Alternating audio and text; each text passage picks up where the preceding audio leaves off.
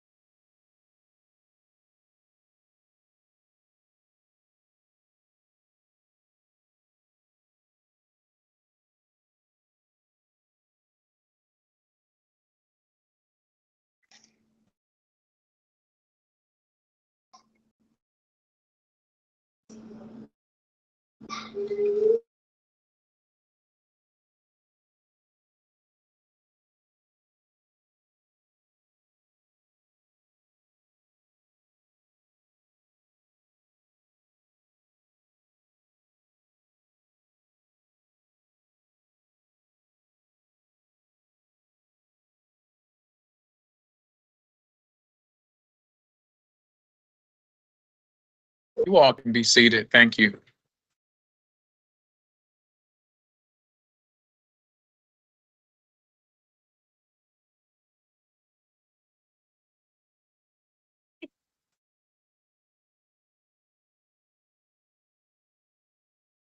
Yeah, there you go.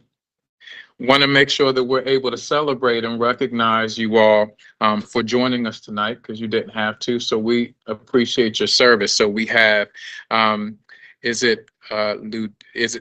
the commander. I don't want to mess up the rank.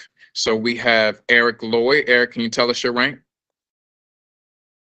Lieutenant Colonel, Cadet Lieutenant Colonel, correct? Eric Lloyd. We then have Serenity Lewis. Isn't present. We have Kelsey Harris. We have Damascus Murray. Your rank, Cadet Captain Damascus Murray. We have, is it Isaiah Norris? Yes, sir. Cadet Captain. And who did we miss? Just tell us your name. Maya Fisher. And what is your rank? Cadet Corporal Maya Fisher. And we have, say it again. Jacoy Williams, and your rank? Sergeant, Cadet Sergeant. Can we give the JROTC from Patterson a round of applause? Thank you all. Thank you. Frederick. So I have two things here, so forgive me. I have Frederick Douglass, which you're from, so they're from Frederick Douglass and not Patterson. But also here it was Patterson, so forgive me. So this is Frederick Douglass, the historic Frederick Douglass High School JRPC program. Thank you all. Frederick Douglass High School is one of the oldest high schools that still exists in our country that educate African American Black children. So thank you for that. We also had some student performers this evening from North Bend Elementary Middle School. Was anyone able to see those performers in the room? No? Okay. So we had Kendra Watson, Nancy Appeben, and Anaya Cheeks from North Bend Elementary Middle School. Thank you. I'm now going to turn it over to our commissioner, Kenyatta Bay, who will read our moment of silence this evening for those that we've lost. Thank you. I would like to take the time to recognize the passing of city school students. Each of these individuals were a part of our school communities. They will be remembered fondly by the greater city school community. Tonight, we send our deep to their friends and families. National Academy Foundation, number 421. Elijah Martin. Elijah Martin was a 9th grader at the National Academy Foundation School of Baltimore. He was a quiet student with an unforgettable smile. He enjoyed music and playing video games. He was loved by many and will be greatly missed by his family, friends, and our school community. Forest Park, number 406, Christopher Hall. Christopher Hall was a senior at Forest Park High School. Chris often shared his enthusiasm for Marvel movies, Transformers, and video games. Chris was a quiet student, but quick to smile. Chris might be described as an introvert, but over time it became clear that he had a rich social life. Many students came forward and described their relationships with Chris. He had plans to attend trade school upon graduation to work in the field of HVAC. Carver Vocational Technical High School, number 454, Noah Gibson. Noah was a student in cohort 2026. At Carver Vocational Technical High School, he was kind and always joyful and never failed to come into class with a smile on his face. His smile was infectious. He was a joy and a light to everyone he met, and he will be greatly missed. I would like to take the time to recognize the passing of City School employee. This individual was committed to supporting our students through her work. The Greater City Schools community will fondly remember this employee tonight. We send our deepest condolences to the employee's family and friends. It is with deep regret we inform you of the passing of Courtney Dunston. Her career with City Schools on January 3rd, 2023, where she served the staff and students for 11 months as an assistant department for the repair shop. Ms. Dunston unfortunately departed on December 10th, 2023, and will be missed by her family, friends, and City Schools. Ladies and gentlemen, let's take a moment of silence for the passing of these souls.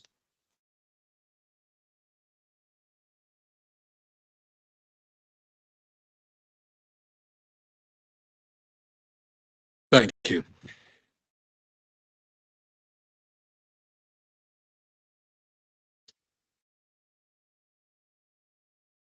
Thank you, Commissioner Kenyatta Bay. Is there a motion to approve the prior open session minutes? So moved, Roberts. Thank you, Vice Chair. Is there a second? Second, Sally. Thank you, Commissioner Sally. All in favor? Vice Chair Roberts, Yes. Commissioner Coy, Yes. Commissioner Esposito, Yes. Commissioner Kenyatta Bay, Yes. Commissioner Lawson, Yes. Commissioner Muhammad, Yes. Commissioner Sally, Yes. Commissioner Slater Harrington. Yes. I'm also in favor. That motion passes unanimously with those members present. Is there a motion to approve the closed session summaries? So moved, Roberts. Thank you, Vice Chair. Is there a second? Thank you. All in favor, Vice Chair Roberts? Yes. Commissioner Coy? Yes. Commissioner Esposito? Yes. Commissioner Kenyatta Bay? Yes. Commissioner Lawson? Yes. Commissioner Muhammad? Yes. Commissioner Sally? Yes. Commissioner Slater Harrington? Yes.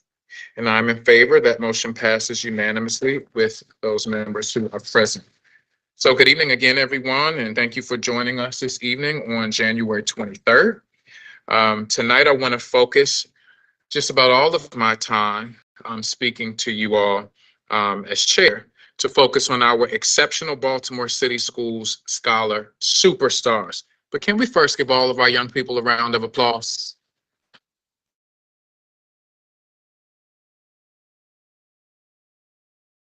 Hopefully, our student commissioner will share a moment of celebration that we're excited about during his remarks tonight. But we're just so proud of all of the work that our young people are doing each and every day. I'm certainly led by our teachers, our families, our parents, our school staff. There's so many folks that contribute to the life and the vibrance of our young people. So thank you all for being here. But there are two students with us tonight that we are very excited to celebrate. In November, we honored two extraordinary students, one from Vanguard and the other from Augusta Fells. You can learn more about them on the City Schools Scholar Superstar webpage. This month, we have two new awardees from two different city schools. Our first awardee is Mylene Jones. Is Mylene with us? Malay Jones, come on up to the hot seat right there. Come on, make some more noise for Malay. So we're going to learn a little bit about Malay, and forgive me for mispronouncing your name. Names are very important. Look at her. It's okay. That's what she said. It's not okay. So I'm glad that I pronounced it correctly, because that's very important that we speak your name. You're going to lead our world. We're trusting you with that. Okay, all right. So as a member of the Student Government Association, Malay sets a world-class example as a strong leader and advocate for her peers. She consistently goes above and beyond on class assignments, using the discoveries she makes in class to continue questioning the world around her.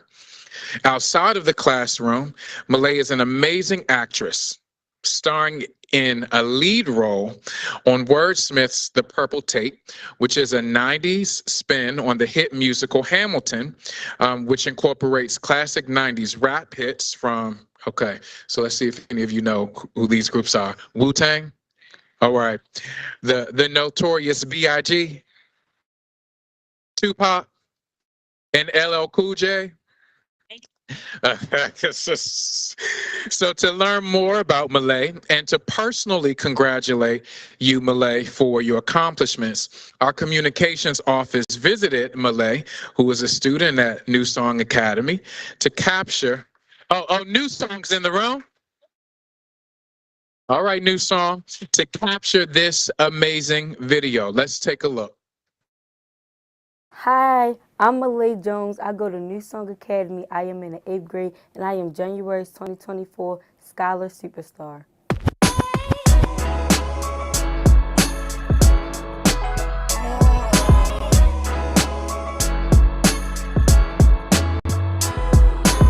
It kind of feels overwhelming a little bit because everybody's been making it like a big deal.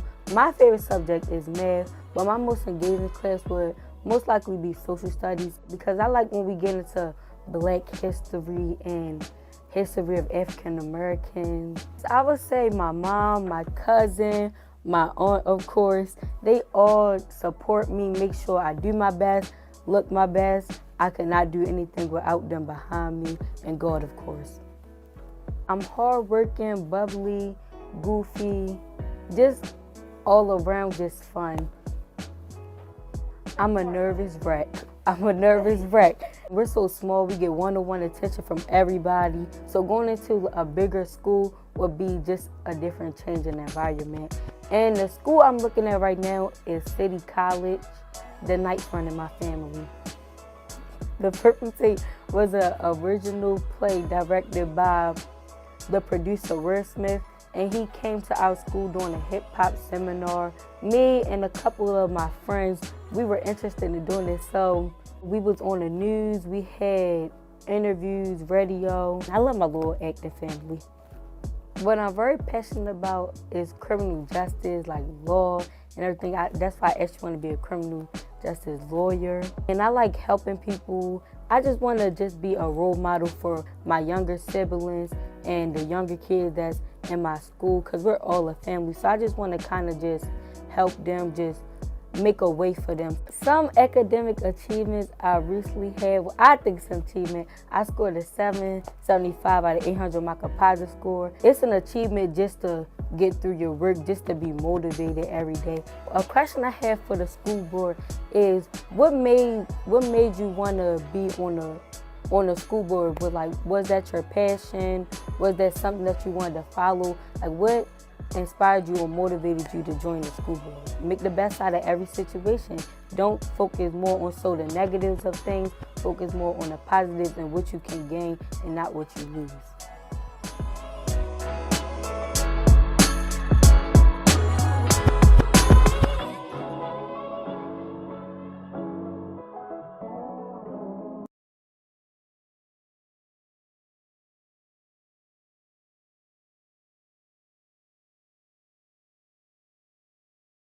So to answer one of your questions for me, and I'll let two other commissioners just comment because I want us to move on. But you're the reason why I wanted to be on the school board. It was young people like you, young people that I taught, and seeing your brilliance demonstrated in so many ways just gives me hope that we're not in this for naught, right? There's hope, and that hope is sitting right in front of us tonight, and we're very proud of you. You got options, it sounds like, with that composite score. So I hope you keep us posted on where you go because you have commissioners here that are going to be here by the time you graduate. It won't be me, but you'll have commissioners here that will be here when you graduate, and hopefully we'll be able to see you through all the way. So congratulations again. 2 other commissioners. Popcorn, come quick or don't come at all. Commissioner Esposito. I wanted to serve on the school board because I have a toddler that is going to be a city school student. And so I wanted to make sure that students that are neurodivergent or have like challenging lived experiences are represented. Commissioner Sally.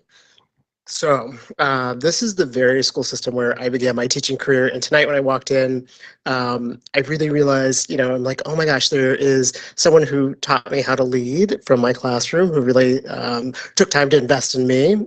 And second, one of my really good dear friends who's leading a school is also here tonight.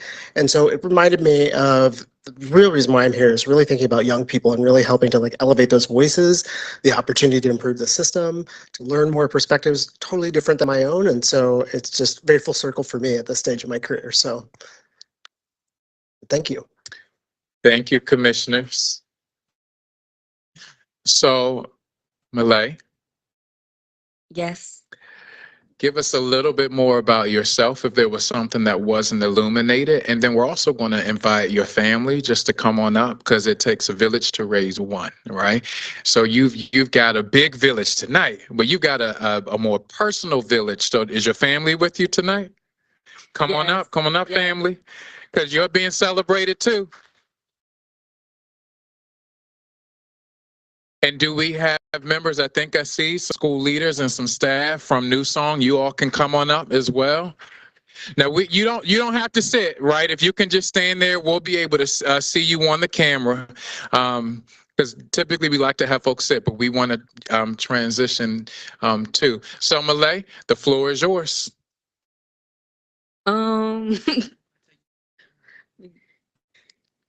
I think we basically covered everything in the video, but I want to say hi to everybody that's in here. Hi, how y'all doing? Good evening.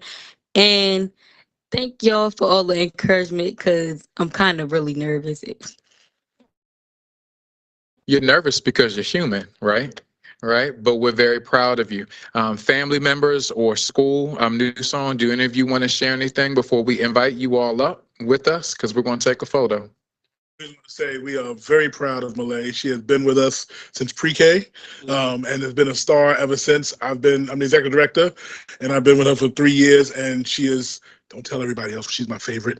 I'm not supposed to say that. No, they're not on. But she is amazing. Everything that you saw in the video, that's what you get. I mean, and the brains, the amazingness, just we love Malay, and she is the epitome of what New Song is producing. So we want more Malays in our building. Yeah, absolutely. Malay, we're dependent on you. We're dependent on you. We're dependent on you to change our city, right, for the better, to change our state and to change our world, because I think you got it in you. So come on up. We're going to take a photo. The board's going to take a photo with you, your family, and your school. Mom, did you want to say anything? I thought I saw Mom say no. All right. Come on up. Come on up. Commissioners, please join us. Sherry, would you be able, or LaShawna, is someone able to? Okay. Thank you.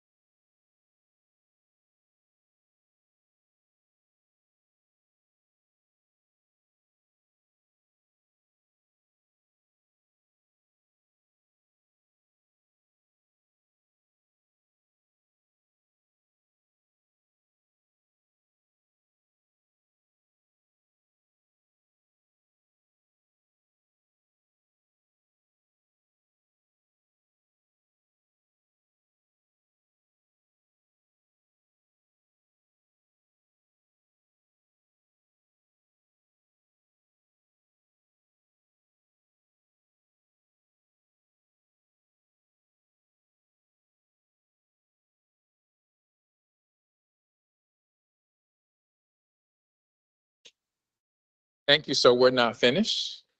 So our second winner is Saray Jennings. Where's Saray? Come on up, Saray. Come on, make some noise for Saray. Give her some walking music.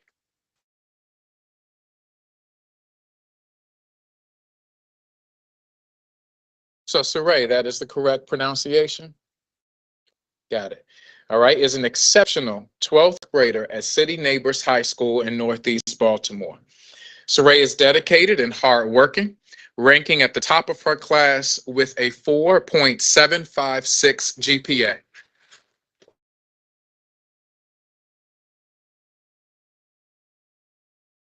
Outside of the classroom, she is heavily involved in student advocacy. Saray is the president of the Green Team, president of the National Honor Society, a member of the Library Committee, which was foundational in creating a library space at City Neighbors, and a board member of Education Reimagined, a nonprofit organization that focuses on molding the public education system to honor and respect the uniqueness of each child. To learn more about Saray and to personally congratulate her, Communications put together this video, so we're eager to see it all together. Why are you covering up your mouth like that? We're eager to see it tonight. So let's take a look. Hello, my name is Saray Jennings. I'm in the 12th grade. I currently attend City Neighbors High School, and I'm the January 2024 Scholar Superstar.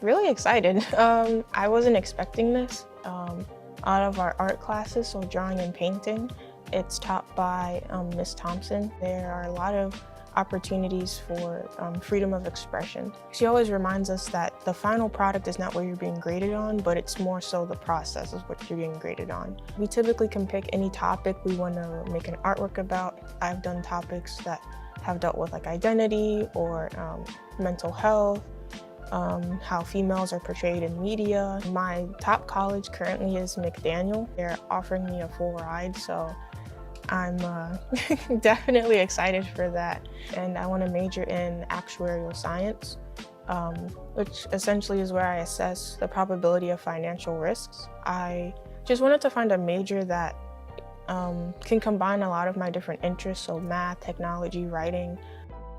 Yeah, first I'd say my mom. She's been my biggest supporter. Even throughout elementary school, she used to like volunteer at my school. She's always reassured me that grades aren't the most important thing as long as I'm putting in the effort and trying my best. My second would probably be my boyfriend. We tend to push each other in terms of our academics and striving for the best. 3 words that describe me are innovative, open-minded, and intellectual. I like to see and get everyone's perspective. Namely, principal's honor roll. For as long as I can remember, I've always gotten principal's honor roll. Getting to be the 2024 Scholar Superstar is definitely one as well.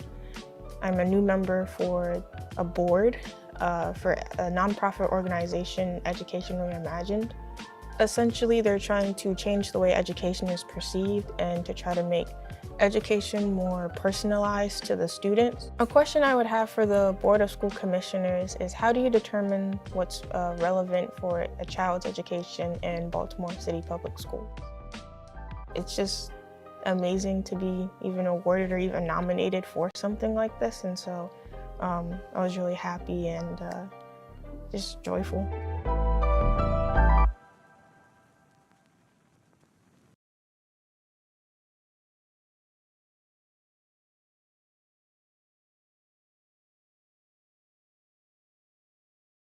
So I'm going to ask one of our board members, one of the commissioners who is a parent, to respond to Saray's question. Commissioner Slater-Harrington? That felt very pointed. Yes. But I'm glad to be able to talk to you today. Your question was, how do we decide what is in a student's curriculum? Part of it is already determined, but the other part is we have to look at what is in current context. One example of something might be, how do we make sure that students are prepared to operate in this financial environment, right? And to be wise and educated. So that's something that we consider. We consider the current environment, what is future facing, what will you need to have to be fully equipped to be a adult in this world. The other thing consideration we take in is everybody has different abilities and learns differently. And so we want to account for that and making sure that the curriculum that is selected is appropriate and accessible. Two considerations.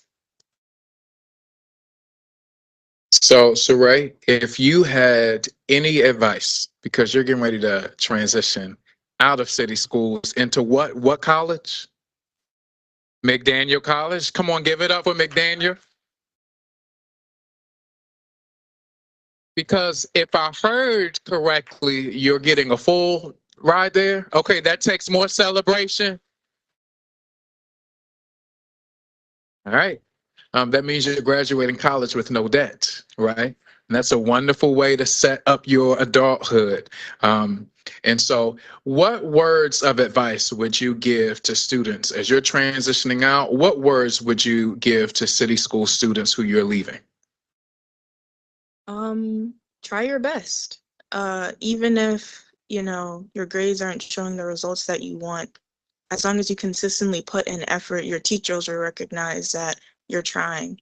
And to also just stay focused. Don't let outside things distract you. We all have our personal lives outside of school. Some of us work and we go to school. Some of us have younger siblings we have to take care of.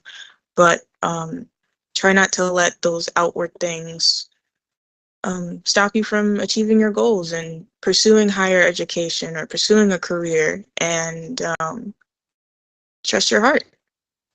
Love that. Love that.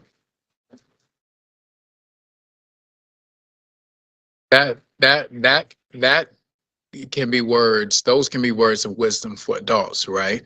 To stay focused on your goals. Don't get distracted by things that happen around you, but stay laser focused. And in the end, you'll achieve goals. Like you are clearly achieving goals. So we're going to invite you up. Your family, you have family members here? Where are they? They look timid too. Come on up, Mom. We celebrating you too. Come on up, Mom.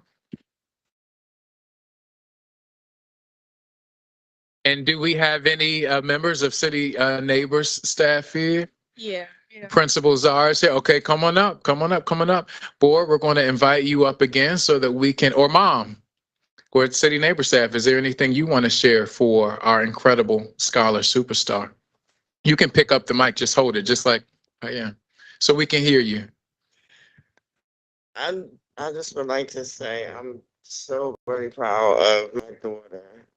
She just turned 18. Her birthday was the 17th of this month. So she's 18 now. She's legal. And I don't know. She's just an inspiration to me, even as an adult. Like she helps to inspire me even more. So, and I'm just so grateful and proud of her. I love her. Awesome. That's awesome. And City Neighbors team? I'll let Mr. Ben talk. Mr. Ben is her advisor.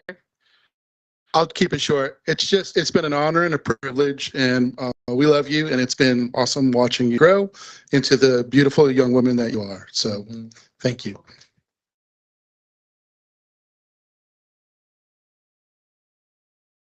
Family, school staff, come on up and join us so that we can memorialize this moment, because we know you too are going to lead our world. We're dependent on you.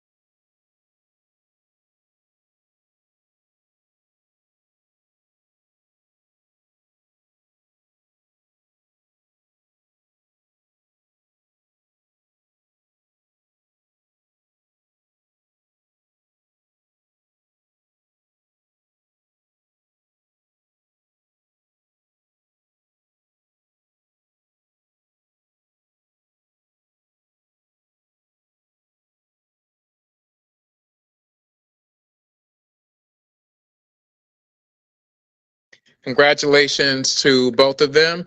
And finally, in my remarks tonight, as we are coming to the end of January, January is again School Board Appreciation Month. And again, I just want to just say thank you to each of the board members here tonight who have dedicated and committed their service to this work. It is not easy work. It can be challenging, but at the end of the day, our perspectives, of course, don't always align, but we are committed as a board to keeping our children first and collaborating for improved outcomes for each of them, like Saray and Malay. And so from the governor, while we were in exec session, the governor has issued a citation, a proclamation actually to the board. I'll share this with each of you, but in recognition of Maryland School Board Recognition Month, it comes from the governor, Wes Moore. It's signed by him and Lieutenant Governor and the Secretary of State. So I'll share that with each of you so that you can see. And then also the State Board, the Maryland, the Board of Education sent us a certificate of recognition. So I'll show these to you. I'll pass these around because there are folks that believe in the work that we do and celebrating our service and our volunteer sacrifice. And so this will be in the board office, but I will share it with you all tonight. So thank you all again for your service, for your dedication, for your commitment, for your expertise, for the difference of perspective, right? For all of the skills that all of us bring to the table to make sure that we're moving forward in a positive direction for each and every one of our young people. So thank you, board members, commissioners.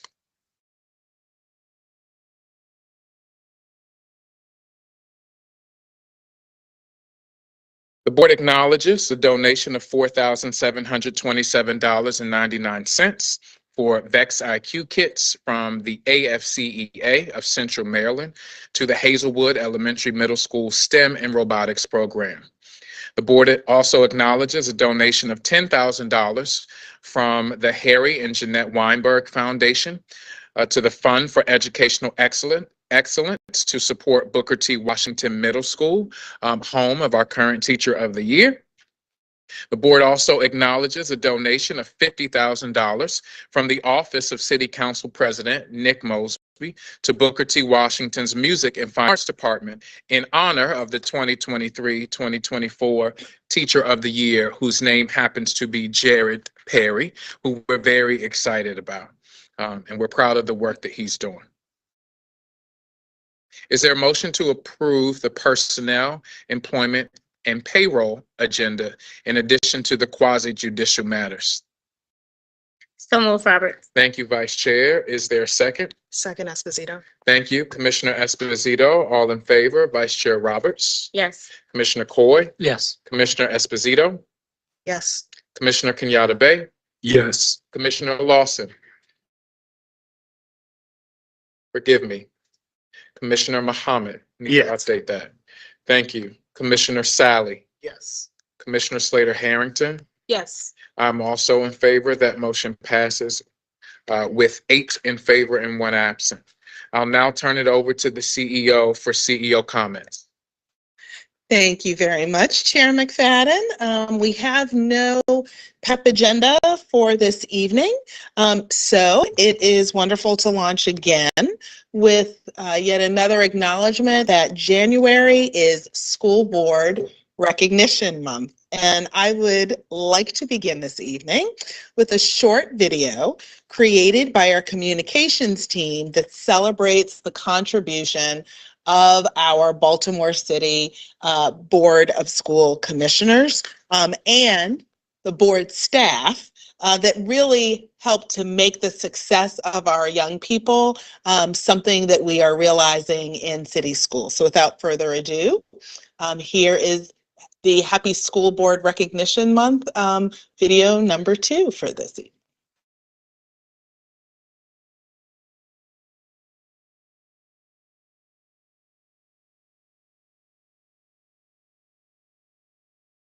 Volume. We can't hear anything on our end. Okay, thank you. I'm going to restart. Thank you.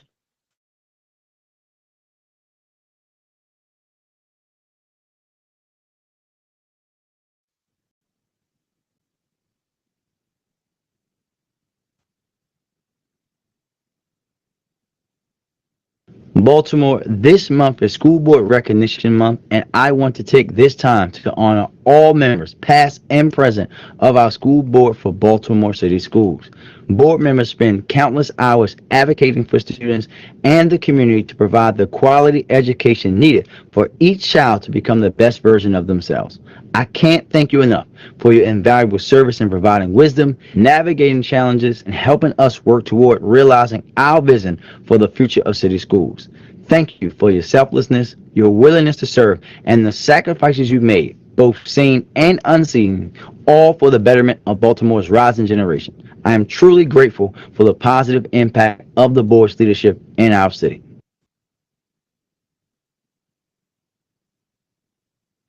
Hello, everyone. I am Sonia Santelises, Chief Executive Officer of Baltimore City Schools, and it is my pleasure to be able to wish the Baltimore City Board of School Commissioners happy National School Board Recognition Month.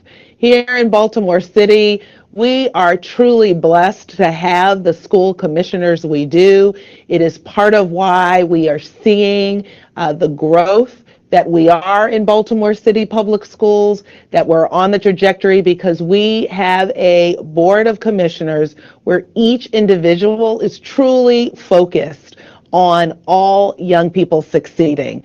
At a time when many school boards are rife with acrimony and contention, I have the pleasure of having a group of bosses who are very clear that while there may be disagreements, those disagreements fuel what we all know and believe is best for children. So I want to say again, happy National School Board Recognition Month. I am so proud to serve with you, alongside you here in Baltimore City. We have the best board of school commissioners anywhere.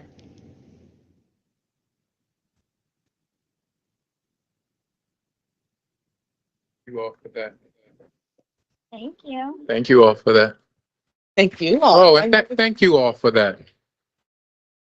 Thank you. And I think that we see the previous vice chair of the board, Peter Canham, who is now leading Henderson Hopkins School. So we want to take a moment, I already said hello to you, but we're doing it together as a board and to say thank you for your continued service to the children at city schools. Thank you, Mr. Canham, Principal Canham. That deserves applause. Yes, it does. It's another job that often goes unthanked, our school leaders. And so thank you to our school leaders that help to make the work possible each and every day in all of our schools. Can I continue? You were on a roll. I was really tempted to just let you go. It was perfect. It is now my pleasure, but it was a great segue actually, because now it is my pleasure to recognize a group of special Baltimore City public school leaders. Every member of a school team impacts how it feels for our young people and their families to walk into their school, as well as the opportunities they have to engage in their learning. Certainly, this includes our principals and their tireless efforts to ensure each child is seen, feels respected, and knows that they are valued. Tonight, Just flip the lights back on. There we go. I often say that the role of principal, when I look around the district, the role of being a school leader, and President Perry from Pizzazz is here this evening, so he can verify that I have said this, that the role of principal is probably tied or exceeds the role of school superintendent CEO for the challenge that it portrays, because principals are leading communities and they also have to interface with the larger district. So tonight, I am very pleased to acknowledge several outstanding leaders in city schools. These school leaders who have most recently been recognized by our Committee of Pizzazza and district leaders as distinguished principals, transformational principals, and distinguished district administrators. At this time, I would like to invite Pizzazza President Carl Perry to join me in presenting certificates to this year's distinguished leaders.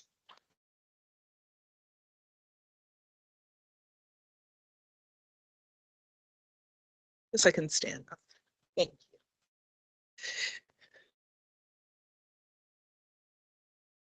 President Perry.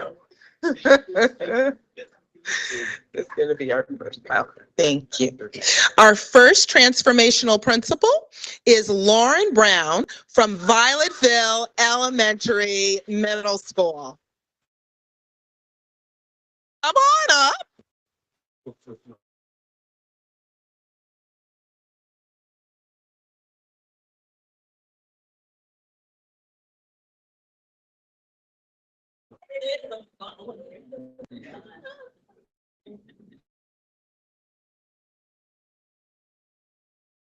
Congratulations, Principal Brown. Whoop, whoop, whoop, whoop.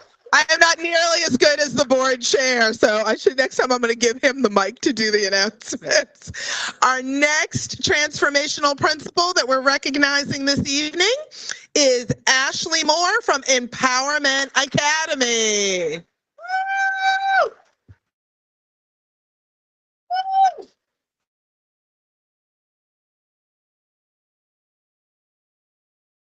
This is a fly. Mm-hmm.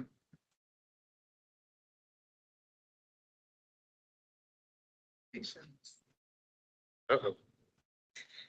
And congratulations. And our final transformational principal is none other than a former board commissioner, now Principal Peter Canham, who is former vice chair and principal of Elmer A. Henderson Hopkins Partnership School.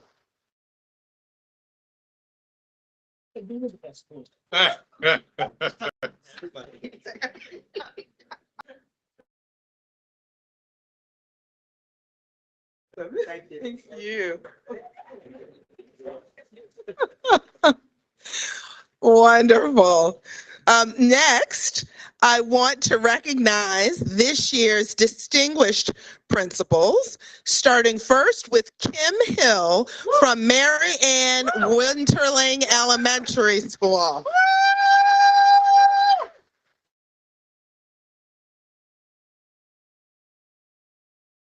I asked her where her red heart of the school shacket was.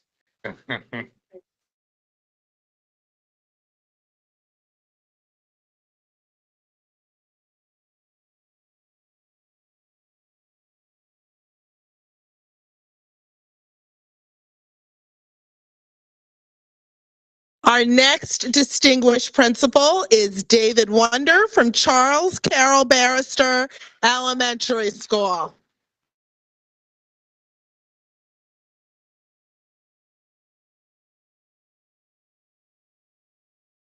Congratulations.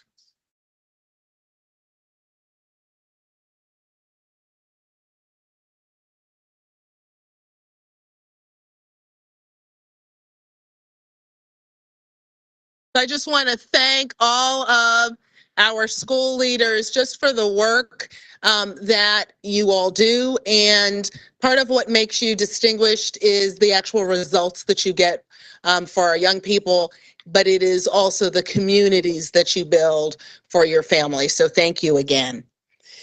Leaders from across the district office have also prioritized the well-being and care for our young people and have given of themselves, their time, and their energy to support school teams and communities in service to the young people of Baltimore.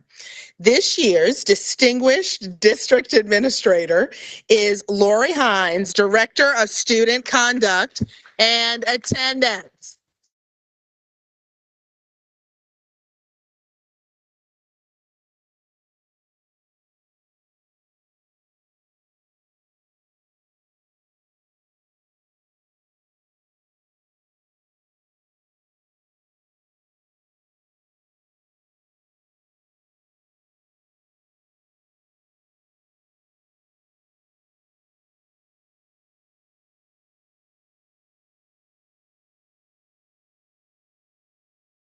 before everybody sits down, that's why you have to wait for me to turn the page. Could we all come forward, all of the honorees, for one large group picture this year? Yes, you can't leave yet, Principal Perry.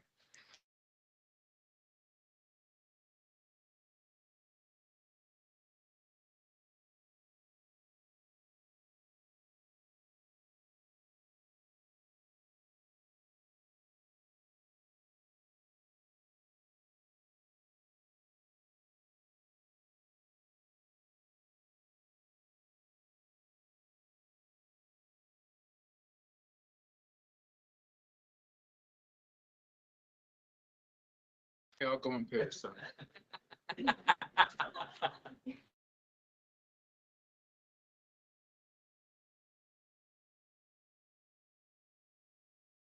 Thank you.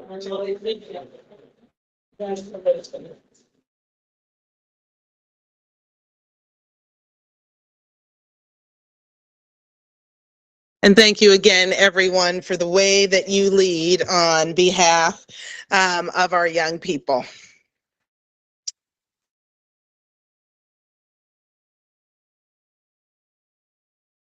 It is now my pleasure to welcome Dr. Joshua M. Sharfstein, Distinguished Professor of Practice and Health Policy and Management at the Johns Hopkins Bloomberg School of Public Health, and Dr. Richard Lofton, Assistant Professor at the Johns Hopkins School of Education.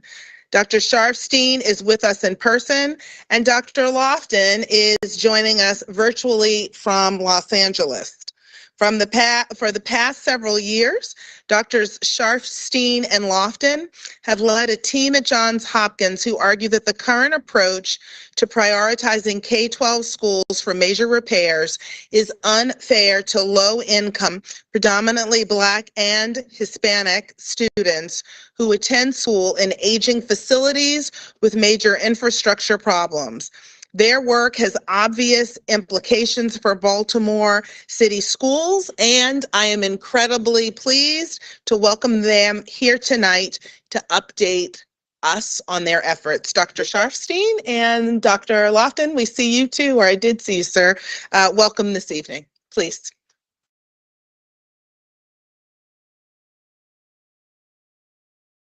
Having us come a little closer. Is that better? Okay. Still thanking you for the chance to come and give this update. We were here maybe a couple of years ago to talk about some of our initial findings. And what we're going to do is very briefly give you an overview of our latest findings and what the issues are for this legislative session in Annapolis. Dr. Lofton, Dr. Lofton, do you want to add anything? I just want to say it's a pleasure. Please forgive me for not being there. I am in LA. I'm trying to spend as much time with my mom before I come back for the semester. But this is so important to me, and I want to make sure I was present somehow. So thank you for the opportunity to speak, and we take this very seriously. So thank you. Great. Why don't we go to the first slide? So a little bit of context for what's happening right now. The Maryland General Assembly is overseeing a process to prioritize the state capital funding for schools and students in need. A key aspect of this process is the formula that they'll use to prioritize schools and determine allocations by county for the state funds. The Interagency Commission on School Construction has proposed a formula, but it has not been adopted. The formula is supposed to be adopted and put into place if it's going to be used by July 1st. Now, while state capital funding, as we know, is a relatively small proportion of overall school capital funding, it's still millions and millions of dollars, and it is an important signal about where funding should go. Next slide. The data that we're going to show comes from the statewide facilities assessment that the IAC led during the pandemic, where they sent people out to look at every single K-12 school in the state and did detailed assessments, as well as other reports from the IAC and from the Nobody Asked Me project at the School of Education run by Dr. Lofton. And there's a website which has some of this information online. Next slide.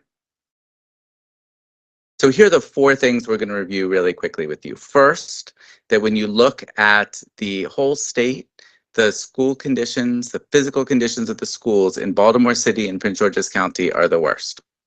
Second, that young people understand the inequity of their experience in school.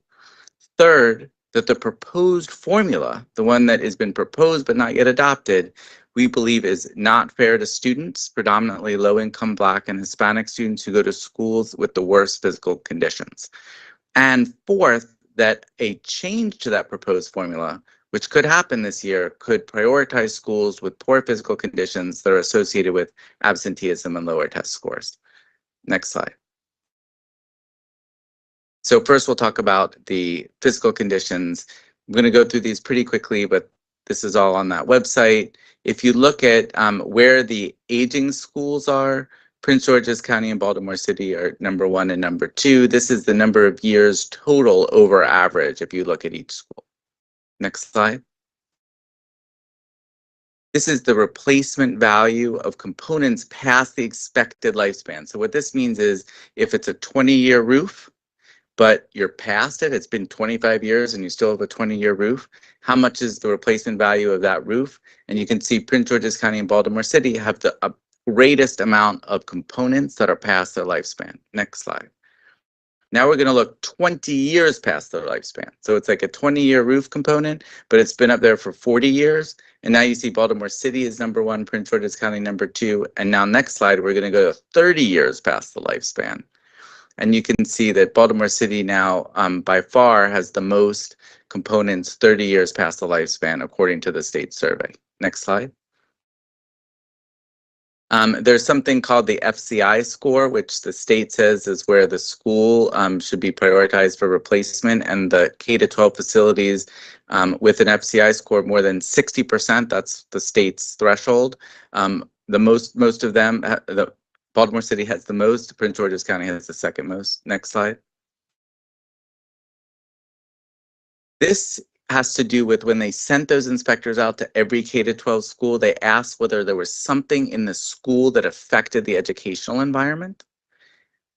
And the top risk category was like immediate threat to health in the educational environment. And there were a couple more categories, but like this could be some things like dripping onto people's desks or something that was like directly affecting the educational environment. And Baltimore City had the most, Prince George's County the second. Next slide. This shows the top risk category with the greatest threats to health. Baltimore City had the most there too, by a mile, as you can see. Next slide. So that's just an overview. There's some more data actually on the website, but just shows some of the findings when we looked at the state's own survey by county, what it found. Number 2, that young people understand the inequity of their experience in school. And I'll turn to Dr. Lofton to discuss this briefly. Dr. Lofton. Absolutely. So there's 2 things I wanted to think about from my findings when I talk to students is really the intangible and tangible harm that poor school conditions are causing on our students, right? So one of the things that we acknowledged way back in the Brown decision, that there's tangible and there's intangible benefits. But with bad school conditions, there's actually harm that is caused that is on students, and we're seeing that in the data, right? So we have one quote where one student just talking about the tangible, right? What they can feel, what they can see, what they know, right? Is a student saying there would be ceiling falling in. There would be classes where when it's rained, you would have to put a bucket there. Another student would say sometimes when the heater would break in the middle of the day, we will all just have to bundle up. Everyone would leave and have to go bundle up in their jackets and their scarves and their sweaters, literally in their class. And this is just really getting to the tangible, what our students are experiencing because of poor school conditions. The second part is, for me, this work that I really want to work on, and we could go to the next slide, is the intangible. Many of us are talking about the whole child and social and emotional development, but we have to understand our students are fully aware of not only the tangible, what they see, but how it's making them feel, right? And that's something that we really want to think about, right? We want to have leading scholars, leading people who really lead the world. But if they are in schools where they feel like they can't even get quality conditions, it does something to them. And I want us to be aware of that. So one student says, My half sister went to high school in another Maryland county. They had really nice stuff, and I always wanted her to know how bad we had it. It just felt like it didn't make sense that one district in Maryland could have a significantly better schooling experience than we were, right? Another student said, it was a beautiful building that was in despair. It was funny at the same time. We would literally joke about it because I guess we didn't know how to handle it any other way. And I think we have to really think about it is not only just the hard or the poor school conditions, but how it's making them feel and where they see themselves in the world because of the poor school conditions that our state has consented to. Great, thank you, Dr. Lofton. Now, on the website, we talk about some of the causes for this. We talked about this before, the prolonged disinvestment in Baltimore City schools, the fact that other counties are able to put 100 or 200 or more $1 million a year into capital, which is not possible in the city, which has a lower tax base. So there's a lot on the website that explains what's behind this. But what we really want to talk about today is what's happening right now in Annapolis and how this is playing out. So we took a look at the proposed formula for, separating between different schools, prioritizing the schools. Next slide. So this formula is this score, and each school gets a single number in the score. There are 3 factors that go into it. The first is the expected useful life, meaning are the components older than they're supposed to be. So that 40-year roof that was only supposed to be there for 20 years, that counts, okay? The second thing that counts is whether there's an impact on the educational environment. So something's dripping onto the classroom, and onto the desks, those kinds of things, that counts too. But they also put into this score the projected need for new space over the next 5 years. And if you could advance just a little, next click, okay. So these first 2 points are by means of a thorough survey. They sent people out to every school in the state. But the projected need for new space was based on just a line that they drew, just assuming that the current enrollment trends would extend the next 5 years. So it's really a guess. And they pushed it all into the formula, and that has the effect of diluting the actual harm to students today in the first 2 factors. And if you go to the next slide, just really quickly, you see that,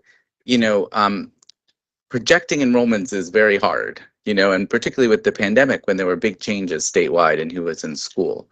And so including a factor for new space in a formula that's about the conditions of schools today is like mixing apples and oranges. Next slide.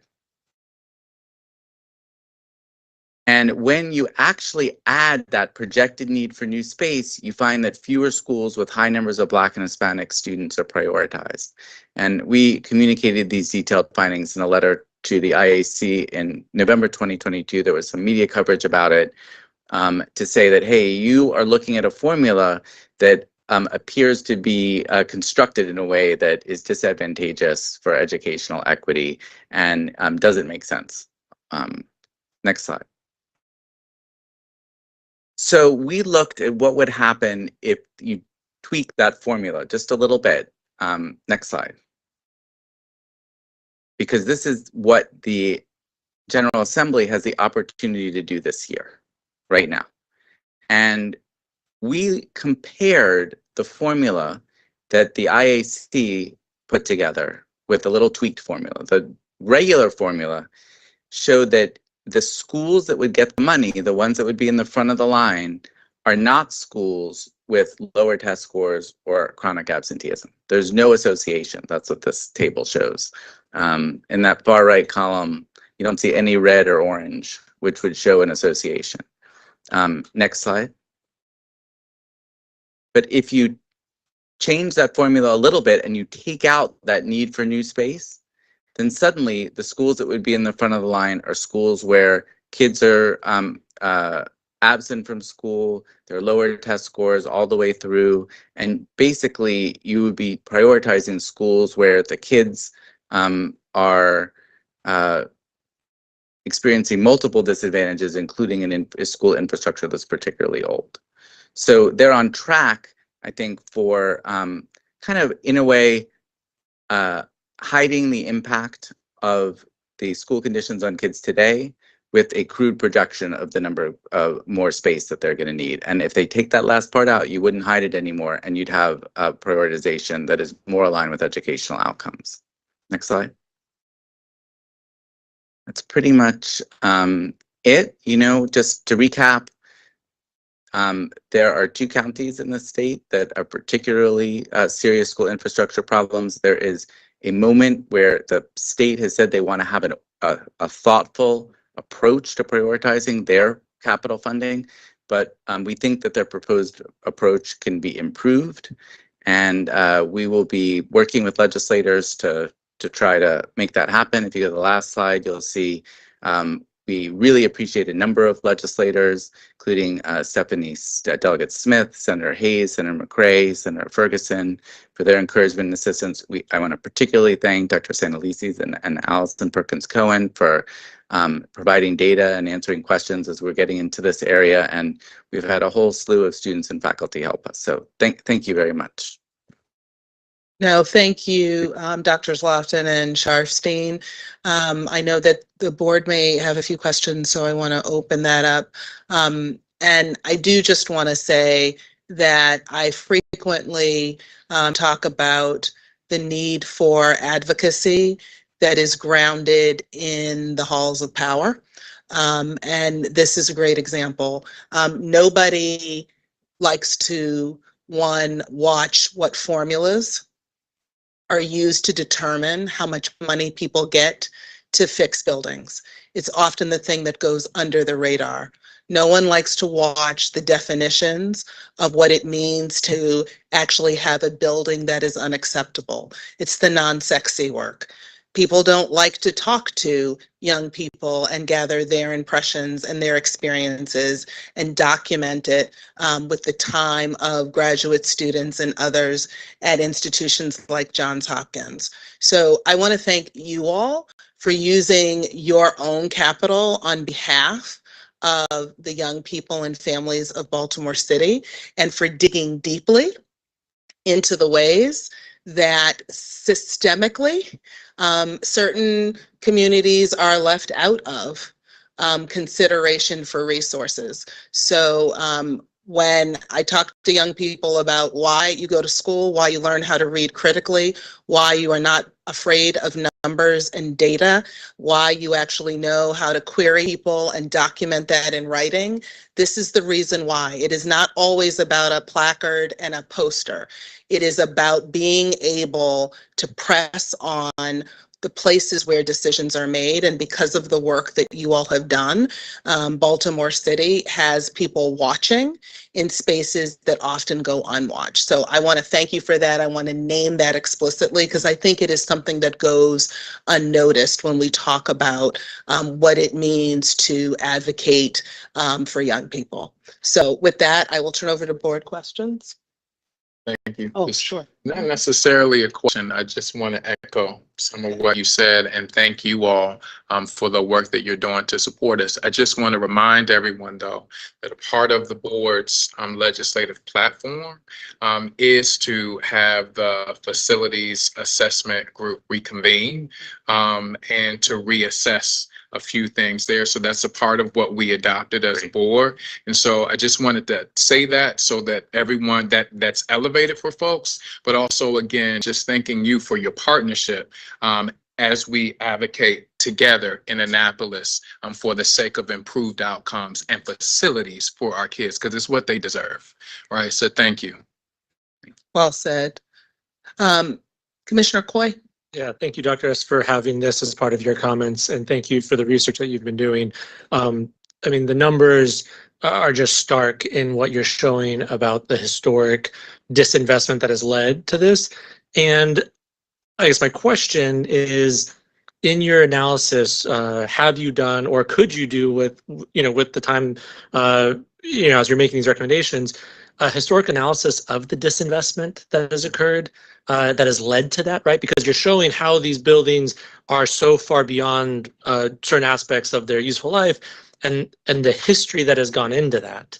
Yeah. You know, the history of decisions, and just to show like what has led to that, because I would love to see that third bullet point actually read, instead of, you know, guesswork at future projections, an actual number of historic disinvestment, you know, and what can be done to overcome some of that, you know, that history. Yeah, thank you. I think that that is a great project. We looked at 1 year, and it's on our website, where we compared what other counties are able to put through, and we looked through a bunch of county reports, you know, because you have to go to the county. Sometimes it's not reflected in the states because the counties are putting their budgets together. But we have not been able to go back and look at counties for 30 years back and find their reports. That would be a great project. I just say that. And, you know, if we're able to do that, we'd love to do that, but other people should feel free to do that too. I think what it would show, based on what we know has been happening the last few years, is just a staggering difference in what's been able to be invested. And that's how you get really like more than 1,000 years difference between one county schools and another county schools in terms of average age. Yeah, and I think, you know, maybe even just a comment that, based off of, you know, the limited analysis, you have reason to believe that that there has been that level of historic, you know, difference, and that should be considered as part of this formula instead of, you know, the opposite of. Well, I think that this formula is probably not going to ever be able to account for the tremendous differences in investment that get you to some of those graphs. But it's a start, and it's happening right now.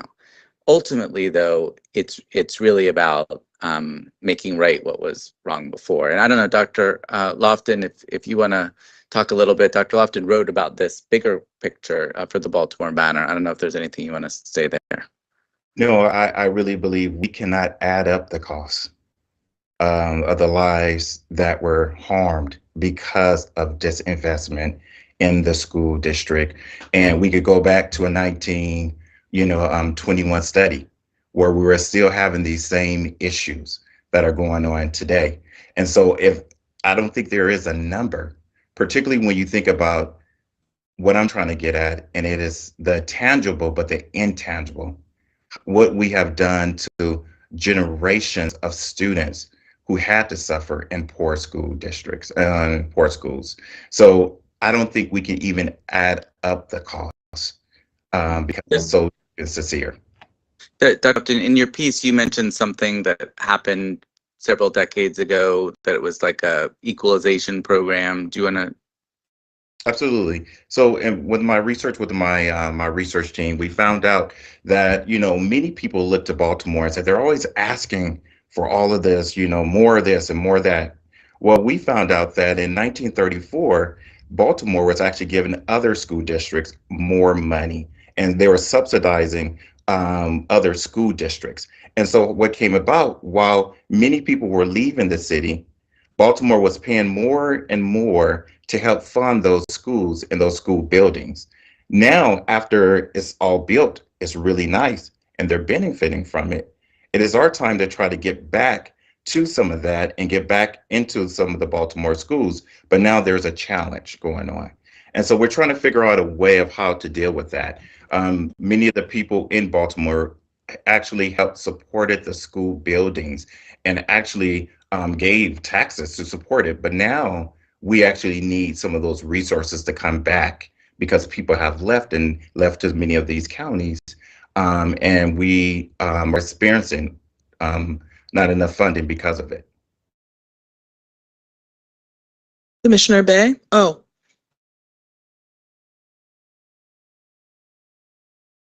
Okay. Commissioner Esposito? Yes, so I had a question of whether or not this is going to have an impact on the MOU with 21st Century Schools.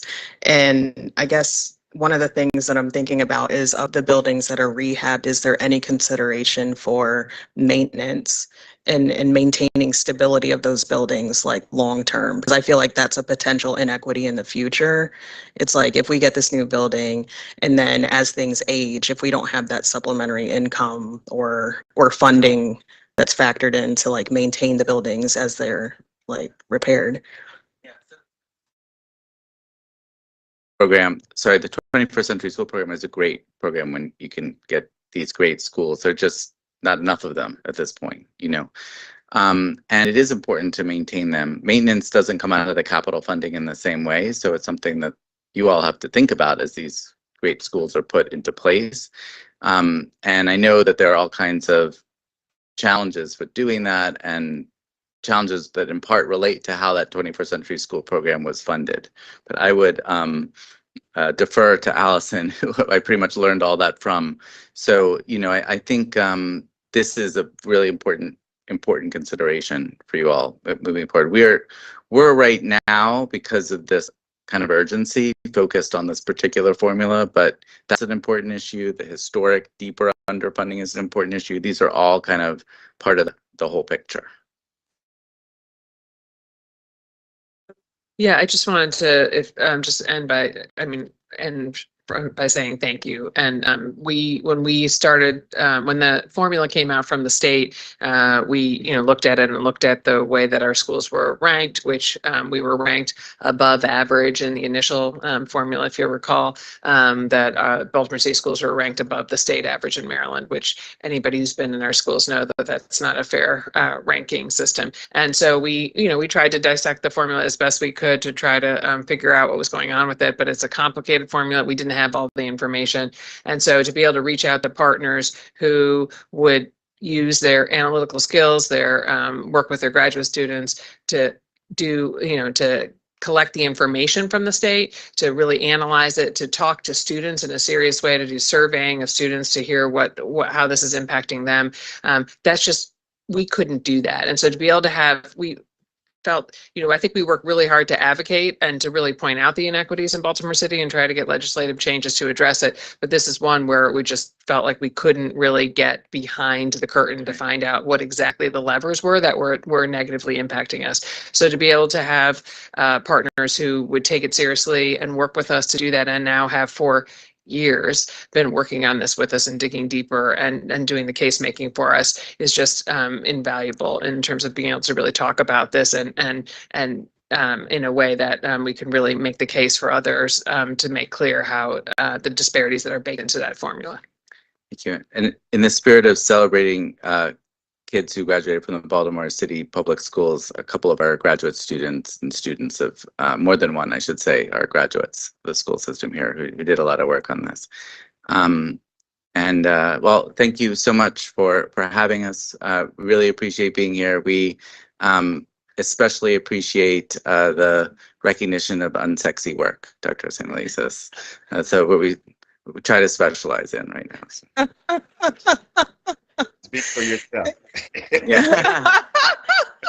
Dr. Lofton, I am entirely speaking for myself. Let me just say, I am entirely speaking for myself. Great. Thank you both. And I'm glad you're spending time with your mom, Dr. Lofton, but thanks for joining us this evening. Thanks again, Dr. Sharfstein. Okay. And that concludes my comments this evening, Mr. Chair. Thank you, Dr. Santelises. I'm going to just remind members who are joining us virtually, if you're not presenting, to make sure that your camera is turned off. We have someone who is on, Miss or Marja. If you could just turn that off, it's a bit distracting what we see, so we want to be able to stay focused in the meeting. Again, if you're not a member of the board or the CEO or staff or anyone speaking for public comment, thank you for eliminating that distraction for us tonight. I will now review the consent agenda. Board colleagues, please let me know if you would like an item removed, and please state your question for staff.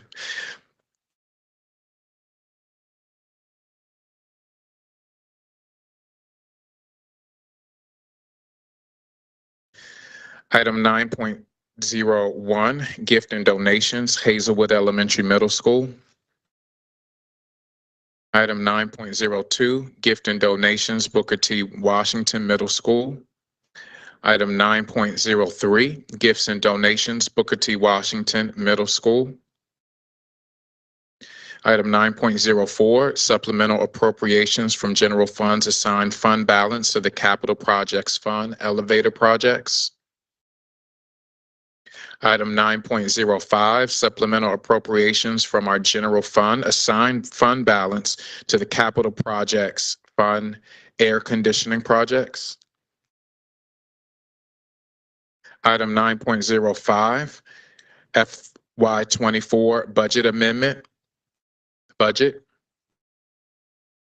Item 9.06, annual school review, Charm City, number 895, and Port Virtual Learning Program, number 897.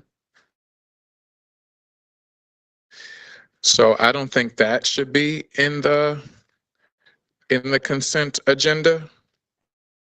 So I'm pulling that. I'm pulling item 9.06, item 9.07, item 9.08, item 9.09, item 9.010, item 9.1111, item 9.12,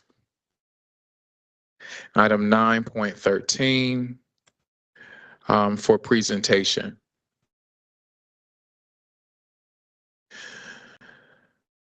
Now, item 9.14, FY24 budget amendment, budget update. Is that the same as item 9.05? Or 6?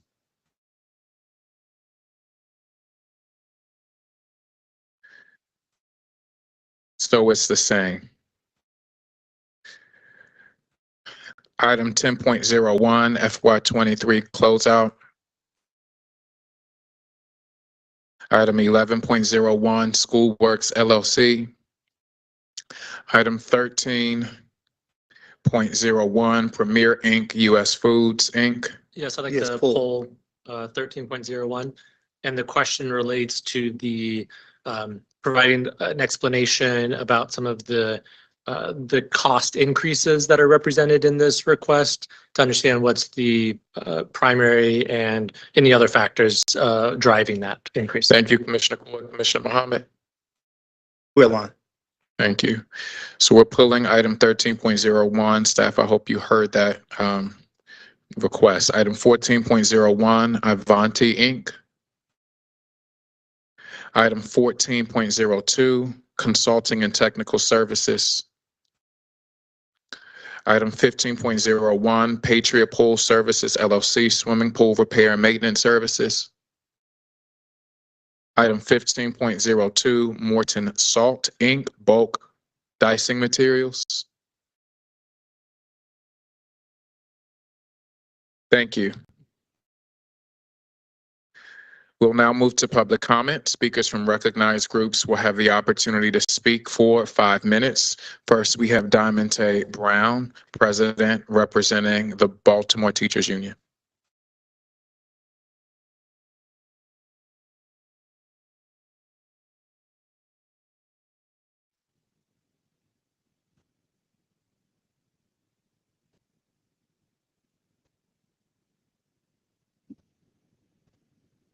Good evening, School Board Commissioners. My name is Diamante Brown, and I am the President of the Baltimore Teachers Union.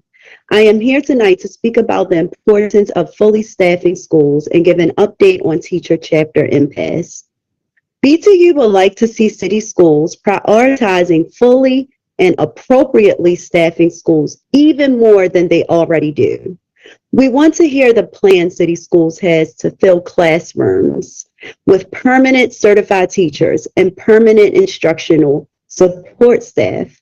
We don't think it is a sustainable plan to staff classrooms with long-term substitutes or virtual substitutes. We also want to see a district-wide effort to ensure that people are teaching in their certified area and people are working the actual job they are hired for. We want to see certified science teachers teaching science, not social studies teachers teaching science.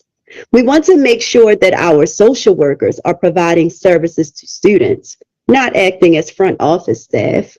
We want to see people being paid for being a secretary and given the job title of secretary, if that is the work they are doing.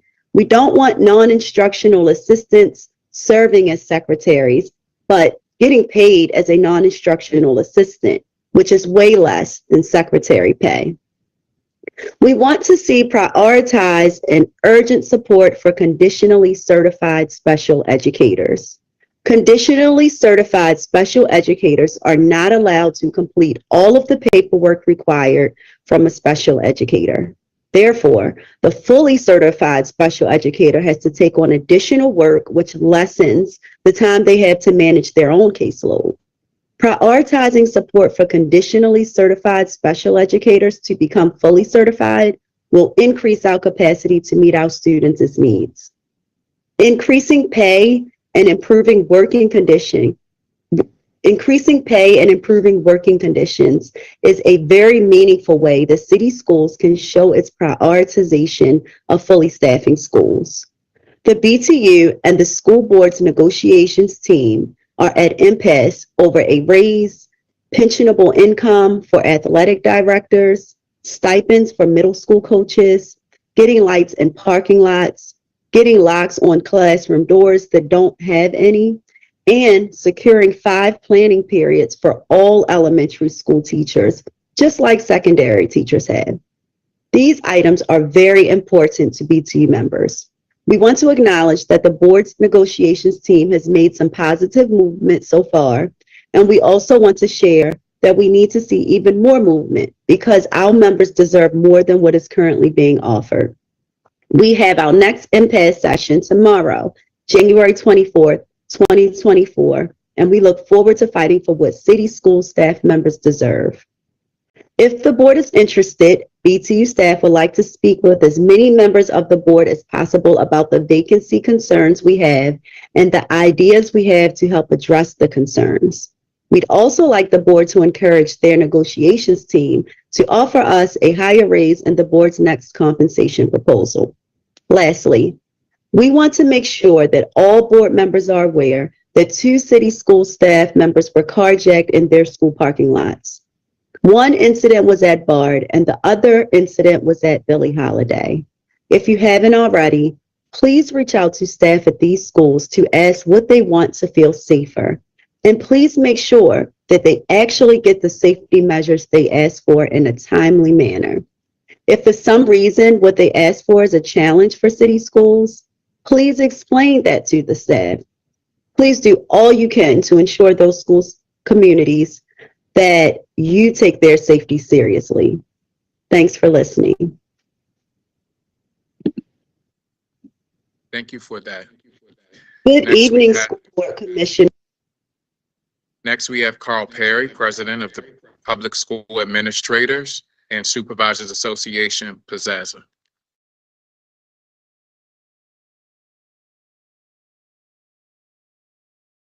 The principals are in the building. I think that's when Mr. Perry's in the building with us.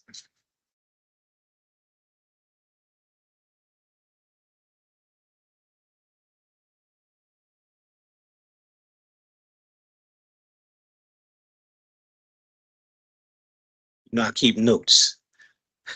Where they say receipts, I keep notes. Good evening, everyone. Greetings, Chair McFadden, Vice Chair Roberts, honorable board members, and Dr. Santelises. I hope that you all are doing well and had a great start to 2024. As we enter into the second half of the year, there are some areas which need to be addressed. While there continues to be a need to focus on instruction and support, there continues to be a need to emphasize and reinforce behavioral expectations for all. Without a calm, safe learning environment, effective instruction will not take place. We administered a survey to our members and had an impressive response rate. Almost 42% of the principals responded as well. I'm mindful that there remains a fear for some to speak out or fear of retaliation by some supervisors, but I'm steadfast in my commitment to advocate for all. Let me begin, and as you saw earlier tonight, by stating the majority of our parents are wonderful and most of them love their children. Some continue to pose challenges, and the results of our survey are resounding. For the question, have you seen an increase in behavioral incidents exhibited by parents? 77% of our respondents said yes. Have there been violent incidents on or near your campus involving parents? 64% indicated yes. Have parents, relatives attempted to attack students on or near your campus? 57% indicated yes. Have parents threatened or attempted to attack staff? 73% indicated yes. Is parent behavior or their verbal threats making you contemplate leaving city schools? 57% said yes. I recently heard the city state's attorney indicating the parents need to be held accountable. I'm requesting that any parent who threatens, assaults, or even disrupts the learning process be held accountable. Ban letters continue to be used, but they're minimally effective. Children mirror what they see. If disruptive behavior is allowed in school, just the mere presence of a parent coming and violating the sanctity of the school, other children are observing it, they're going to mirror that behavior. I continue to lead a committee for the American Federation of School Administrators as we seek legislation against threats or assaults towards administrators. I'll be at the White House on Thursday, where we're looking at gun violence in schools. Recently, I attended the Men of Color in Educational Leadership National Convening in Orlando, Florida, MCEL. Men of color currently make up only 3% nationally in leadership positions, 3%. It's projected by the year 2030, there will be no more men of color in leadership positions, 2030. Data indicates that men of color are evaluated more harshly than any other leader.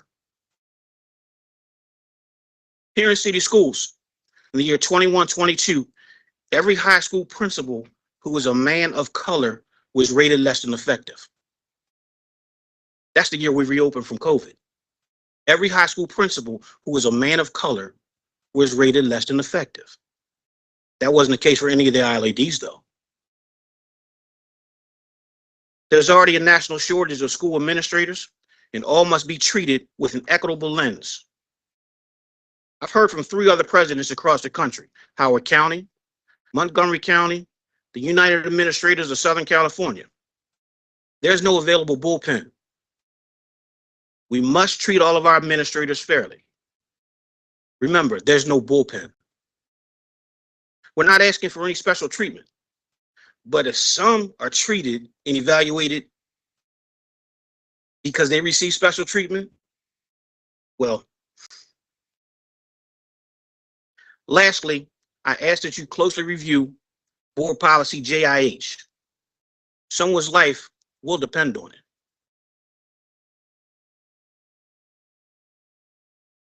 Thank you for your time.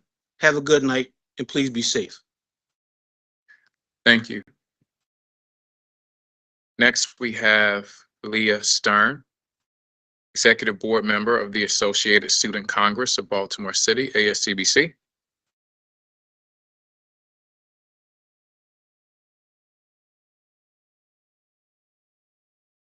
Good evening, everybody. My name is Leah Stearns. I am a junior at Western High School and a newly appointed chair member of the committee which plans the convenience of ASCBC's General Assembly.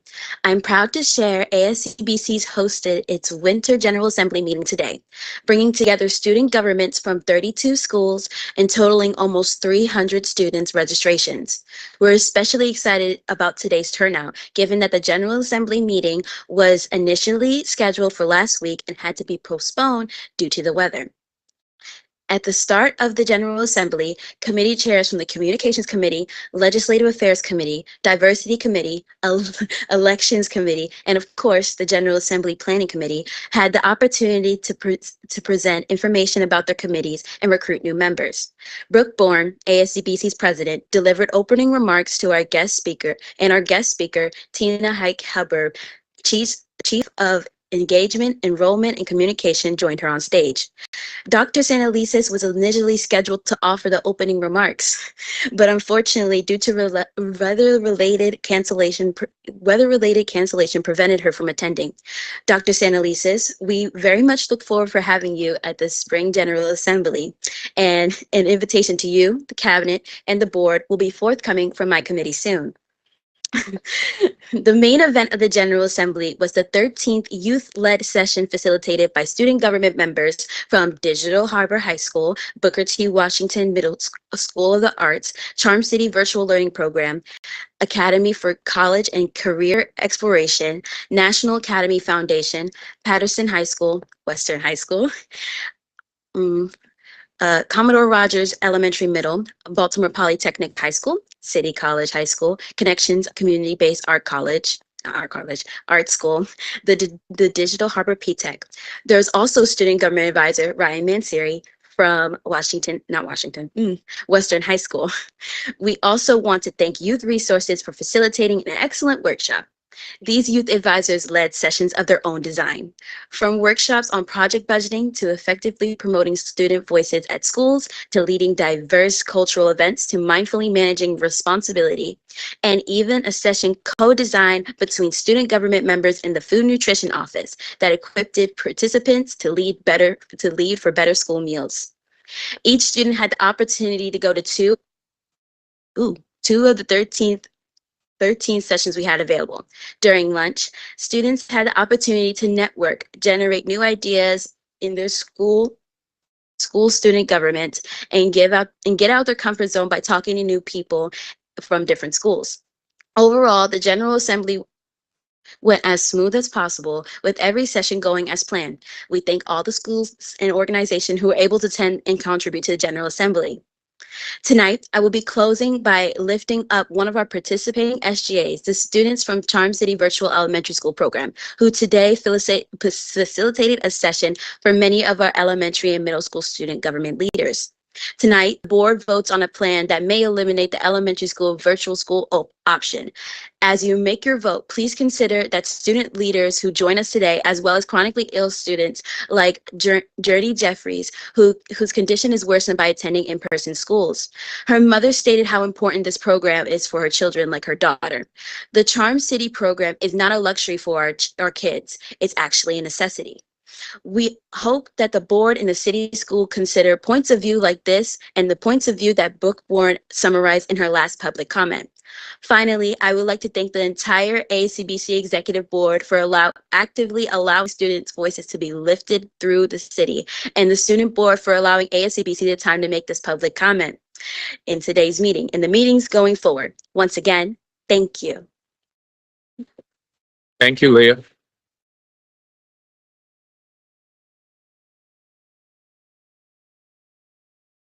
And finally, for recognized groups, we have Jason Green, who serves as the Vice Chair of the Parent Community Advisory Board, PCAB. Jason, are you with us?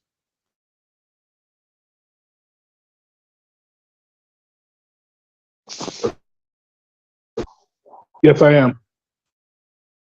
Okay, Jason, you have 5 minutes.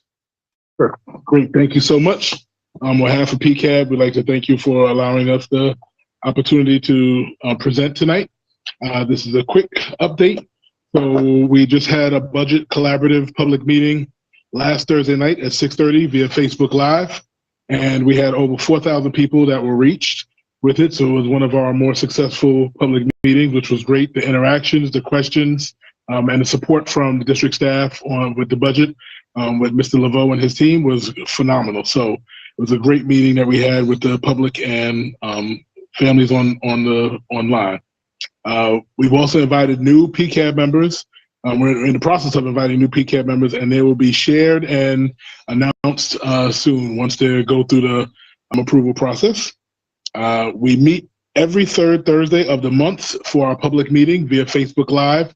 So please, everybody, you can log on and participate and learn how we are providing a voice for the families in our school system. You can also go on pcabbaltimore.org and subscribe to our new e-newsletter, which just released last week. So we have an e-newsletter that will be presented every month, which is phenomenal, and it gives us opportunity to share information and updates on what's happening in city schools with PCAB and our families around. And we'd also like you, of course, to join a committee.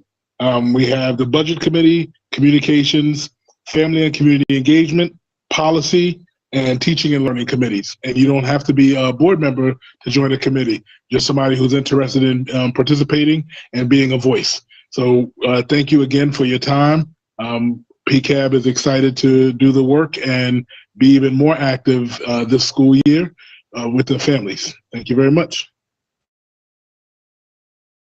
Thank you, Jason. Now I'm going to turn it over to Dr. Judkins for additional public comment. Thank you, Chair. We have several public comments. Our first is an audio message from Delene Hawley, and the agenda topic is Strategic Priority 2.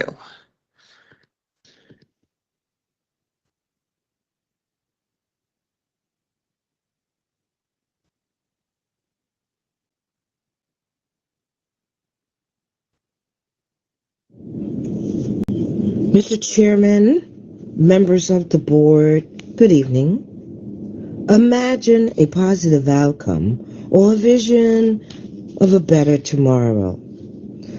Economic equality is a topic that everyone should be involved in, not just the ones that get affected by it. But who is listening?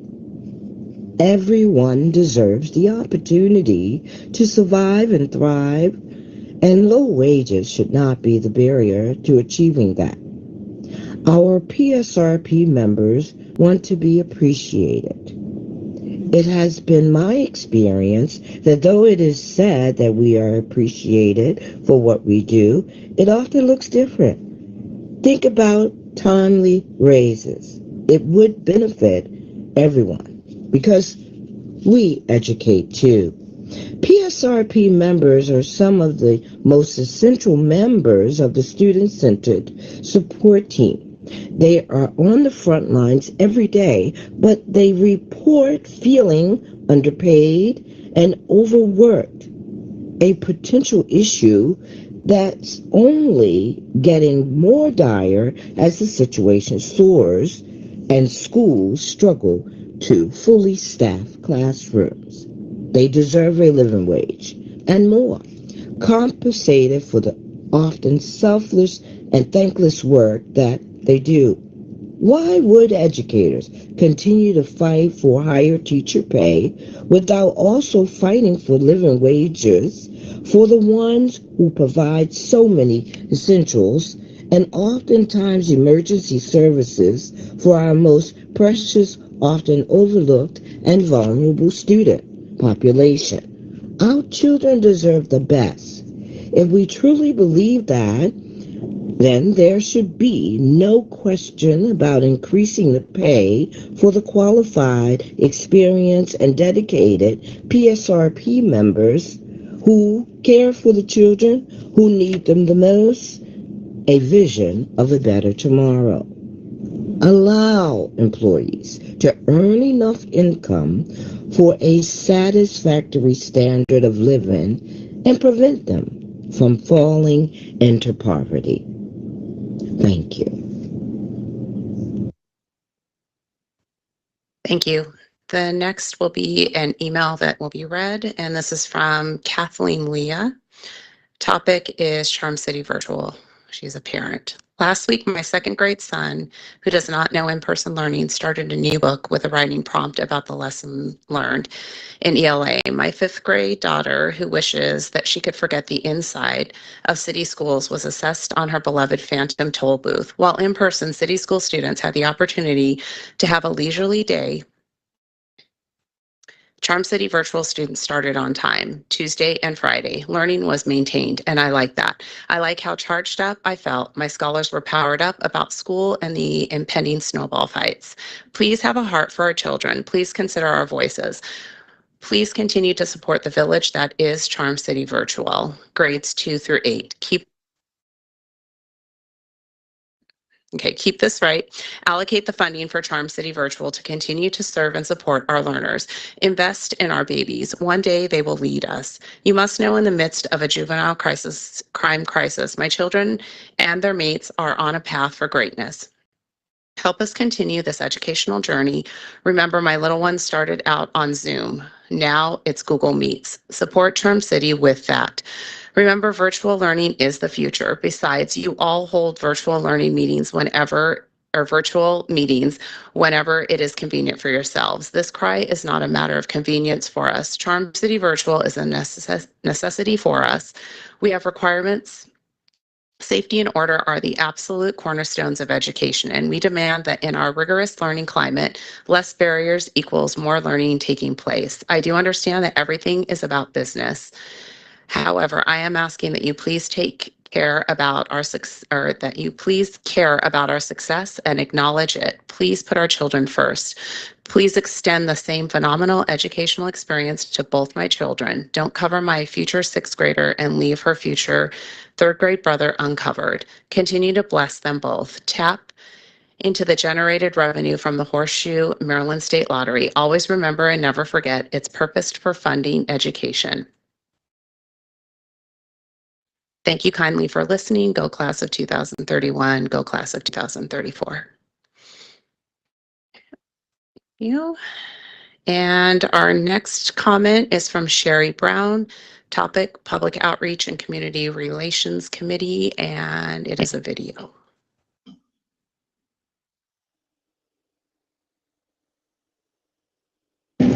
Good evening. My name is Sherry Brown, and I share my concerns on behalf of the Public Outreach and Community Relations Committee, which has members from BTU and the ASCII Local 44.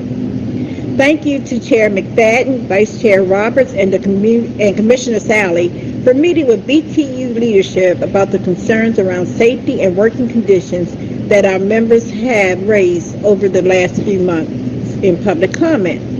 Our committee looks forward to meeting with the board. We await dates to meet with you all. Tonight, our committee comes with the following requests. First, PSRP members working as office assistants, secretaries, and registrars regularly work beyond their scheduled duty hours to include working through lunch. The staffing issues in school affect all positions. Our office support personnel experience unsustainable working conditions. We ask that the board direct administrators to provide additional support and tools to ensure that office support staff are not working beyond regularly duty hours or out of job title. Instead, staff are placed on PIPs or experience verbal threats of disciplinary actions if they do not complete tasks out of job title or that goes above and beyond the scheduled work day. This year has been a challenge for our educators and students to remain healthy in a time of increased illness. Our Local 44 members who serve as custodians in our buildings express the need for better access to cleaning supplies and that the supplies are for the specified purpose. Local 44 members have requested training on body fluid cleanup procedures which disinfectant materials should be used. Our custodians are the front line of public health in schools. They deserve support and resources. School staff continue to face issues of safety at our work sites. Recent armed robberies and carjackings of BTU members are reminders that the district's refusal to maintain well-lit parking lots or ensure our schools have working locks on doors is a failure to meet a minimum effort to ensure our safety. We continue to request the need for an emergency preparedness day after a serious violent event occurs, such as a school shooting, stabbing, or other violent incident in a school community. Lastly, Continue to share the concerns of our committee members that city school lacks standard procedures and training materials for school leaders, educators, and students on how to conduct emergency drills at a school during or in advance of a threatening event.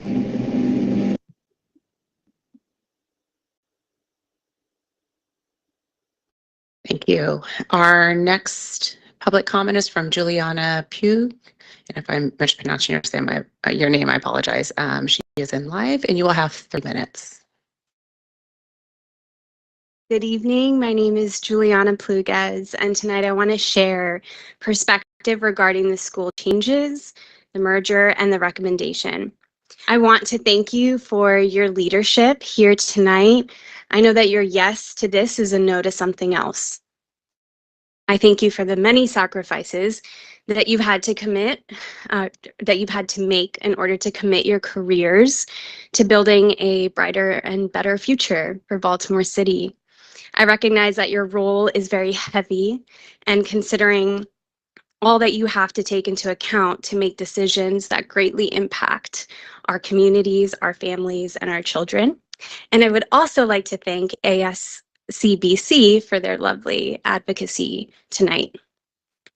When the recommendation for the merger was first presented, you were positioned as heroes who could advance the innovative work that has been built into our virtual learning programs. You were presented with an opportunity to fund a program as an official school. However, the original recommendation did fail to include our elementary grades. Throughout the last few weeks, you may have heard in public comment, the news media, perhaps through emails and phone calls about the distress that families have expressed. Our community has cried loudly, save Charm City Virtual in as many ways as possible. Though I believe you have heard the message, I would like to emphasize what parents are still voicing. To vote on the merger and to vote on officially funding a program into a school that serves at minimum 6th through 12, perhaps 5th, does not truly position you to build a bridge to that bright future that we all hope for. Unfortunately, for many, it does feel like a bridge burned. A statement that has been seared on my mind. Somebody has said it certainly does feel like a nail in the coffin that buries Charm City Virtual as though it never existed. Voting on a merger that does not include an opportunity for all children dims the light for the hope, dims the light of hope for those who are desperate to experience this kind of breakthrough in their lives. Please do all that you can in your power, in your authority, in your influence, and in your self-reflection to ask 1, 2, 3, and more questions, particularly around funding and data collection. Consider what biases or defaults, if any, that you may carry, allowing it to highlight those who you have yet to reach in your impact and by your reach. And to also include all voices in your understanding and in your decision, and to challenge towards deeper collaboration. The virtual learning programs want to be recognized as more than just an alternative, because it is clear that this kind of programming is not a luxury, and it is a necessity. We look at you. Time. May I finish this last piece? If you have a few words. Sure. You have the opportunity to invest in one of the most innovative breakthroughs here, and I ask that you mark this day that truly leaves behind a legacy by creating a reality for those who don't even know what their life could look like. I do ask that you please stand for our youngest children for a more equitable way forward in all of it. Thank you. Okay. Our next comment is from James O'Keefe, and this is a message or an email to be read. Hello, I am a Baltimore City teacher interested in promoting an innovative idea that has served to improve morale in other districts around the country. This year, the district has introduced the concept of asynchronous Fridays. I would like to put forth the idea that all Fridays should be asynchronous. When teachers are in front of a class, they do not have time to deal with any other tasks, such as grading, planning, sending emails, communicating with families, cleaning, and organizing. We can make sure everyone is muted. It is also important to consider that some individuals in other occupations make more money than teachers and may only have to send emails all day, increasingly from the comfort of their own homes. I have a friend whose entire job is sending emails and landing deals. He makes over $300K a year and can do so from the comfort of his couch. Meanwhile, I cannot remember the last time I actually enjoyed a Sunday. I consider it a work day, and I imagine many other educators feel the same way about their Sundays. We often question why there is a teacher shortage, but do very little to make the job seem more appealing. If teachers were given the gift of more time, it could potentially ameliorate some of the anxiety and hopelessness that plague the profession. Let me be clear, I am not advocating for a 4-day work week. I'm advocating that teachers be given 1 work day a week to manage their secondary tasks. Sincerely, J. O'Keefe, 6th grade ELA and Social Studies. Thank you. Our next comment is from Will Fleming. This is commenting live in person, and the topic is student wholeness. And you will also have 3 minutes.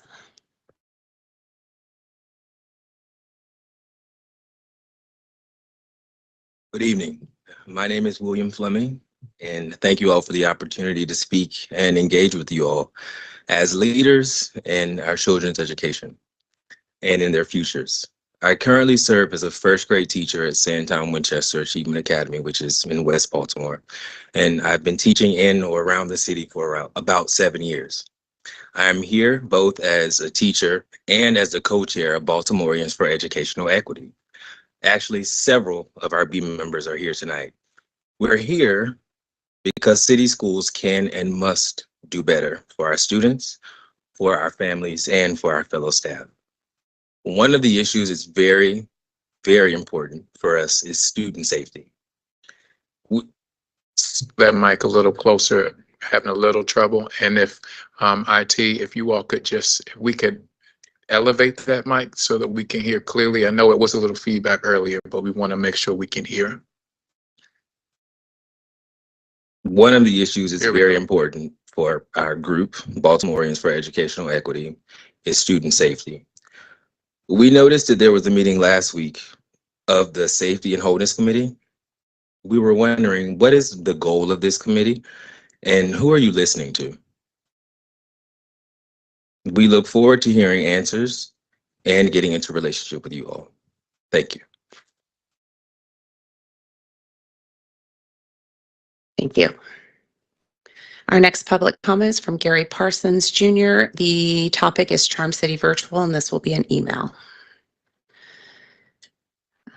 Good evening. We, the scholars of Charm City Virtual, Gary, 8th grade, and Gavin, 4th grade, come together to express our deep appreciation for the unique environment that our virtual school provides. Charm City Virtual has been more than just a place of learning for us. It's a community that has become an integral part of our educational journey. Charm City Virtual, with its flexible and personalized approach to education, has allowed us to thrive academically and personally. The innovative teaching methods, the supportive community of educators, and the camaraderie among fellow scholars have created an environment that fosters growth and success. We have found a home in Charm City Virtual, and it has played a significant role in shaping our love for learning. As discussions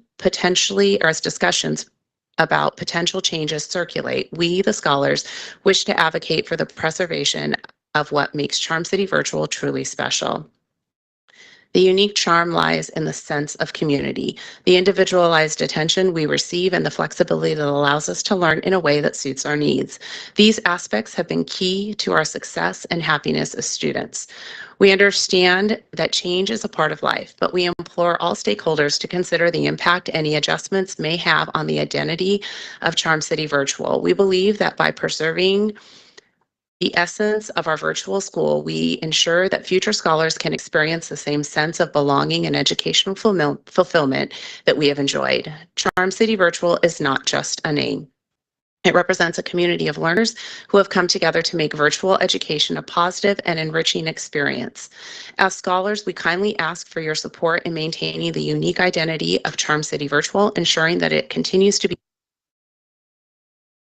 to be a place where students can thrive and find their passion for learning. Thank you for considering our perspective, and we hope that our voices as scholars contribute to the ongoing dialogue about the future of Charm City Virtual. Thank you. And our next is from Victoria Johnson, topic virtual learning program, and this will also be an email. Give me just a moment.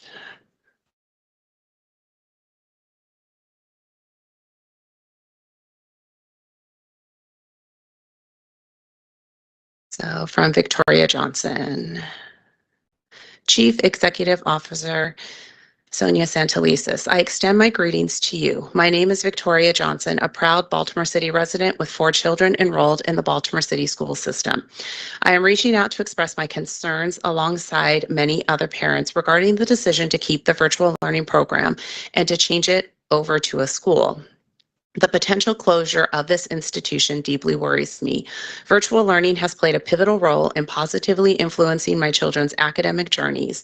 The virtual setting, with its personalized approach, has allowed for more focused support tailored to each child, minimizing distractions often found in traditional classrooms. While I acknowledge the initial challenges associated with a sudden shift to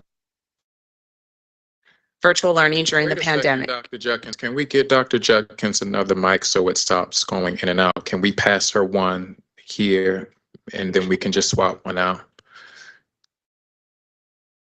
Thank you. Thank you. I will try this. Okay. While I acknowledge the initial challenges associated with the sudden shift to virtual learning during the pandemic, virtual learning has evolved into a remarkable program. As we step into 2024, beyond the pandemic, the virtual schools has demonstrated the potential for excellence in online education. I strongly urge you to immerse yourselves in a day of learning within this virtual environment to witness the unique value virtual learning brings to our students.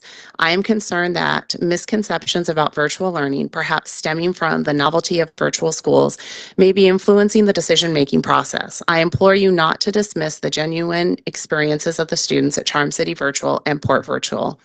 The continuity of virtual learning is vital for our students' growth, development, and future success. I earnestly ask you to consider the voices of parents like me, echoing the sentiment that this program is an indispensable part of our children's lives. Thank you for your time and consideration. I implore you to make a decision that prioritizes the well-being and educational needs of our children and the community they cherish. With urgency, Victoria Johnson. And that is our last public comment. Thank you, Dr. Judkins.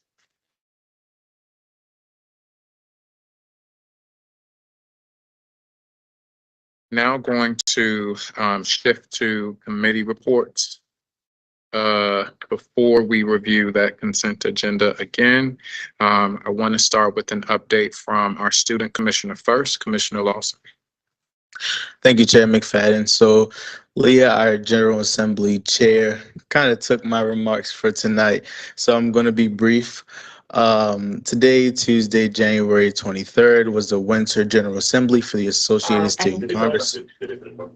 I think she's over there. You know she's going to be just passing right. We have staff that need to mute, please. Thank you.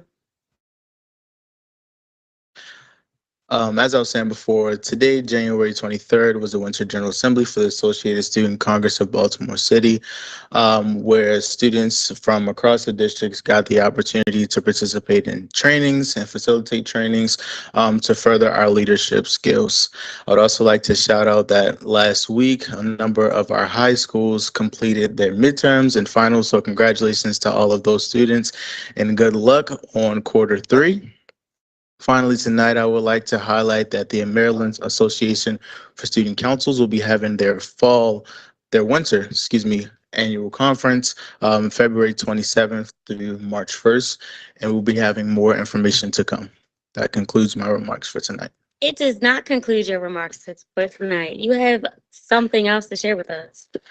I do. So thank you to my fellow board colleagues for being so supportive in my college endeavors, but I did get accepted to another one of my top schools, which is North Carolina A&T.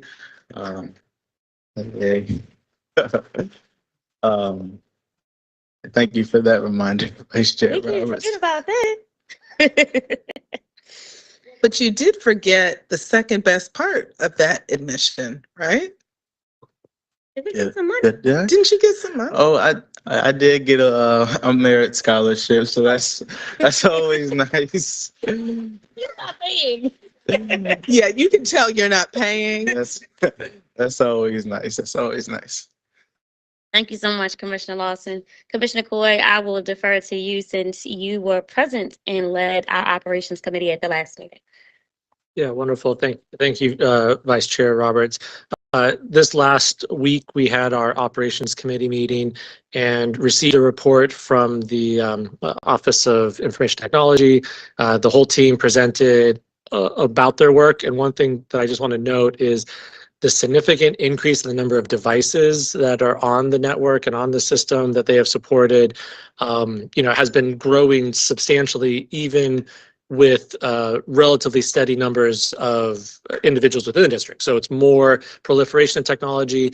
There has been robust connectivity progress in terms of schools with 100% new devices within the past 2 years for some of the networks and some of the school switches, the things that now enable the Wi-Fi in buildings, as well as here at North Avenue. There's also been increases in cybersecurity infiltration attempts that they have been able to manage and successfully defend against, as well as just they reflected on the past one-to-one distribution of devices. So the program to help support students and staff with technology is just made tremendous leaps, and the ability for them to support schools with any replacement issues that are needed for various devices. I would recommend anybody go take a look at some of the report in depth from the presentation last week to see some of these items.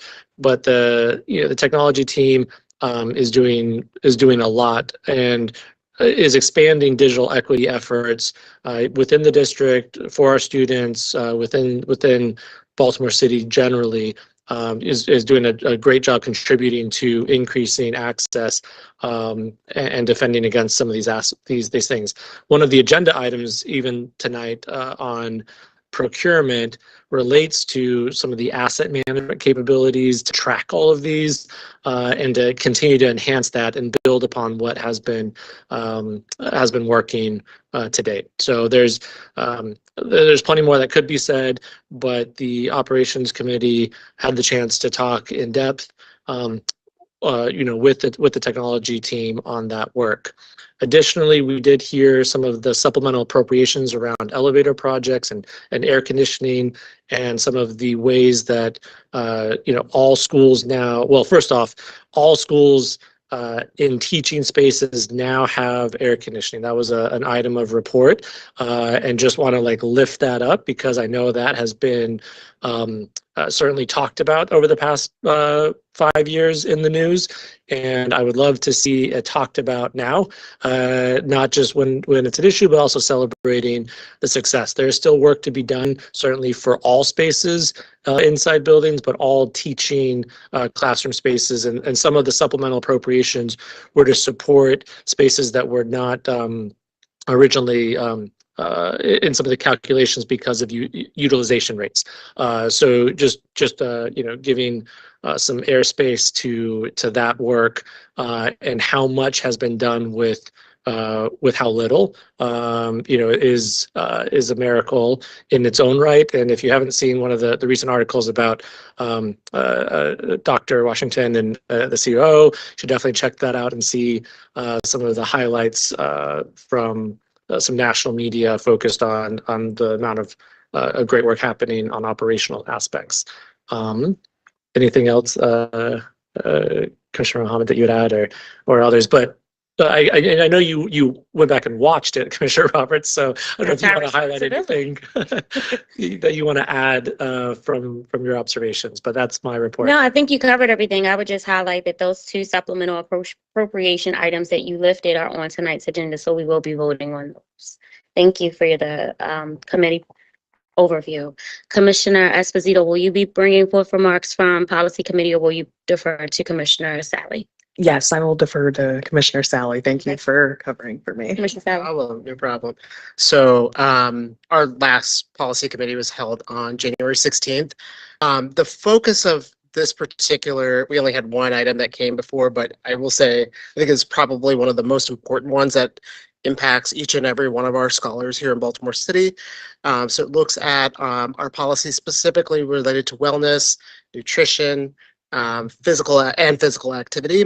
And one of the things I'm going to lift up that I think is critically important with this revision that's coming, that I encourage all of my board colleagues to look at, as well as the public, is that the amount of regulatory changes that are coming from both the state of Maryland that are going to require changes to our policies in this arena are going to be really important for us to understand what these look like, both in red lines, as well as kind of the proposed changes that are coming. One of the things that I think city school staff is doing along each and one of those three areas is making sure that there's extensive public comment that will transpire before this comes back to the board for a final vote to move this forward. We did have 3 compliance reports that we did take a look at specifically in this meeting. And I'm so sorry, I don't have those in front of me. JBA, which is non-discrimination of students. Secondarily, JBB, which is sexual-based discrimination student at student level. JICK, which is bullying, harassment, intimidation of students. And then I forgot GEBB, which also looked at student conduct with students, which came before policy previously. Our next committee meeting is going to be held on February 20th, 4 o'clock, our same that channel, that time. We really encourage the public to attend. We'll be looking specifically at IKA grading and reporting policies. So my fellow committee, did we leave anything out? Yeah, I think you pretty much covered everything. Would like to highlight again that at the General Assembly we had a lot of conversation around policy ADF. So getting that student perspective is always important when making these decisions. Thank you. Thank you, Commissioner Lawson. Thank you, Commissioner Sally. Commissioner Esposito. Okay, yeah, I just wanted to add that there are, if anyone is interested in testifying, there are 5 spots available for the policy committee. So those open the Thursday before the meeting and close the Monday right before the meeting at 5 o'clock. So yeah, if you have any comments that you want to leave about policy IKA, feel free. Thank you. For the Safety and Wholeness Committee, Commissioner Mohammed. Thank you. The Safety and Wholeness Committee had its first public meeting, and I am happy and eager to let the public know that we were able to focus directly on the importance of safety and the role that we have as a district in assuring that our young people are safe. Moving forward, we're going to be discussing how we're going to work collaboratively with city agencies and state agencies, because the role of safety is not one that starts with schools. Our young people have to get to school safe. And once they're at school, we have to assure that they're safe, and it's going to be a collaborative effort, and that work is going to be done and highlighted through this committee. We were able to focus in on what we're going to be referring as eco-mapping, where we look at the different supports, the different resources that our district provides to our young people to assure that their needs are met. We want to be able to highlight those that are more effective and how we can find the opportunity to direct those resources that are more effective for our young people to those that need it most. In that, we establish our ABCs and the work that we'll be doing. So we'll be focusing on school attendance. We want to assure that our young people are welcome, our young people are healthy, and our young people are whole when they come to school. We want to focus on school behavior.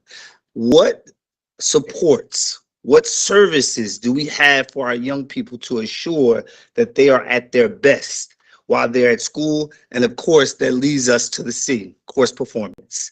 So this is the work that Wholeness will be doing. We'll be starting with assuring that our young people feel and are safe, and then assuring that that leads all the way down to their performance while they are in school. Thank you. Thank you so much. Was there anybody else from the Safety and Homeless Committee that wanted to provide remarks about your last meeting? Commissioner Slater Harrington? I just want to commend the chair for the excellent work in developing this committee and setting the course. But I also want to echo what Commissioner Esposito said, is that we do invite public comment in committee meetings. And certainly this is one of them where we want to hear from parents and students and community. Absolutely. Thank you so much for everyone that brought forth comments about our recent committees. We're going to circle back to item 13.01, Premier Inc., U.S. Food Inc. Do we have staff available for that?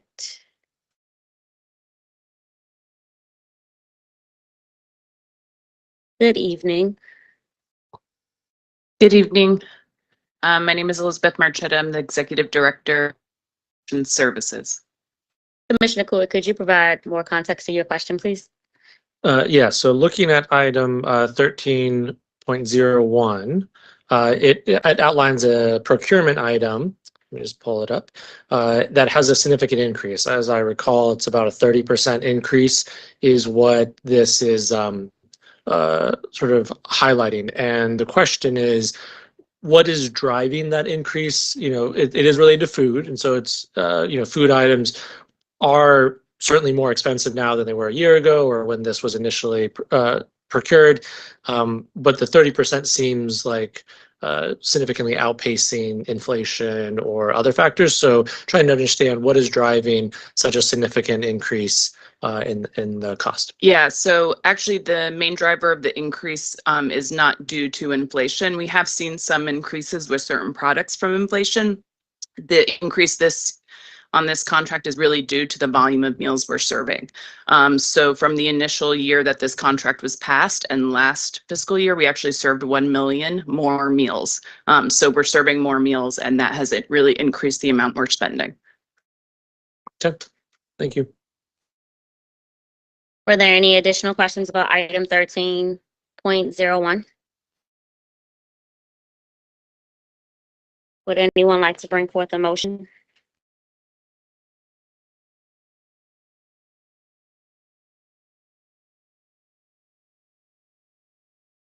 No one would like to bring forth the motion for the item? Are you talking about a motion to approve that specific item or the consent agenda as a whole? 13.01. So moved. Thank you. Do I have a second? I'll second, Coy. Thank you, Commissioner Mohammed and Commissioner Coy. Commissioner Coy, Yes. Commissioner Esposito, Yes. Commissioner Kenyatta Bay, Yes. Commissioner Lawson, Yes. Commissioner Mohammed, Yes. Commissioner Sally, Yes. Commissioner Slater Harrington, Yes. and I am in favor. That is 8 yes. Motion passes.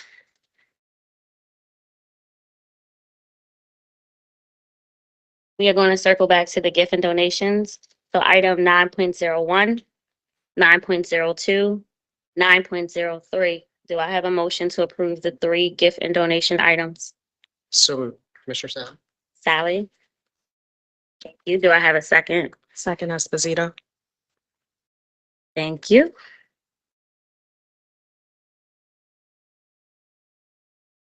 Commissioner Coy? Yes.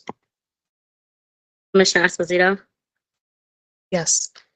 Commissioner Kenyatta Bay? Yes. Commissioner Lawson? Yes. Commissioner Mohammed? Yes. Commissioner Reed? I'm sorry, he's not present. Commissioner Sally? Yes. Commissioner Slater Harrington? Yes. And I too am in favor. Motion passed with 8 in favor, 1 absent.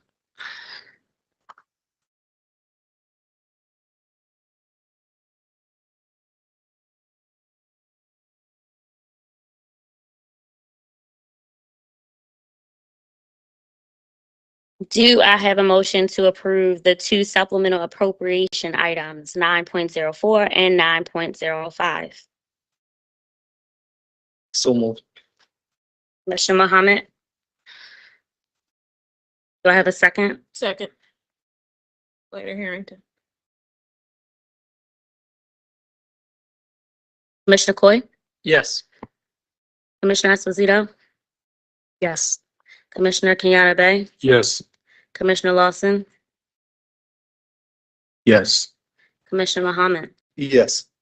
Commissioner Sally? Yes. Commissioner Slater Harrington? Yes. And I too am in favor. Motion passes with 8 in favor to 1 absent.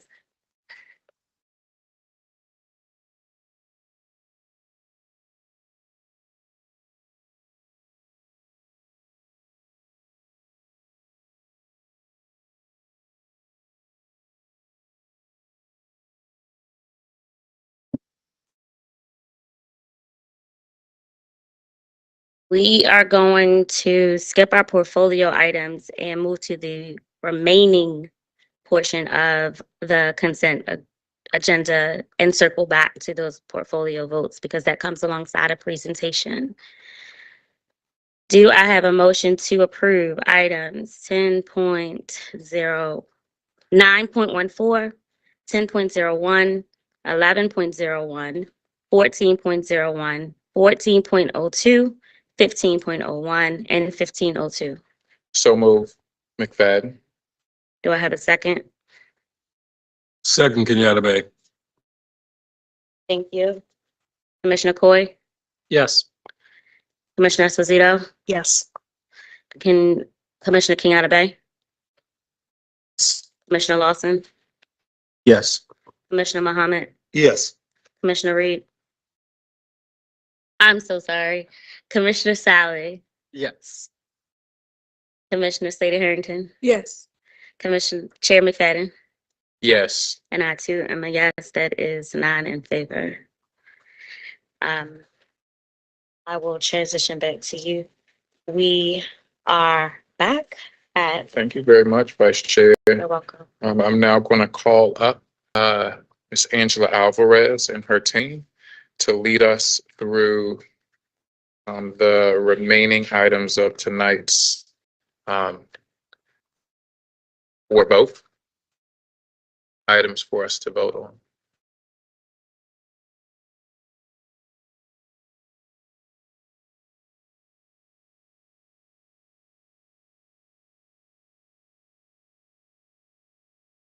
Good evening. Just give us a second. We gotta kind of get set up.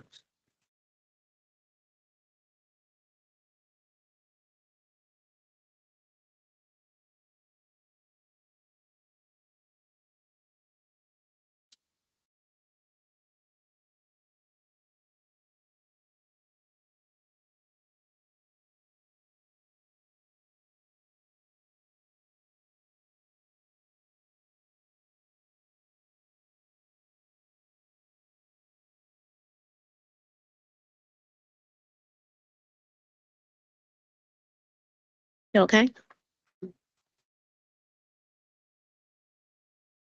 They were talking. All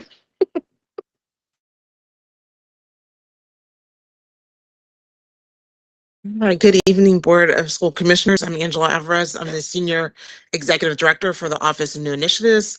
And I have two colleagues joining me today. Good evening, I'm Lindsay Anderson. I'm a specialist in the Office of New Initiatives. Good evening, I'm Dawn Shari. I'm the Director of Virtual Learning and Instructional Technology. Just a couple other folks joining me. It's with the different parts of the presentation.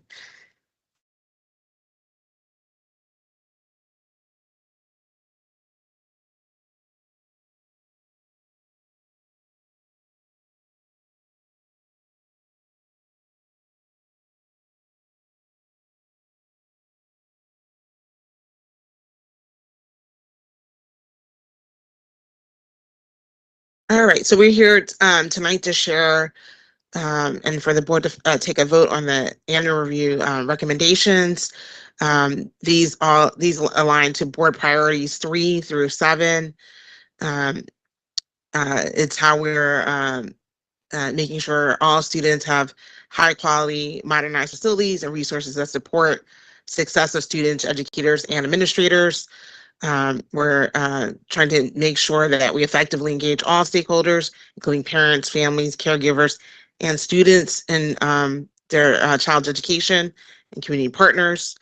They want to provide equal access to district services across communities and resources and facilities, increasing the number of educational programs of all types that are operating at high quality, including charters, and working at all levels to increase equity.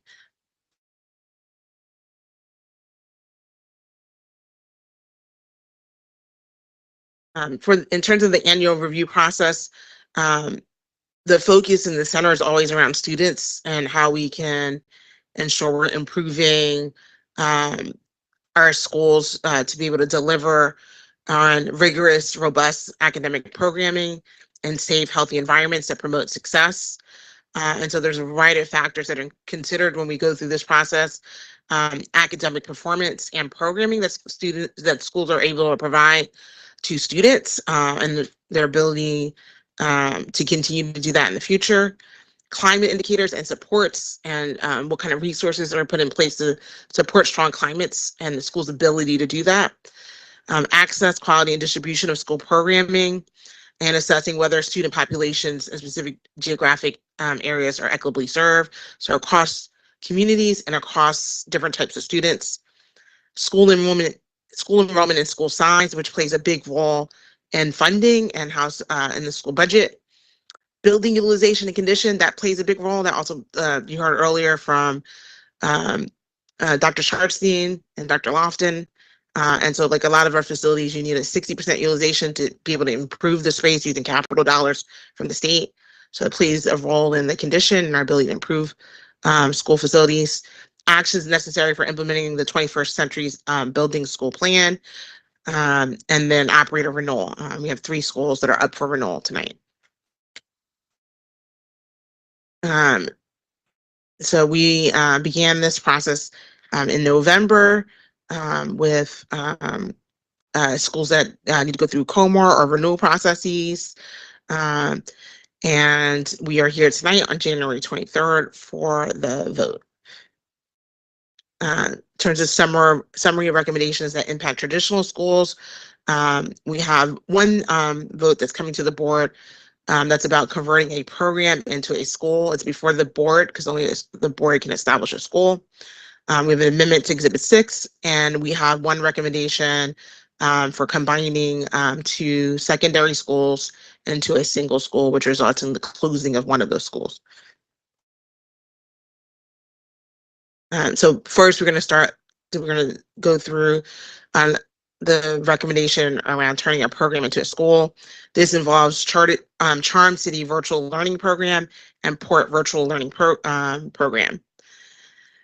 So annually, the CEO through the CAO makes changes to programs across the district. In school year 21-22, one of the things they did was create a virtual learning. They actually created 3 virtual learning programs within our district. At that time, the goal was to serve about 2,000 students. Like we thought coming out of the pandemic that we would be able to have 1,000 students needs met in the elementary grades and 1,000 students needs met in the high school grades. So that was the original idea around that. Over the last 2 years, there's been changes to those programs. So we went from 3 programs to 2 programs, and went from serving early learners to serving students in grades 2 through 12 across those 2 programs. What allowed us to be able to start virtual learning, which has been really important, is a priority area for the CEO that we have virtual learning, was ESSER funds. It allowed us to pilot those, to learn from that, to try to figure out how we could establish strong programs and virtual learning programs in city schools. And ESSER was the thing that that facilitated us to be able to do that. We, like districts across the nation, are facing the ending of ESSER. So ESSER funds end at the end of this year. And so there's a number of hard choices we're going to be having to make through the budget process around ESSER. ESSER not only helped us and substantially funds the 2 virtual learning programs, but it also funds the tutoring that we've extended across the district, across schools.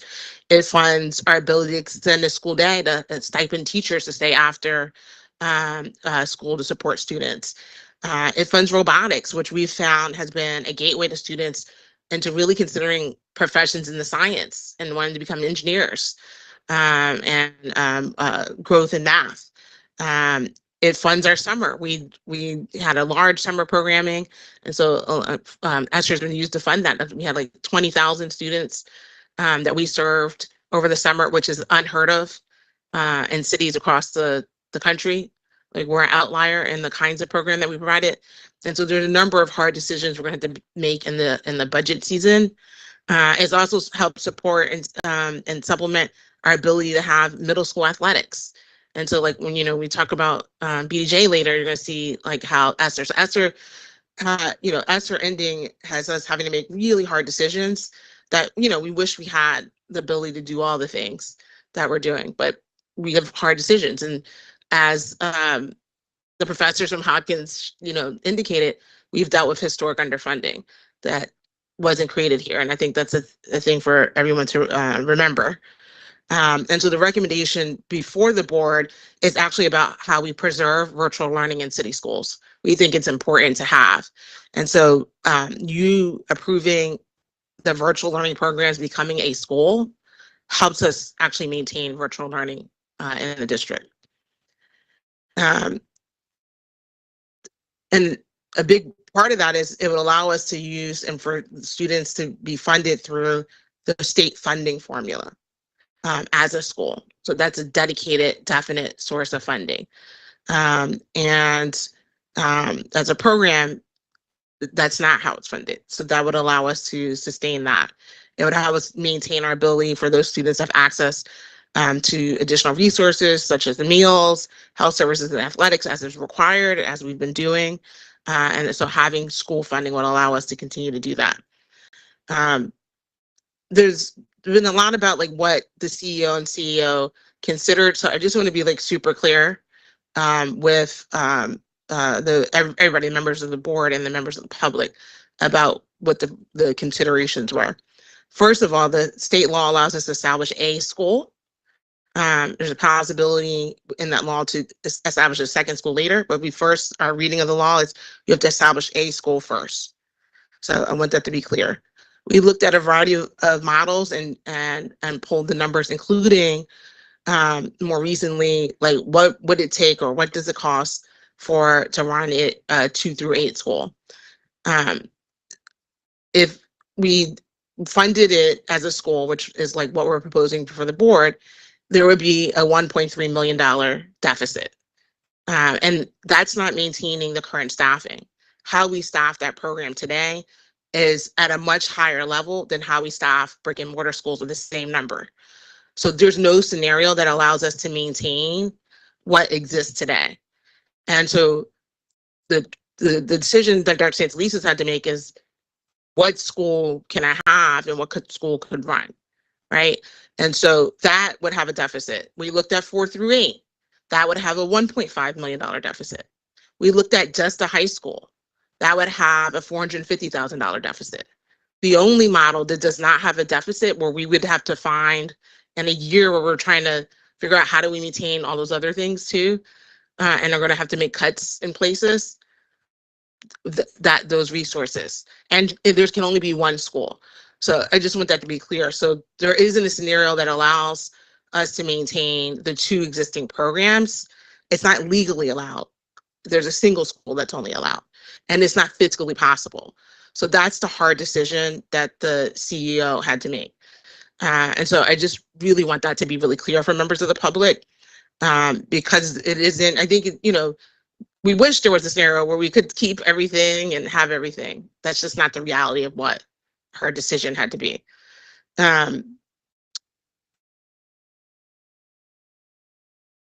we've also in virtual learning, particularly in the secondary space, have provided access to students who have special circumstances, and that's something we want to maintain in the program.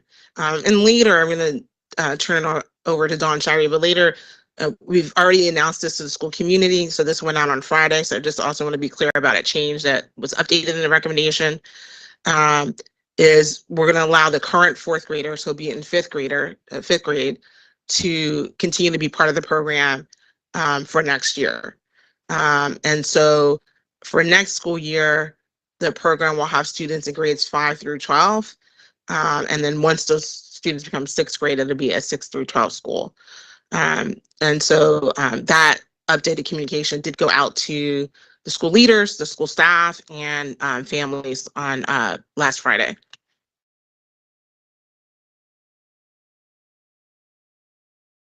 As we look at virtual programming, we know that to provide for younger students those foundational learning skills, that needs to be a more hands-on, robust experience. And in order to do that, we need additional funding and we need additional staffing to provide that. Dawn, could you just speak up a little bit into the mic? Sorry. Thanks. Get a little closer. Is that better? Okay, thank you. So when we look at programming, particularly for the younger grades, we know that we need more hands-on experiences for our younger students and opportunities to observe and learning, particularly as they build those foundational skills. And we know that that takes additional staff to do it, and our future funding will just not allow for that level of staffing, as Angela indicated, in the amount of deficit that we would have at those younger grades. Another piece that we have with our virtual learning programs is that our students' official data counts as part of their home school. So their official data is reported to the state as part of their home school. In approving the recommendation to move from a program to a school, it allows the school to have official data that is reported to the state. And so that allows the school staff to have ease of access for that official state level data. That also allows them to really look at that very closely in official matter when they're doing school performance planning. As Angela indicated, we have heard the CEO and CAO and members of their team, as we sit before you, have really listened to families and feedback from families, students, and staff. And as part of that listening, have decided to retain fifth grade as part of the virtual learning program for next school year. That would mean that students currently in fourth grade would not need to transition back to a brick and mortar and then back to virtual learning if they so desire, but they could maintain within the program and not have as many changes within a 2-year span. The combined virtual learning program will then serve grades 5 through 12 for next school year 24-25, and grades 6 through 12 thereafter. Students that are currently enrolled in second and third grade would be supported in a specialized choice process. They could be assigned to their home school, and if they would like to look at other options, I'll share a little bit in a few slides about what those opportunities could be. You see here the enrollment data by grade level, and when you look at this number, you can see that even in the first year in 21-22, we were not close to the 2,000 that we originally had hoped for and planned for when we initially conceived this program. Those numbers have declined over the years. When we think about the families in second through third grade and how we will support those families, we are looking at those students are already zoned to a neighborhood school, and so they will be able to attend those schools if they so desire for 24-25. For families that would like to look at other options, starting in March, the Office of Enrollment, Choice and Transfer will support families in a variety of ways to explore those options. That will include hearing from some school leaders about programs in various schools. It's important to note that it is a district expectation for schools to provide supports to students and their families. And some of those supports are what happens with being a community school. Community schools take a look at what the needs are of the community. They do a survey, they speak to parents, they really listen. And from those support needs, things happen like Coke giveaways, school supplies, food items, turkey drives, all the types of things that that community might need. The other expectation for schools is that academic supports are provided for students in a personalized way. Those academic supports might be closing the gap on skills that are missing. It might also be accelerating learning for students. And then the third piece is engaging families, particularly in learning with their children.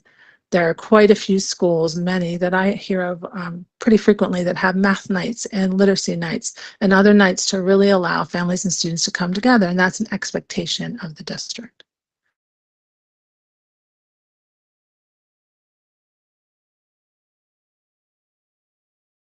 I want to thank all the stakeholders that participated in this process. I know it's not easy, and we really have. I think everybody's really listened intently to stakeholder feedback. It's really important.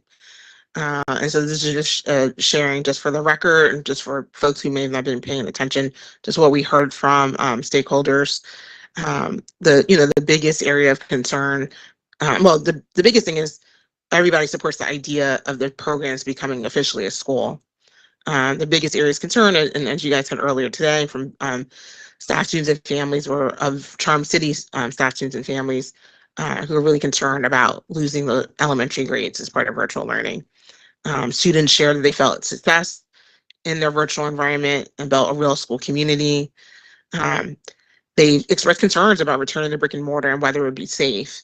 And some students shared experience of being bullied in brick and mortar schools. Parents expressed concerns about their medically fragile students, and whether or not being in proximity with other students would cause more illness for their children.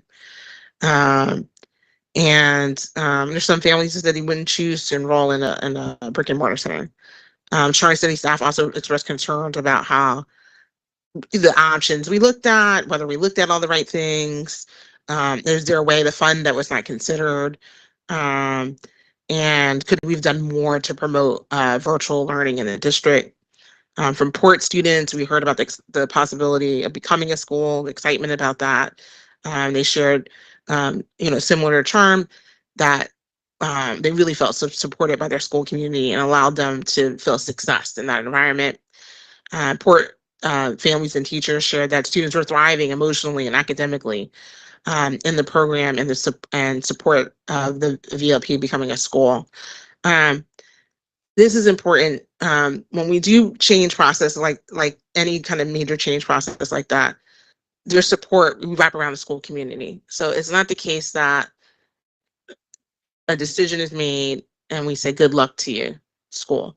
And so there will be support starting right after the vote for that school community that Dawn is going to lead, working very tight and closely with that school community.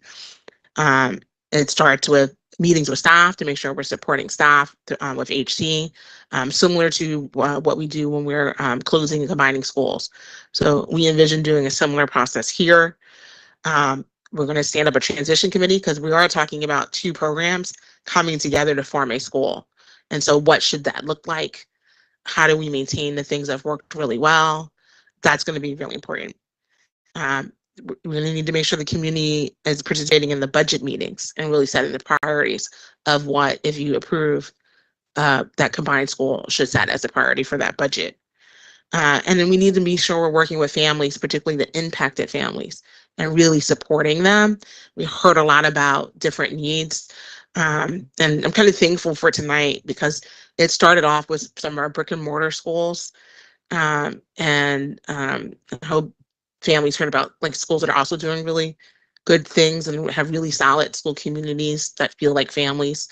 And I hope people are open to some of those options. We're going to do a mini fair in March with schools, listening to some of that feedback that we hear from families and students, particularly around safety and bullying, and really looking at school communities that really have strong cultures, that have a strong restorative practice approach, and just really listening to how we can provide options that actually meet the needs and what we heard they said was important. And we'll continue to do that, talking with them with the support of our office enrollment transfer team. And that kind of those meetings will continue throughout the remaining part of the school year to really support the entire school community if you approve the the change of the programs into a school. That's how that will flow. I think the other thing I also want to underscore about the importance of this, again, the reason why we're requesting this is to maintain virtual learning. And so if you don't approve the conversion of a program into a school, that means we would have to find the money to maintain programming somewhere else for grades 5 through 12. So increase that challenge we're going to have in terms of figuring out, how we deal with cuts from ESSER. So that's the other thing I just want to underscore. And so, the recommendation for the board is still, we want you to convert the 2024-25 virtual learning program into a school. With, the update is that for next year to include grades 5 through 12. With that, and for members of the public, this process, we use a script that allows the board to do different things with it. Is just to make sure that we read all the things we need to legally read into the record, so we don't have any errors. So it may sound formulaic, but it doesn't prescribe the board in any way. So I just want to be really clear about that. On an annual basis, the CEO can create and make changes to programs. This year, CEO is requesting a change that requires board approval to convert a program into a school. If the board approves, the next step, and that's the other thing that's really important, is for city schools to seek MSDE approval. So it doesn't, you alone are not enough. The next step is we have to get MSDE approval. And so with that, it is the recommendation of the CEO that the board approve the conversion of the combined 2024-25 virtual learning program into a single school starting in 24-25 school year. I concur with the recommendation as stated. Are there any questions from commissioners for staff? Commissioner Kenyatta-Bay. Well, thank you. First question I have for you is, once we convert, if we convert from, a program to a school, where does this place the onus of control? In schools, we have, is it still treated like a program or is it treated like a school? That's the first question. I have several questions about that, and I would like to make a statement. Can I, please, at this time, or should we? Let's start with your questions. We just have a question for staff. So okay. We want some clarification. No problem. Thank you. How would it look? How would it look with, moving from a program to a school? Yeah, so I'll start, and maybe Dawn will, because she's the real expert on virtual learning, will fill in.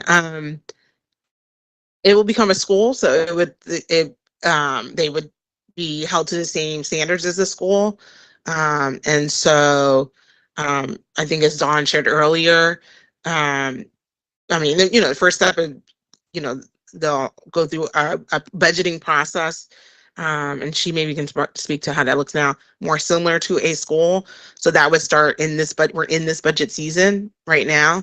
And so, the community would participate in what we talked about in terms of transition and really setting those priorities, just like schools across the district. And so next year they would be a school, and they would need to, we need to make sure that students meet the enrollment requirements for attendance, just like schools.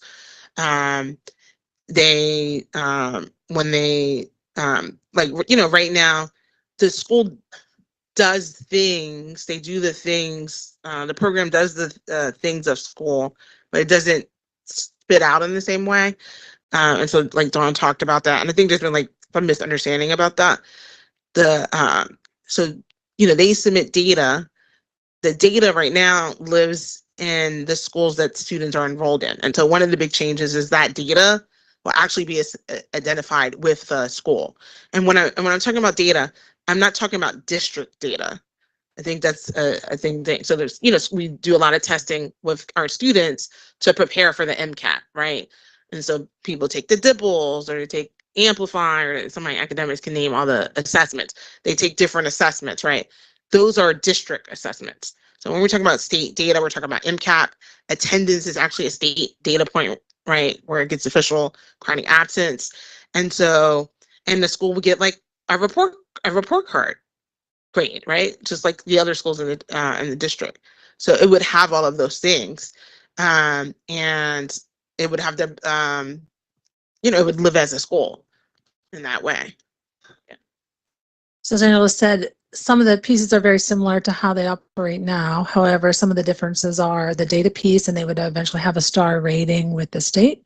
They would also go through September enrollment adjustments. They have that done so in the same way as schools have in the past.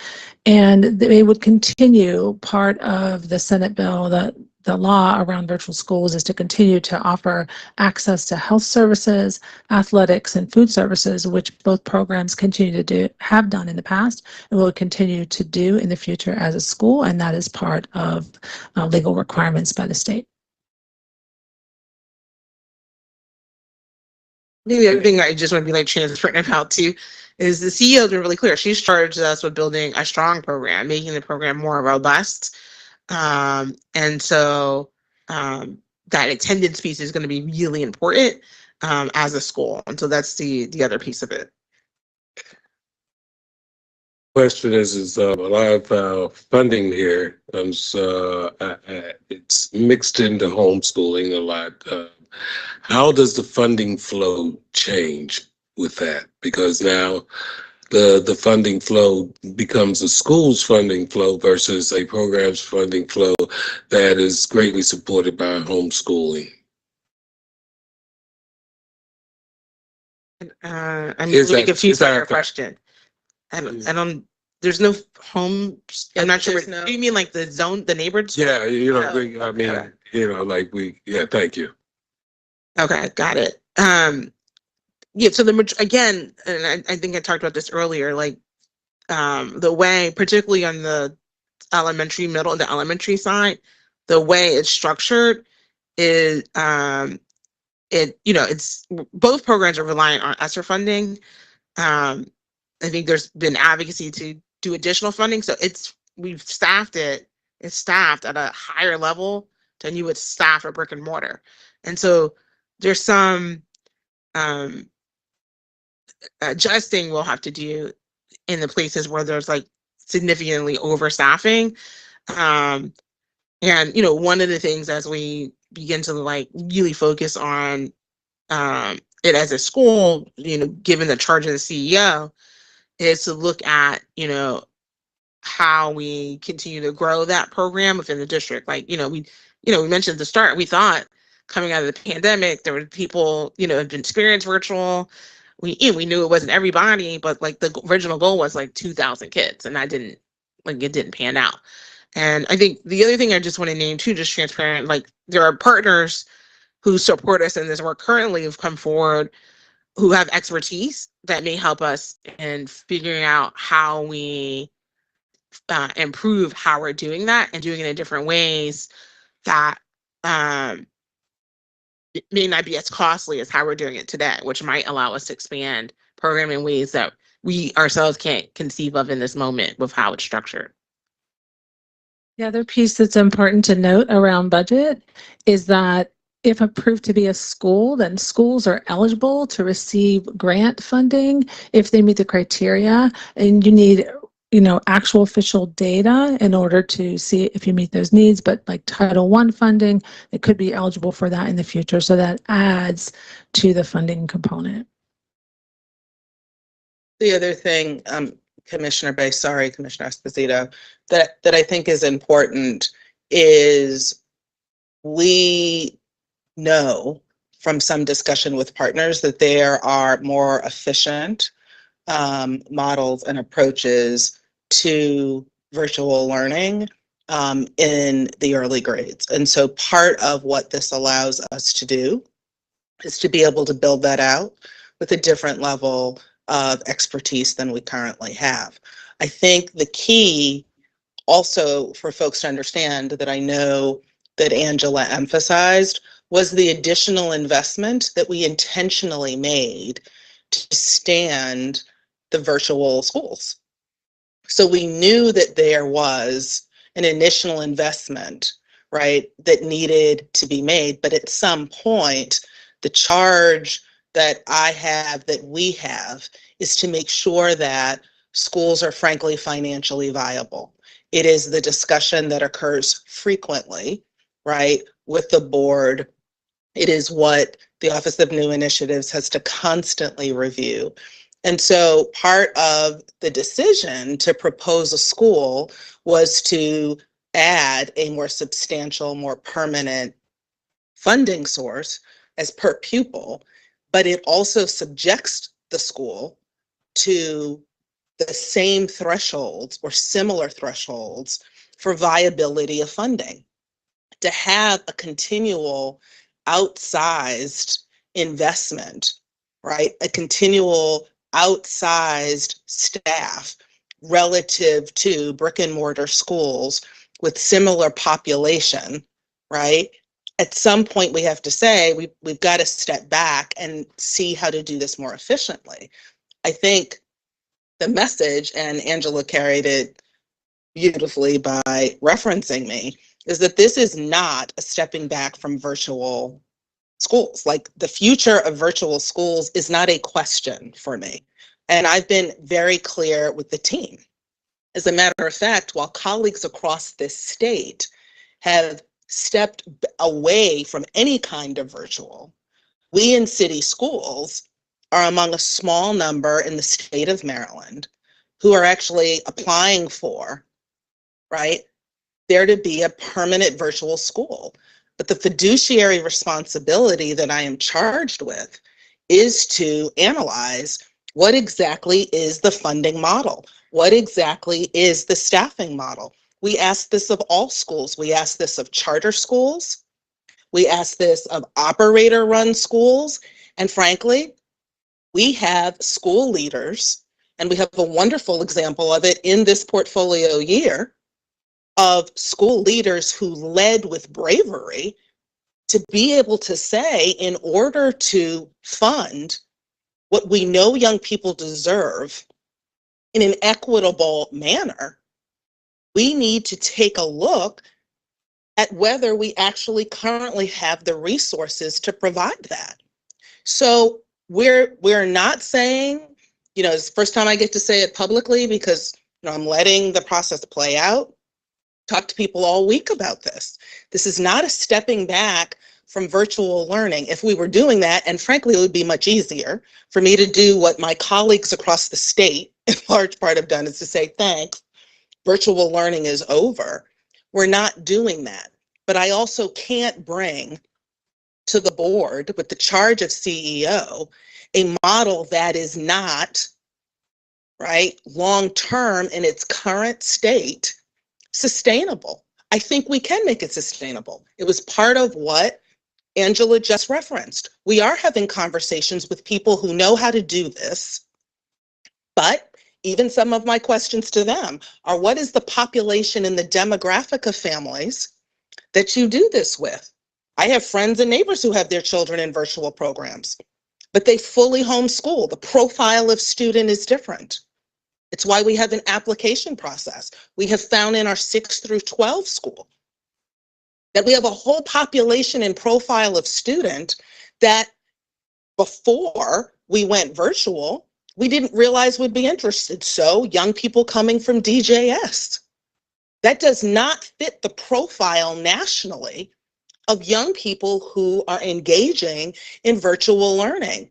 So part of what we are doing is we are innovating, because we have heard from young people, from families, that this needs to be an option. But part of the hard work, not the rhetoric work, not the emotional work, the piece that I am charged with is making sure that virtual learning is substantial and sustainable. And so that's what we're doing. If we just wanted to wipe this out and say we no longer want to do it, we wouldn't have made the proposal. And part of it was the power of the testimony of many of the families that people are testifying on behalf of. And frankly, the young people, like I said, that I've talked to, now they may not be the same profile, but our incarcerated students, our students who want to work, need to work, our young people who don't have access to world language, who don't have access to advanced coursework where they are. My own child could not continue her world language study because we live in a district that is not funded at a level where we can offer a full array of world language. So what do? We're looking at virtual opportunities for that. So I think the proposal before the board, I just want to be real clear when you say, what is it going to look like? We want it to be robust. But part of this analysis is more around the timing. And so I have not said, and probably much to staff chagrin, this is the end of, like, we're not doing virtual learning anymore in city schools. I have deliberately taken, frankly, the more arduous route, which is we need to figure out how to do this in a way that is sustainable, because it does none of us any good to have a model that is not fiscally sustainable. At the same time, we are under outsized pressure as a school district to prove that we can do things in a fiscally responsible way. And I will not set the district up for that. It's not fair. And so that's what we're saying. We're not saying do away with it. And that is a false narrative. The real narrative is we need to do this, we need to do it smart, and we need to learn from people who have learned how to do it efficiently. And we need to admit that the profile of student that most often uses virtual learning, and we've even talked to the experts, some of the people who've been doing this for 20 years, and even they have said the profile of people we are trying to reach with this is not their normal client. So if you look at the classical virtual schools, that's not their normal clientele. But what we are saying is we are committed to building it, but we need to be intentional and we need to be honest about what the cost is, not kind of smudging over different figures. Let's be honest. And I know because I'm the one who authorized the additional money to go in, even when it was not fiscally sustainable. So that's what it needs to look like. And some of the answer to your question is, we don't know yet. That's why we need to build it well. Thank you, Dr. Santelises. I see your hand, but Commissioner Lawson, you came right before. Commissioner Esposito, we'll start with you and then we'll come back, okay? Commissioner Lawson?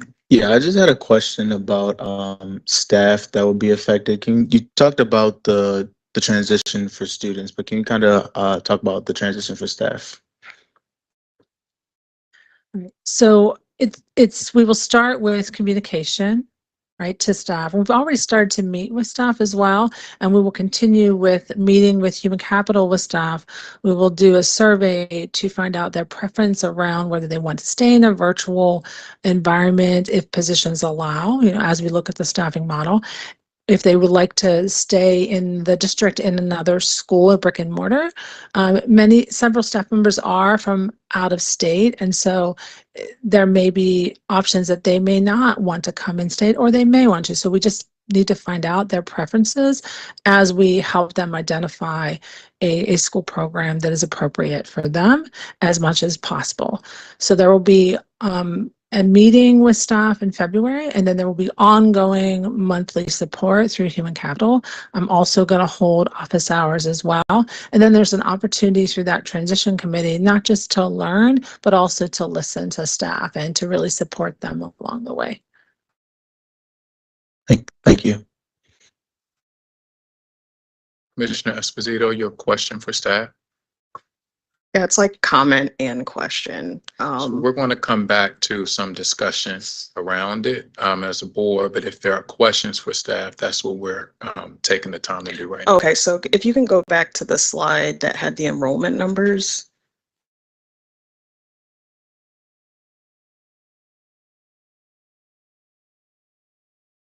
Yeah, I did want to point out that like kindergarten and first grade have already been phased out, and you do see a trend of lower enrollment. So from talking to families, I know that some people have kids that are in Charm City Virtual in multiple grades, and I just referred a family to Charm City Virtual that has a first, third, and fifth grader. And so of what I know about the enrollment challenges, how much of an impact did it have when we accidentally unenrolled 100 kids from Charm City Virtual? Because I know that they had, well, it might be more. We had to manually, or they had to manually go in and appeal each of those students, and we're not able to get all of those students. So I do think that's important context to have about the impact on their enrollment, because we don't necessarily have a clear picture present day of what their own enrollment could be had we not made mistakes electronically or systems wise. And then I'd like to know how many of the students we would lose completely from the district if this decision is made, because from what I've heard from families is that if this closes, it's not going to be a transferable process. And I have asked in the past for, in the past closures when they've occurred, what percentage of the students migrated to the receiver school. So that's also like a really important data point that I haven't gotten a response on. And I do think that the proportion of students that we risk to lose from the district altogether is much higher than what that would be. So I'll start with this. Both programs do have eligibility requirements, as we've indicated before, because as we know, virtual learning doesn't work for all students. We found that out in the pandemic, but there are students that it really does work for. And we started with those eligibility requirements around passing and attendance rate, and that's for the majority of students, except for those special cases, which we do have. There is also an appeals process, and so if a family has a compelling reason as to why they didn't meet criteria, then they may come in through the appeals process as well. There's also retention. So there is a retention component around retaining students in the program based on their success within the program academically. And so we are looking at, to what you referred to, which was that process occurred last year, and it did look at students' attendance as well as passing grades. And so there were students that were not continued on in the program, and those families did have the opportunity to appeal. In the appeal process, there are folks from both school programs that look really closely at the information for the appeal that's given from the family. They also meet with the family. They look at the data from the student, all of those pieces, to then determine if the family can continue on with the appeal. And then many of those appeals, it was things such as the student may have entered into the program and it took them some time to get acclimated to virtual, right?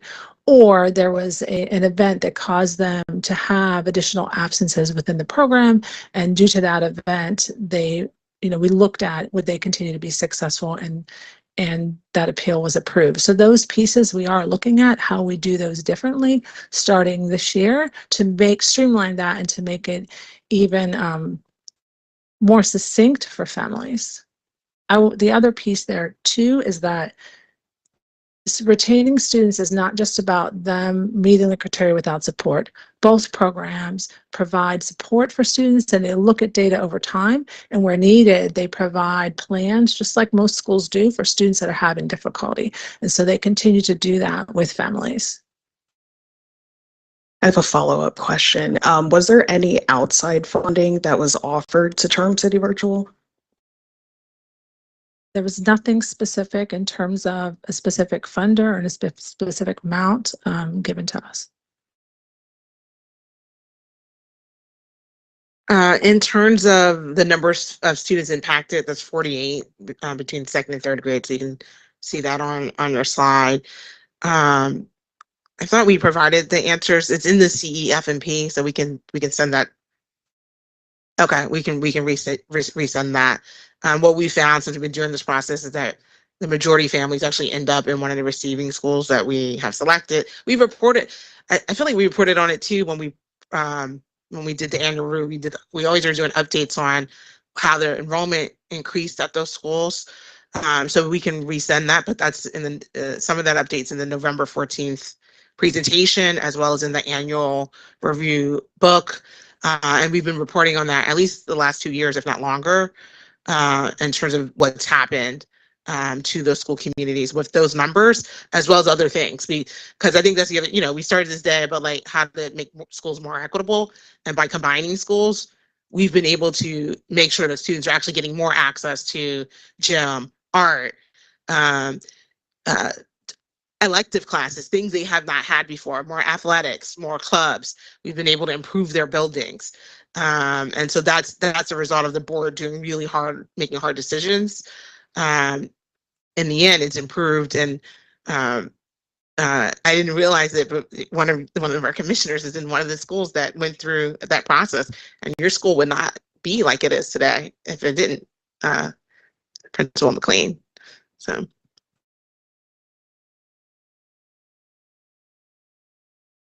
Thank you for that.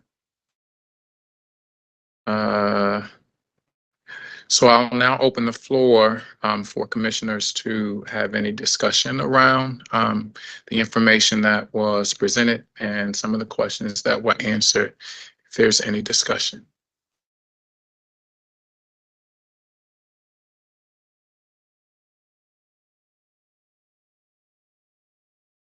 Commissioner Bay? Kenyatta Bay? Close enough. Look, I've watched these presentations on Charm City Virtual, and I applaud this step forward that the city has made. City has made a move because of necessity into a realm that they were uncertain about. This virtual programming was very strong. And we know that whether you're old curmudgeon like me or not, that brick and mortar is slowly fading away. Maybe 30 years, 40 years down the line, but it's going. We are not in a position at this time where we should retreat, but we should reinforce those things that work. Those items that we're learning from, sometimes we're going to be knocked down. Yeah, I'm serious. We're going to be knocked down as we learn. Every time the Wright brothers took off, they didn't have a successful flight, but they learned to fly. What we're taking away from people, something that's is going to be difficult to give back. And that is, there's a section of the population that wants this virtual. They want it because they survive in that arena. I watched my granddaughter turn completely around when she had to go virtual. I've watched other students that all of a sudden this was their environment in which they existed. I would like to propose that we would keep, yes, we'll convert it into a school. Don't expect the same thing from brick and mortar as you get from brick and mortar, but we're going to convert it into a school with the option of having all grades. Now, that doesn't mean you have to start out with all grades, but you can start, and build. But to chop off the runner at its legs before we lay the starting blocks, that's not fair. That in itself is inequitable to our future.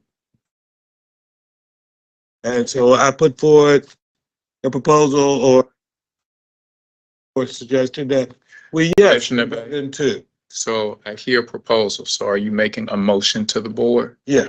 Okay, what is your motion? The motion is that we would keep Charm, we would go to a school, we convert to a school with the capability or the options to have all 12 K through 12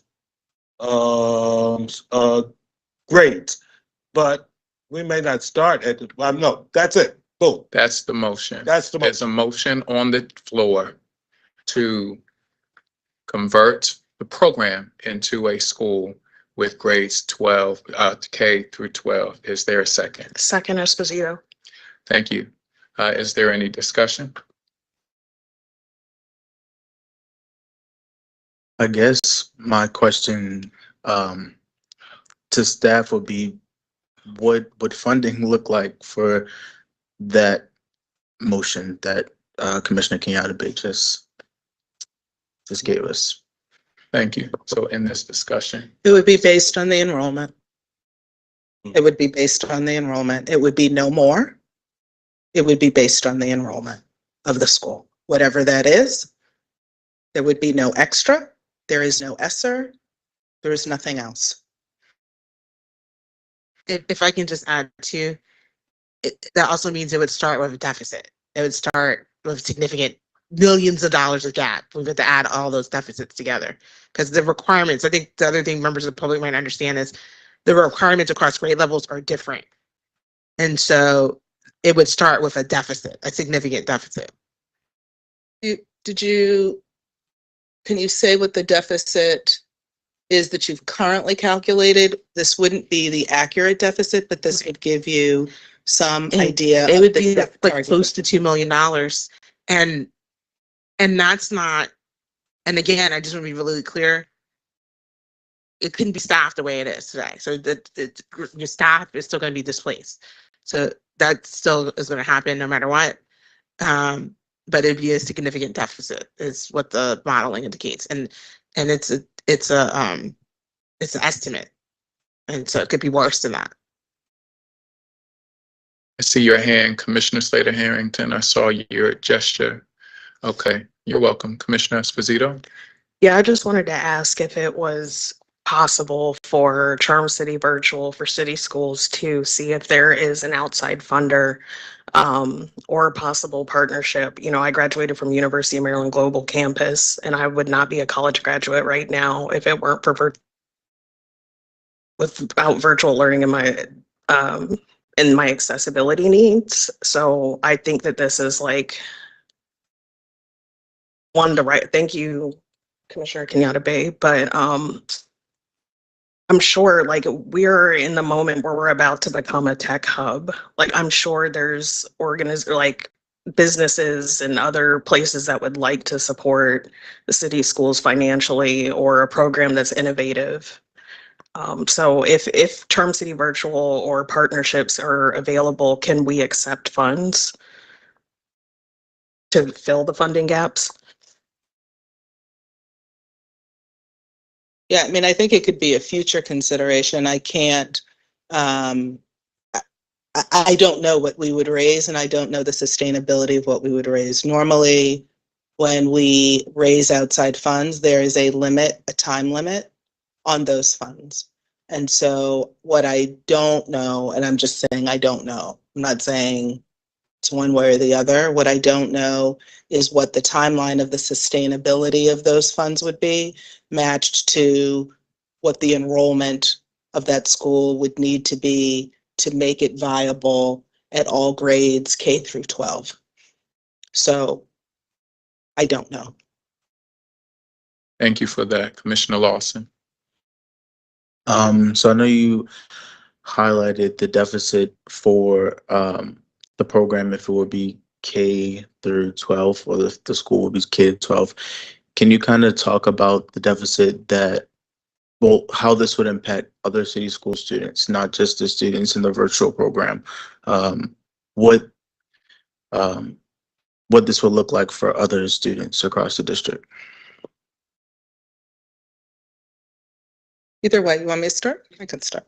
So I think one of the things that the board would need to grapple with, you know, this is the difference between board and staff. What the board would need to grapple with is the outsized funding for one school over the other and how that matches up with the board's stated equity policy.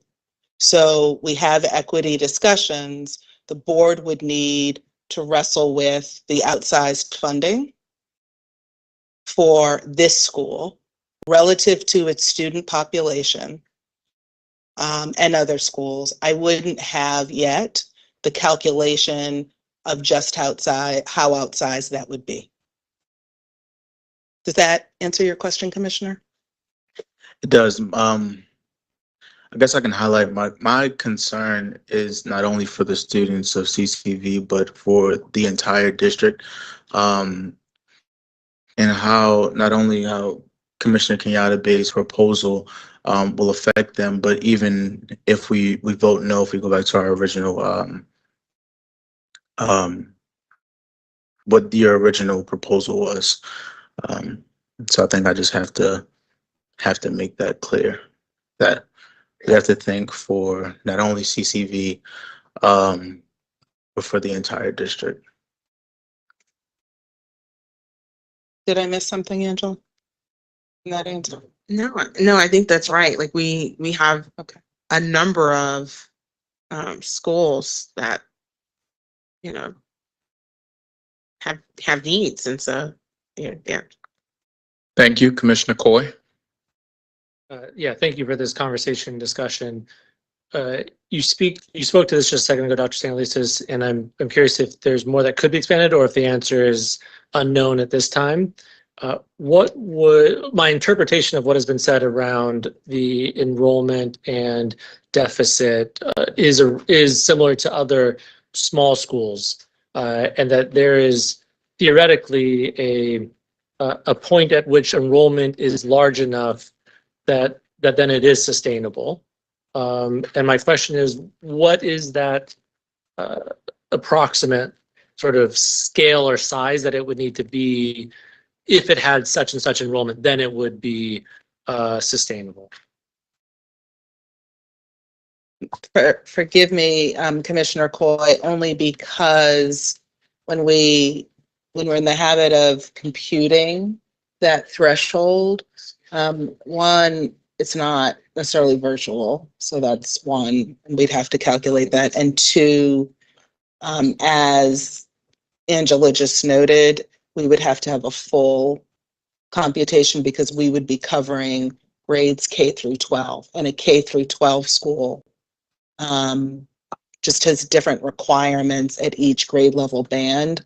So we don't currently, have a precedent. I mean, I guess we could, it's just hard because like the threshold for high school coursework, right? And this is what I mean by the programming, right? And the need to do some due diligence. How does high school science occur as opposed to,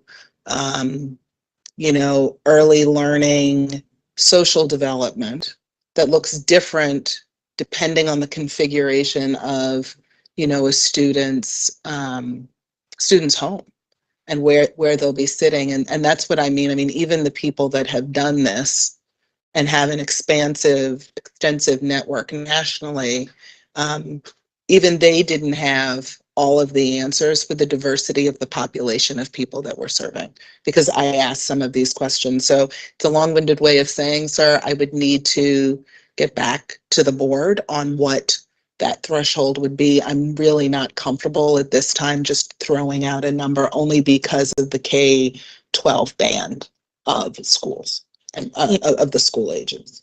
Yeah, if I can just add to that, that's a really, outside of like as special education schools, which are a completely different animal, it's unusual for us in the public space to have that wide grade band. That would be a lot to manage. And the other thing that Dawn just highlighted for me too is the law. So I also want to be clear, legally you can't, that's an unlawful recommendation. Actually, the law does not permit us to include kindergarten in virtual learning. So I just want to put that clarity on the table. I don't know if Dawn wants to add anything else. Just to be clear on this last point, first, like where's the line in all? You say it doesn't allow kindergarten. Is that it does allow first grade? Dawn's just double checking. Okay, just making sure I understand what you're saying. Yeah. But Dr. Stanley, let's go back to this point. One thing that I hear in what you're saying and what you have said, is how innovative making this into a school is in the first place. For a public school system to not just during a pandemic have an option, but to then formalize that and create a permanent path. And I fully recognize and see in what this conversation is representing is that when you're doing things that are innovative, there's lots of questions that you don't have answers to, and to be able to ask the question, what would need to be true for, is sort of a difficult question for a big system to ask and answer, because there are consequences to all the decisions. And when you don't know an answer to one question, it's hard then to have the domino effect of that, a blank check or a sort of, so it's a thing that has to be grappled with. And, I would just underscore that, the power of the innovation, and how to rally, the team, the full team, in a way that can help answer that question, and issue a challenge. It has been remarkable and impressive and moving to hear all of the testimony and to see the variety and the personal nature of each testimony, right? It has been very personal and what is being communicated.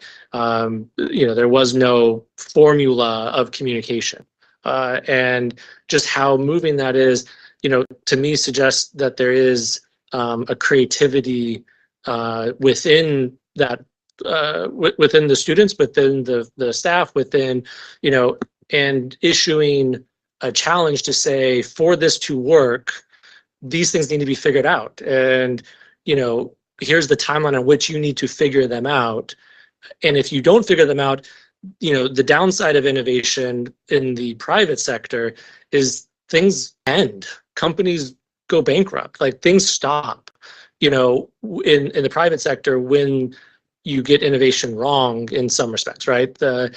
And it's hard in the public space because, you can't just do that, right? And so there's more hesitancy, I would say, or there's more calculations that have to be made up front to whether it can be completed, right? I saw a recent image that was illustrative of showing some people building a bridge over the ocean, and they got part way and they said, maybe we should have built a boat. It's like you do have to contemplate a lot of things, and companies, for profit, private sector, they can sort of try things that they don't know if are going to work with greater recklessness, I'll say, right? Or greater.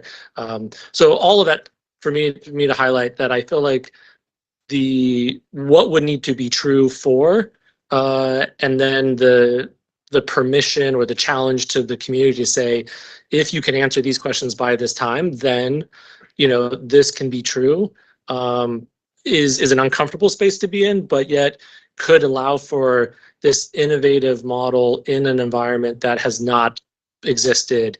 And it doesn't mean that it all will happen. It means that it's really clear what needs to be true for it to happen. Thank you, Commissioner Coy.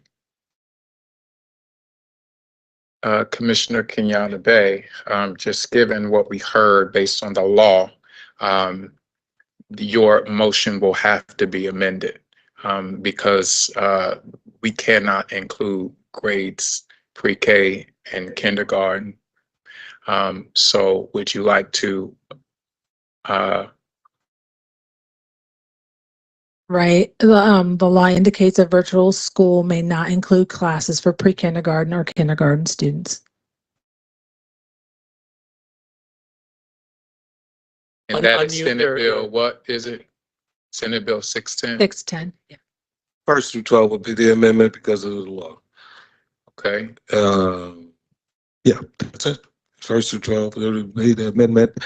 I want to make another point, Mayor. Although if you're making that amendment, I guess it needs to be seconded. Okay. Second, Esposito. Thank you. Is there discussion around the amendment?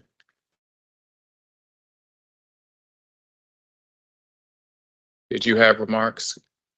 Is there discussion around it?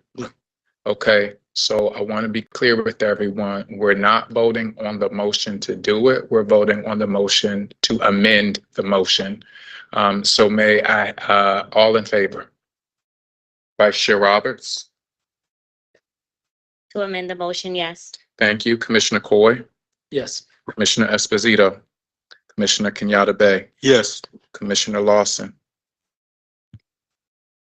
Yes. Commissioner Muhammad, Yes. Commissioner Sally, Yes. Commissioner Slater Harrington, Yes. and I'm in favor. That motion passes with 9 in favor and 1 absent. So the motion now on the floor is to approve a program conversion to a school, virtual learning, from virtual learning to a school program for grades 1 through 12. Is there a second? Thank you, Commissioner Esposito. Any discussion? All in favor, Vice Chair Roberts? No. Commissioner Coy? Yes. Commissioner Esposito? Yes. Commissioner Kenyatta Bay? Yes. Commissioner Lawson? No. Commissioner Muhammad? No. Commissioner Sally? No. Commissioner Slater Harrington? No. And I am not in favor of that. That motion does not pass with 3 in favor and 6 opposed. Is there another motion on the floor? Someone bringing another motion? I'll bring forth the motion. Thank you, Vice Chair. I move that the board accept the CEO's recommendation as stated. Thank you. Is there a second? Second, Sally. Thank you, Commissioner Sally. Any discussion?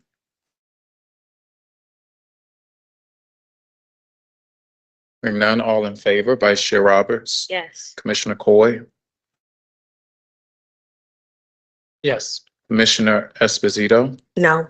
Commissioner Kenyatta Bay? No. Commissioner Lawson? Yes. Commissioner Muhammad? Yes. Commissioner Sally? Yes. Commissioner Slater Harrington? Yes.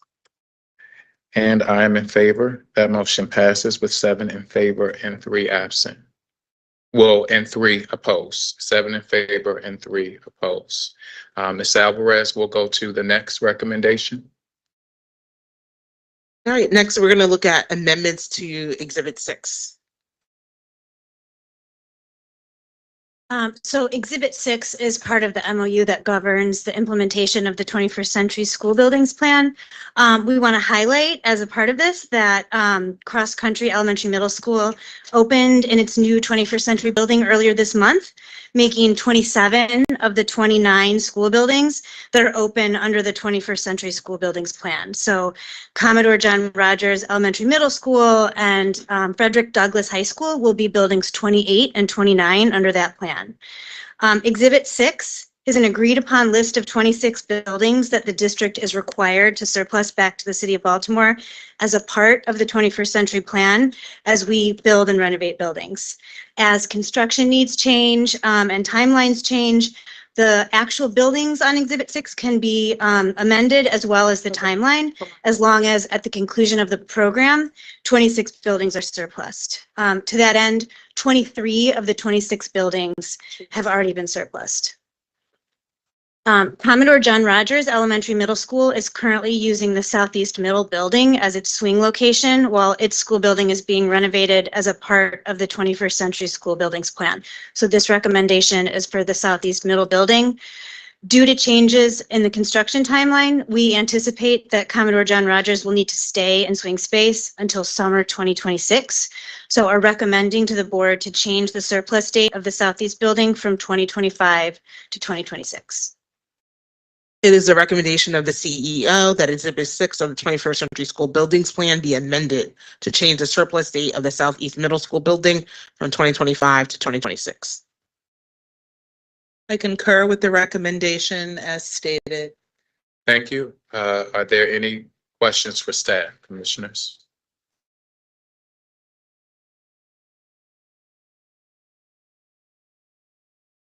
Open the floor for discussion.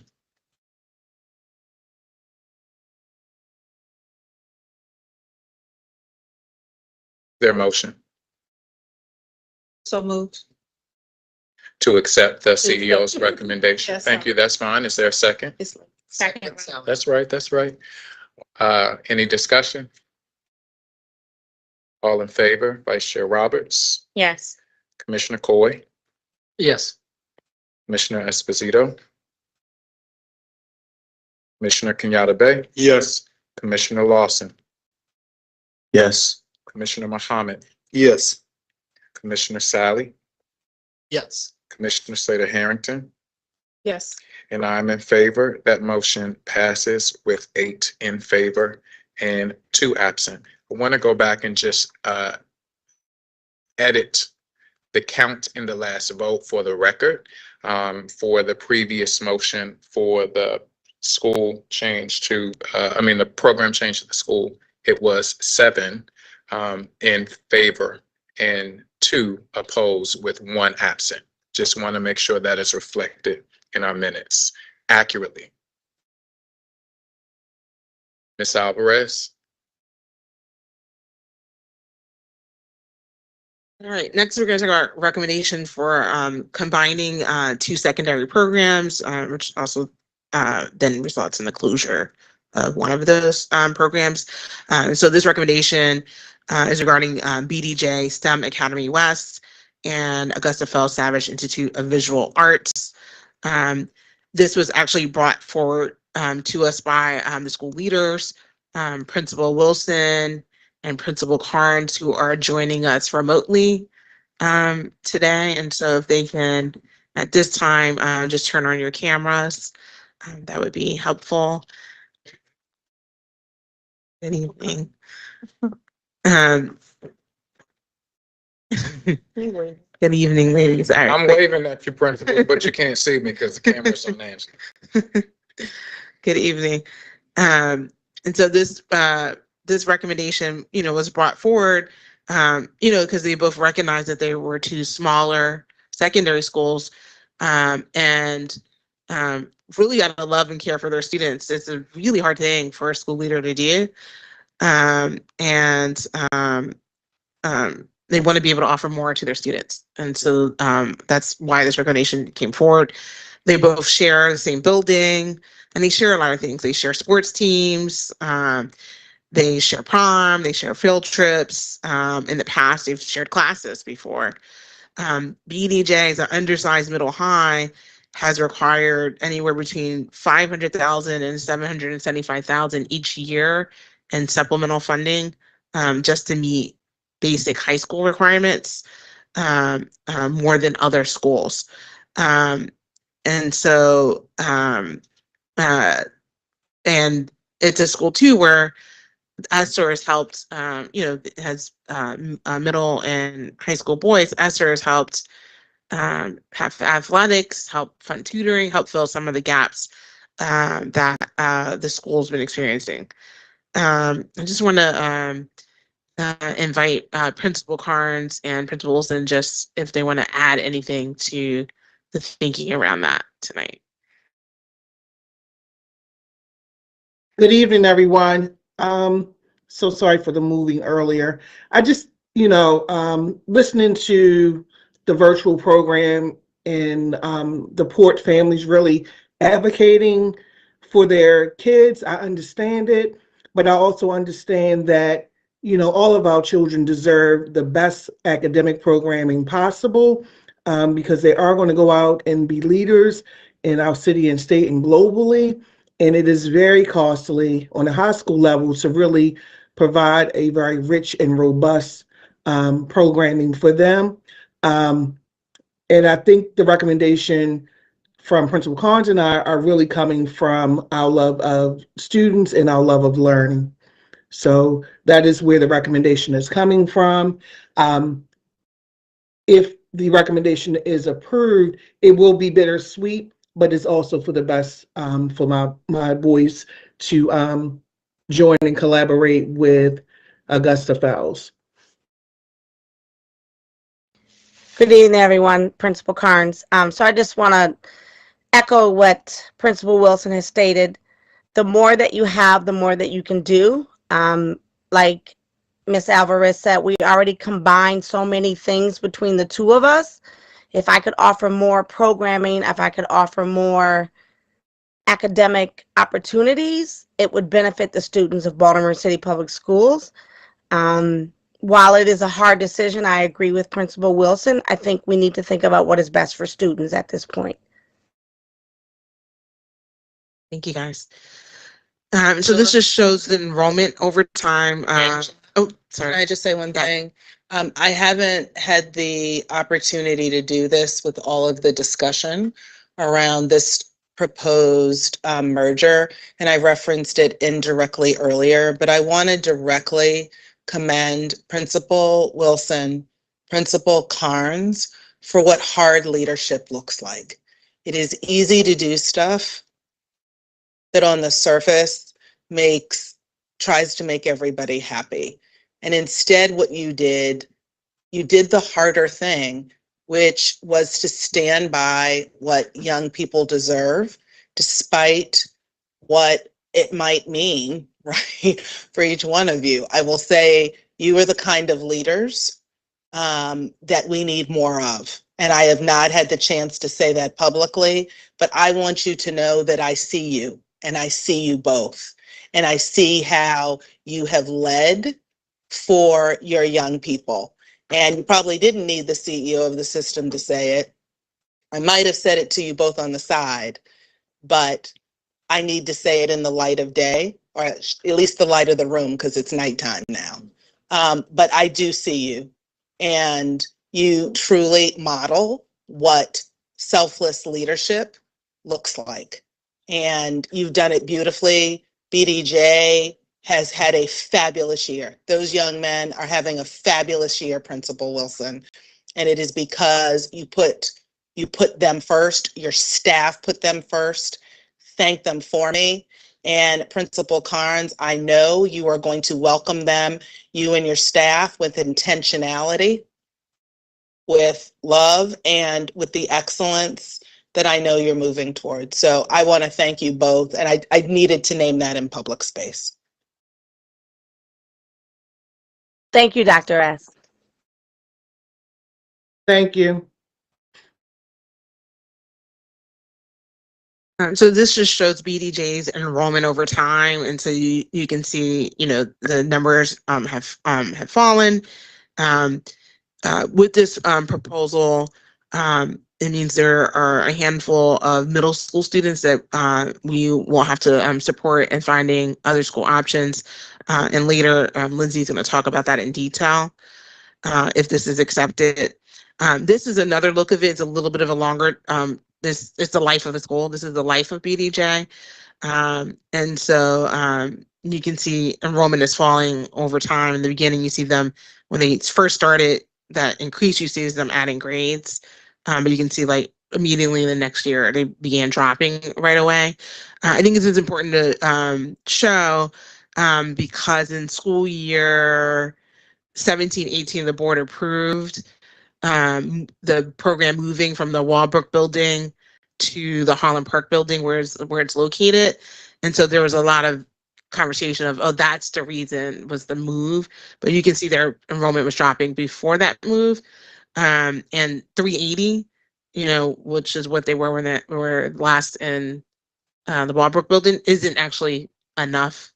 We're going to have to do a lot of work to wrap around when you approve this. To really support in increasing enrollment. I think the other thing I just want to add too about both school leaders, they've done a lot to make the program, each program that students are proud of and feel welcomed in and feel seen in and are having opportunities in. It's about increasing opportunities, and so we really have to change the vision of what this combined program is and what it means in our city. Because schools get stuck with labels that haunt them, and then other families don't consider them because of a label of something that existed in the past. And so we've got to do a lot of work to make sure people know about what is today and what the future will be. So I just wanted to name that sort of transparently.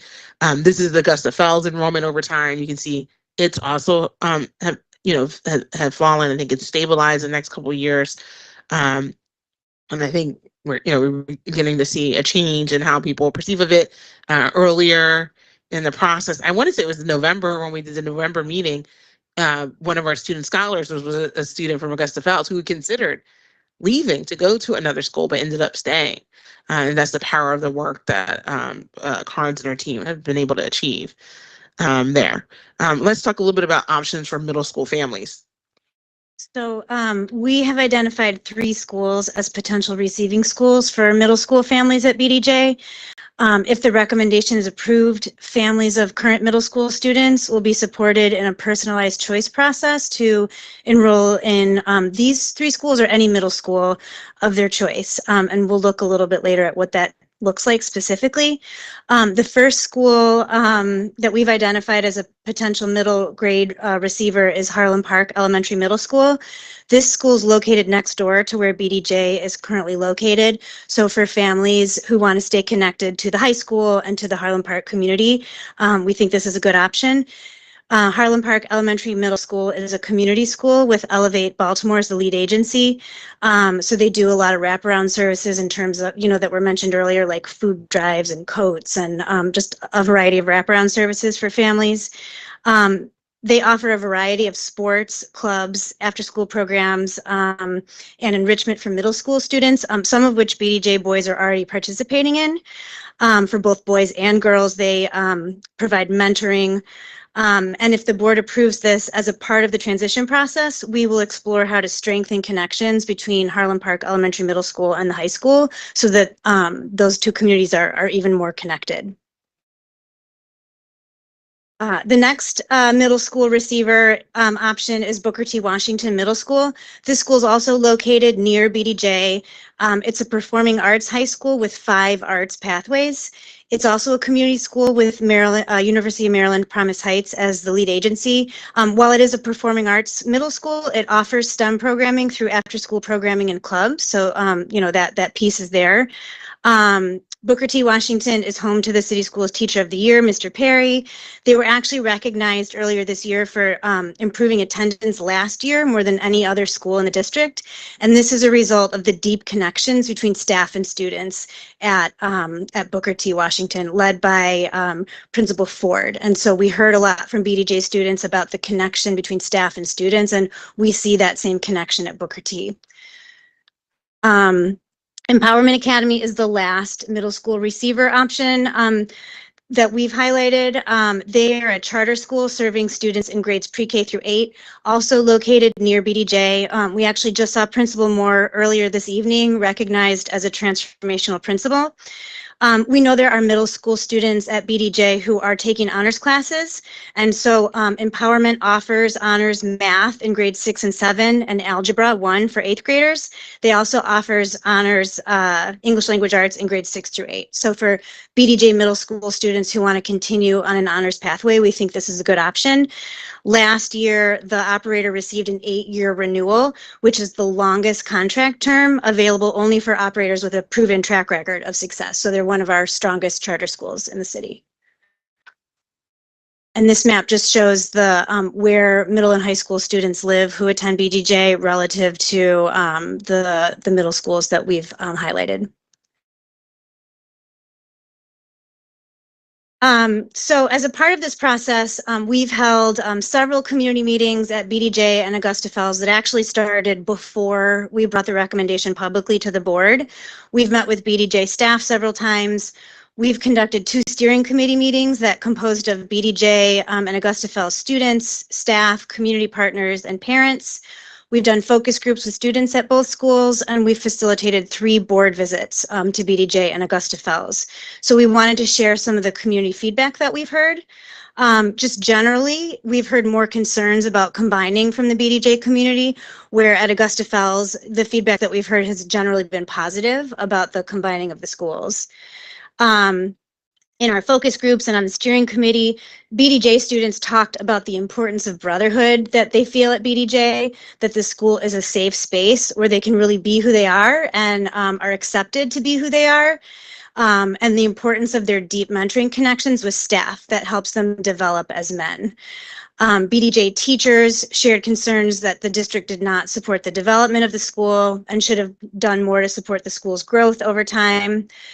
Augusta Fells students shared that they are excited about the possibility of growth, establishing a new identity, bringing the best of both schools together, and the possibility of having more resources, programs, and AP courses, and would like the building to be improved. Last, students at both schools shared that the connections between staff and students are the most important parts of their school. They've both described really individualized support from teachers and connections with students. And so, you know, that's something that was important to students at both schools to be able to continue in the combined school if the recommendation is approved. And so we're really listening to students and families. We want students and families who are listening tonight to know that we will continue to listen. That feedback is really important to us, and it's what drives our transition process. And that's what's outlined on this slide and the next slide. We want students to know that if the board approves this, we will figure out how to maintain a safe space for boys in the combined school and create this for girls as well. We understand, we heard, you know, the importance of the mentoring happening at BDJ and the conversations happening about how to be young men and helping boys become men. And this is across gender identities. And so we will look, you know, in the transition process for ways that we can continue that in the combined school and really help, you know, the combined school be a space, as BDJ students described, that they feel seen and accepted and supported to be themselves. And we will need the BDJ students, the staff, and parents to help us build this if this is approved. And so just looking at what the transition process would look like if the board approves, the first thing we would do is go back out to the community and back out to the staff to talk about the board vote and the next steps. Our steering committee that we stood up will turn into a joint transition committee. So those students, parents, community partners, and staff will really need them, like I said, to help us kind of build this. That transition committee will help us talk about what the joint mission and vision of the combined school should be, what the identity should be. That includes exploring renaming. Looking at what the culture and the, you know, the academic programming should be in the combined school. We will continue to do focus groups with students and families. Support for staff will look like providing leave time for them to visit other schools, having human capital do monthly kind of office hours at the school so that they're there on site, providing any support that's needed for BDJ staff. We are in budget season, so one of the first things we will do is make sure that there's community budget meetings for the combined school so that families from both schools are providing input on what that budget should look like. And as I mentioned earlier, we would be doing specialized support for the middle school families at BDJ. So that looks like standing up a middle school choice fair that happens at the school where families can meet principals and students and staff from some of the receiving schools that we've identified, facilitating visits to those schools and having enrollment choice and transfers come out and meet with families one-on-one to really go through their options and what's best for each individual student. Last, throughout the spring, we would do events to bring students and families at both schools together to start to build relationships before next school year starts. And that same process will continue throughout the rest of the spring, over the summer, and over the next 2 years. So school communities that we brought to you last year or the year before, we're still in relationship with them. We're still meeting with them. We're still talking to them. These schools get prioritized in terms of we can find investments or partners to help us improve the spaces. And so that support will continue because it's a secondary program and there are really unique needs, similar to like what we did with New Era. We'll engage the movement team in doing some specialized support for students that we think are at risk. We don't want anyone to drop out because of this change. And so we want to make sure there's adults getting really deep and connected with students, including over the summer, to make sure they land in a school, hopefully Augusta, the combined school, which may have a different name, but right now that Augusta Fells shared school, or another school. We just want to make sure that students feel connected and they have an additional adult support checking in on them and making sure we're maintaining that connection. And so that brings us to the recommendation. Before I get into the recommendation, I'm going to read the COMAR factors. So the Code of Maryland Regulations, or COMAR, requires that local boards of education ensure, at a minimum, that consideration is given to the impact of a proposed closure on the following 8 factors: student enrollment trends, age or condition of school buildings, transportation, educational programs, racial composition of the student body, financial considerations, student relocations, impact on the community and the geographic attendance area for the school proposed to be closed, and school or schools to which the students will be relocating. City Schools Policy FCA further defines those things in terms of student enrollment. The data taken into consideration includes, as appropriate, student enrollment trends for the last 5 school years, including disaggregated data on students with disabilities and English learners for both the school proposed for closure and the school or schools to which students are proposed to rezone. Age or condition of the school building. Data taken into consideration may include dates of the last major renovations of both the school proposed for closure and school or schools to which students are proposed to be rezoned. Transportation. Data taken into consideration may include transportation and considerations for safe travel of students regarding both the school proposed for closure and the school or schools to which students are proposed to be rezoned. Educational programs.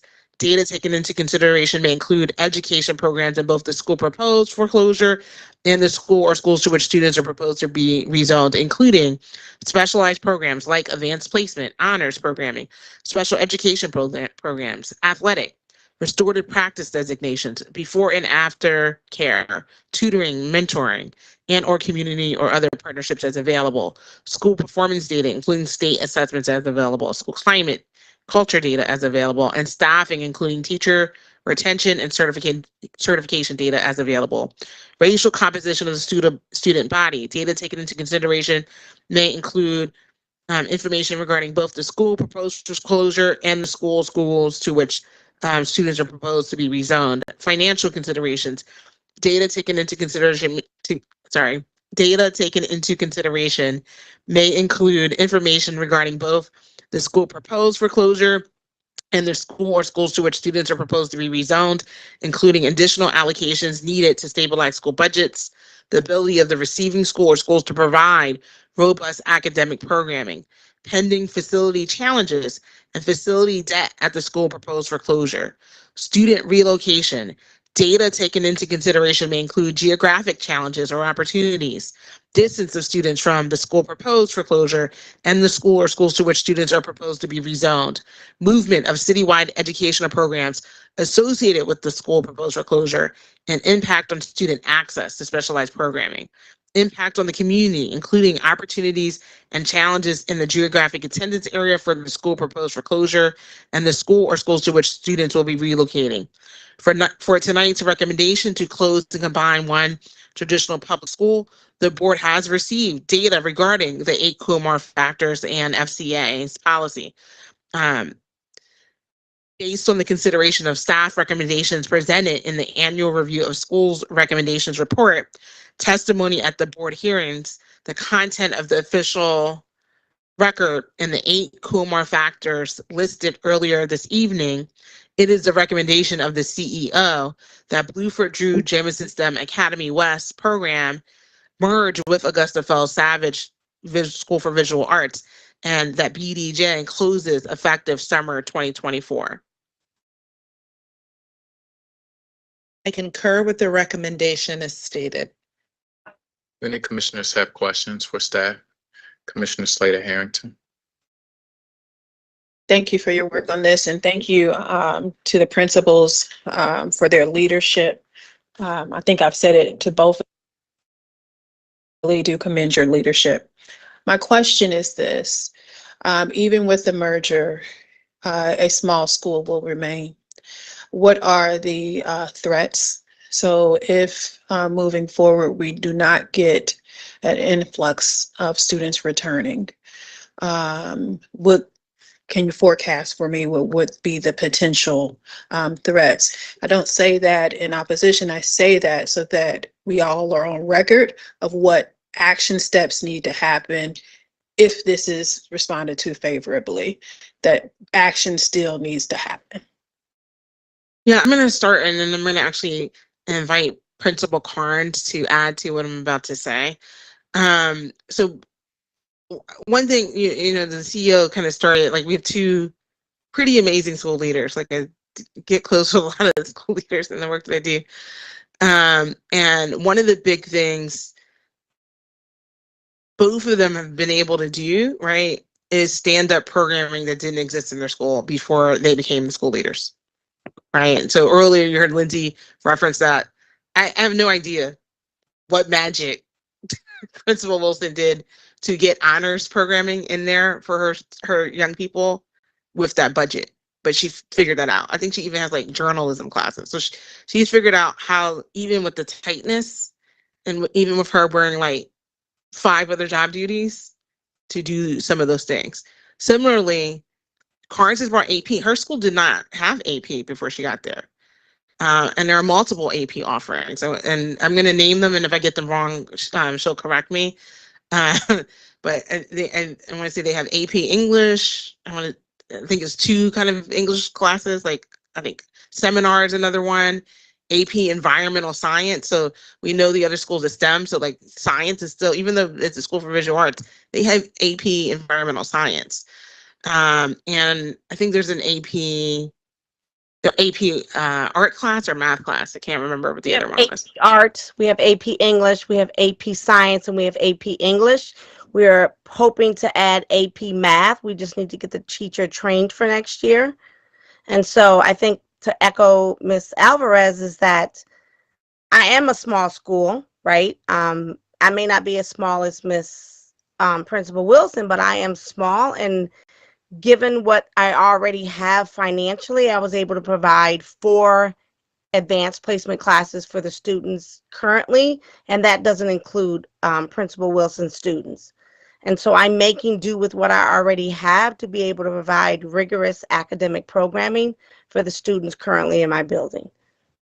Yeah, she even has, and I want to, Commissioner Lawson stepped out. Okay. We also have we have 3 students going to an advanced placement rigorous program at Princeton coming up in the next week and a half. And I'm paying for that, right? Like out of the school budget, I'm paying for the enrollment opportunities, and I'm paying for transportation with the current budget that I'm already sitting with. So I'm able to provide that for kids now with the budget that I have. Imagine what I could do with additional funding. Thank you, Principal Carnes. I want Commissioner Slater Harrington to clarify what she's asking. I have no doubt that what these principals did or will continue to do will be magical. That was not my question. My question is, we just considered the enrollment of the previous school, right? And it was low enrollment, thereby justifying us to revisit whether it stayed or a portion of it stayed open. The viability of this school after being such a small school, I'm not saying this in contention with this merger. I am saying it because it is real. We just had this conversation about low enrollment and had to revisit. And so I want to go into this face forward. Will there be questions in upcoming portfolio seasons about the viability of this still remaining a small school? And I want to have a proactive conversation about how we make sure that you can continue to be magical. That's all I'm trying to say. Yeah, no, I was going to get to that. I just wanted to start with, because there's a lot of misconceptions. So partly what I try to do tonight too is make sure we're getting on the record about what the school has. I think that's just important. The other thing that, you know, you're charging me with and what we commit to do when we go through these processes, like I said, we stay connected for 3 years, right? At least. And so we're going to have to do a lot of work around rebranding. The students are excited about having a different identity, right? And really being able to promote their school. I think that being able to tell the story of the school and bringing in the best, because they both have really strong things happening in their school, bringing those together with doing some concerted pieces around just marketing and supporting the school and making sure we're highlighting and getting the word out, I think it's going to be important to help sustain enrollment. With that said, we're going to have to continue to watch and to monitor and to make sure that Principal Carnes is able to continue to do the work she's already been hitting the ground doing, and that we do the things we've committed to for families. So that's Rihanna. I really want to name that, because for the young men in BDJ, that mentorship and feeling seen as young Black men in that school is a real thing they don't want to lose. And I don't want them to lose that either. Really heard that. And so I just want to name that out loud and publicly. We're going to figure that out, because that's a real thing. And that's across gender identity. I just want to be really clear. We talked to students because they talked about their sexuality, and she's created an environment where students who identify as heterosexual, who identify as gay, who identify as trans, feel seen, safe, and able to be their full selves in school every day, in a school of boys every day, which I think most people would be like, really? She did that. We can't lose that. And so we're going to do whatever we can to wrap around and support that school community. That's my commitment. We do everything we can, and we will continue to do that. Thank you, Commissioner Slater-Harrington. Commissioner Sally. I just want to lift up and share that I have a similar concern as Commissioner Slater-Harrington about enrollment trends. And so it's helpful to know when these recommendations come before the board, specifically that being a concern, when we're looking at the data, what more are the action steps that we need to lean into when we know that there's some data that is working against what we may know as kind of some headwinds that may be coming. So I share that similar concern that we want to make sure we're not back in the same conversation a couple of years from now about revisiting enrollment, because there's a real opportunity from the things you lifted up to ensure that it's a really strong community, that our scholars want to select this school to continue to be their school of choice. And so, thank you.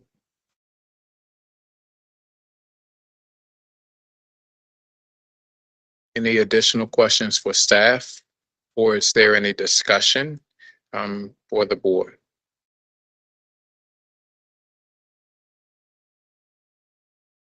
Principal Carnes and Principal Wilson, I just want to echo, the sentiments that a lot of folks have been echoing as it relates to your leadership. Thank you for everything that you do. Principal Carnes, I'm looking forward to seeing all of those students that were with us last week through, particularly Stephen, because I taught him in middle school, and it was just great to see those students advocate for themselves and really understand what the implications are of moving forward, and doing due diligence in expanding that program and truly advocating for themselves. Is there a motion? I'll bring forth a motion. Thank you, Vice Chair.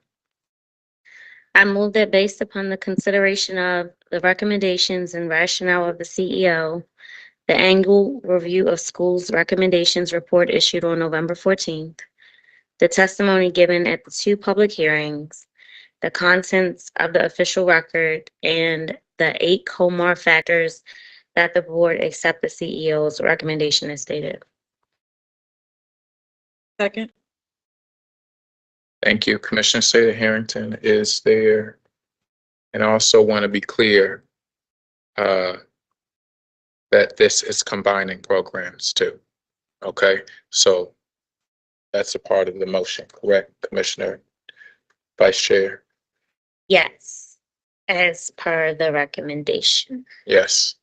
There's a second. Is there any discussion? Hearing none, all in favor, Vice Chair Roberts. Yes. Commissioner Coy. Yes. Commissioner Kenyatta Bay. Yes. Commissioner Lawson. Yes. Commissioner Muhammad. Abstain. Thank you. Commissioner Sally. Yes. Commissioner Slater-Harrington. And I'm in favor. That motion passes with 7 in favor, 2 absent, and 1 abstention. Ms. Alvarez,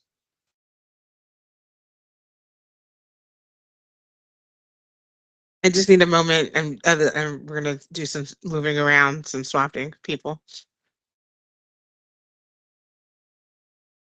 This is all a very important time for the board. Just want to let commissioners know to bear with us.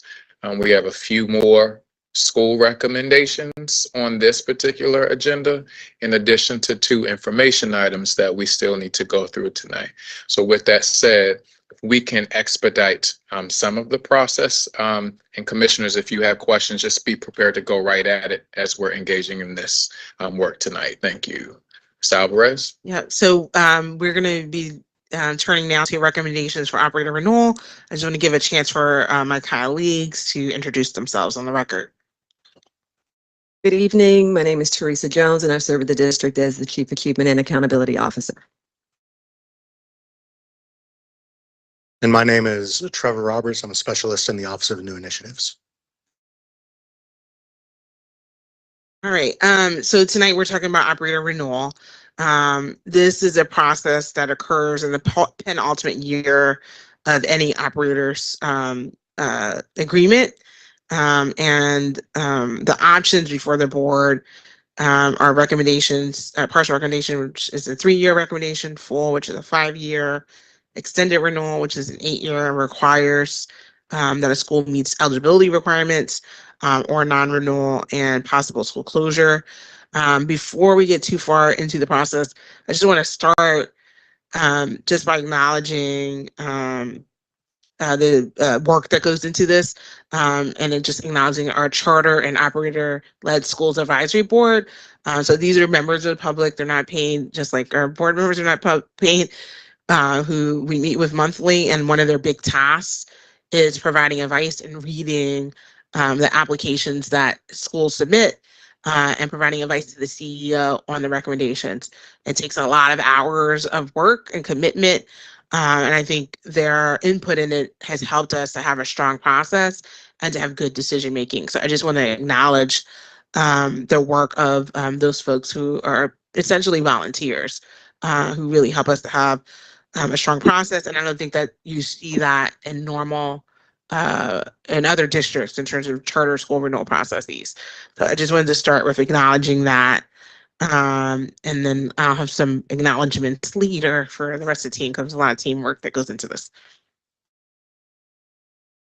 Great, thank you. So in terms of the renewal process, just want to acknowledge that there are 3 key areas that are included in the renewal framework that was adopted back in 2012. We still focus on those 3 areas today. They include student achievement, school climate, and financial management and governance.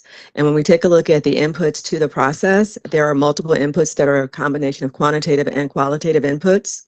Those are also listed here. So you'll see reference to the renewal rubric, which factors in how we actually evaluate a number of different data points. The school's application for renewal, which gives us insight around how they not only interpret their data, but the actual descriptions of the practices and actions that they're taking in their schools to fulfill their mission. We also, of course, have data tables. So that is one of the ways to standardize the type of data that is being reviewed across the multitude of data points. We also have a qualitative review called the School Effectiveness Review, which gives insight using multiple inputs as well. That takes a look at through focus groups. It looks at classroom observations, as well as documents that support the activities of what's being implemented in a school.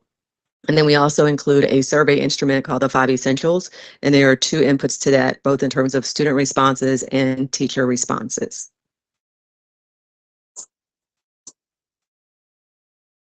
And the renewal review process is a multi-layer process.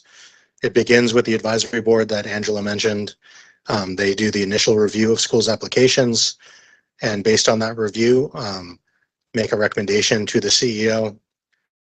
The CEO considers the advisory board's recommendation, their quantitative and qualitative review, and also through her own administrative review, develops a recommendation to make to the board. And the final decision on the renewals does rest with the board. And the board is presented with a variety of factors to consider, including the recommendation and rationale of the CEO, the operator renewal report, testimony given at public board meetings and work sessions, and the contents of the official record. I concur with the recommendation. I was being prompted. I'm so sorry. Our first recommendation this evening is for one of the three schools being considered this evening. The first one is the Baltimore International Academy West. Just a little background. This is a school that was opened in 2019. It's actually a replication of the Baltimore International Academy, which has been in operation since 2007. This is actually their first renewal, coming off of the contract term that goes from 2019 to 2024.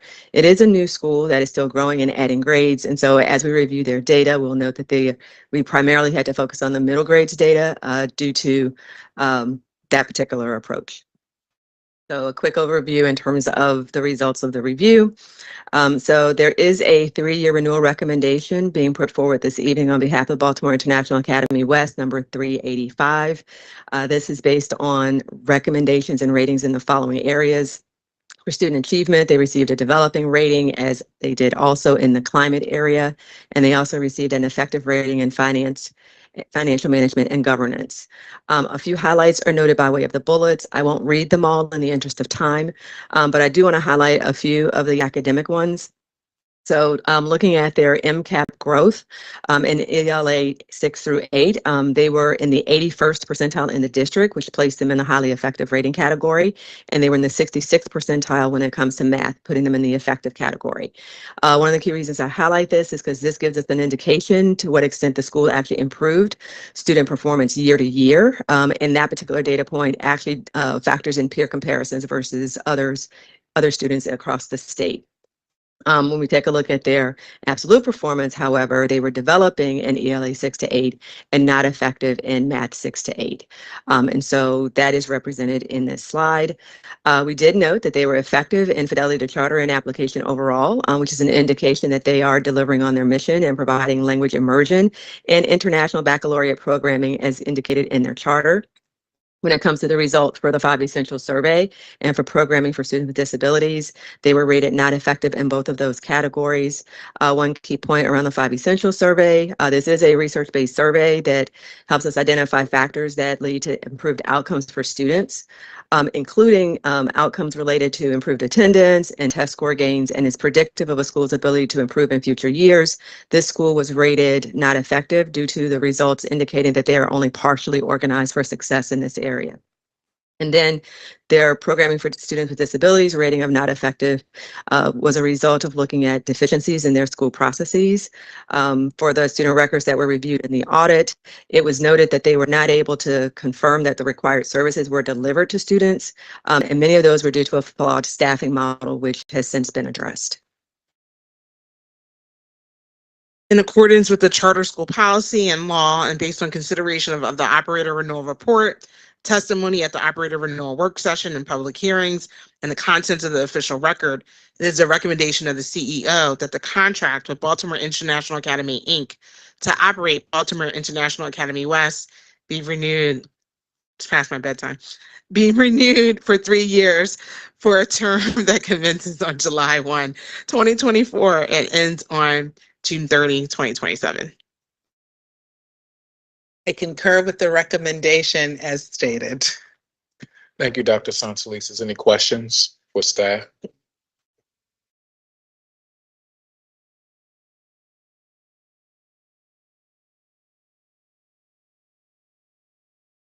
We can't vote. Oh.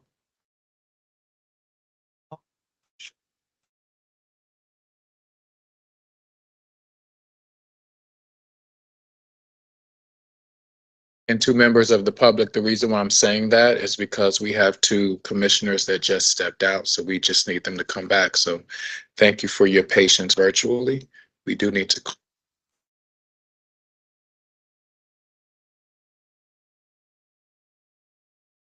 While we're waiting for them, I just want to acknowledge our operators.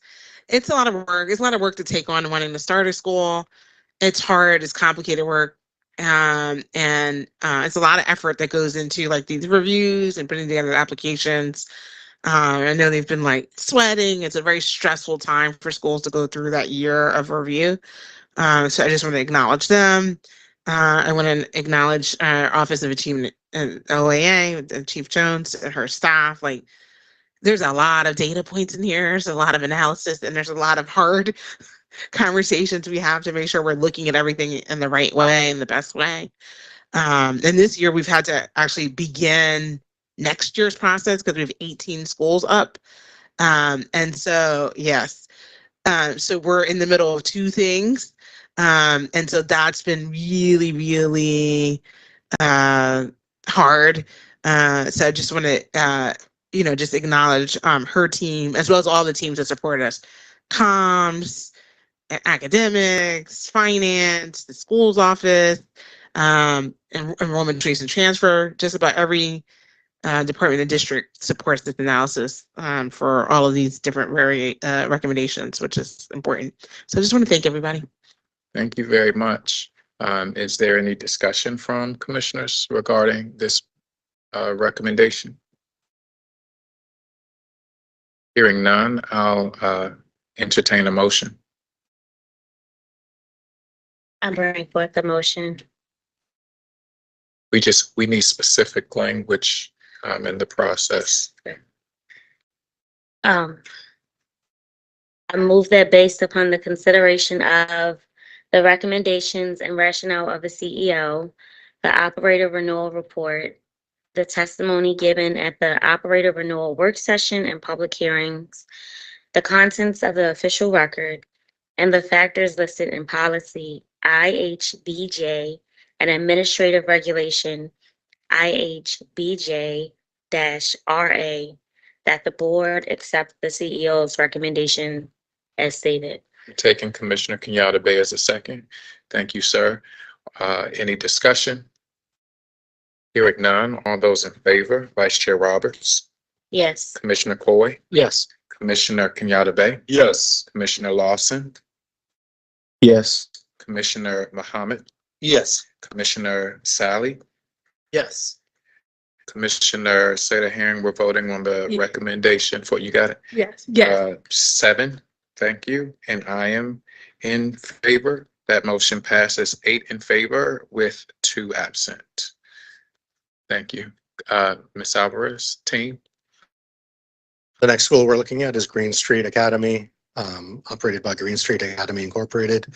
It is a middle high school that opened in 2010 and converted to charter in 2014.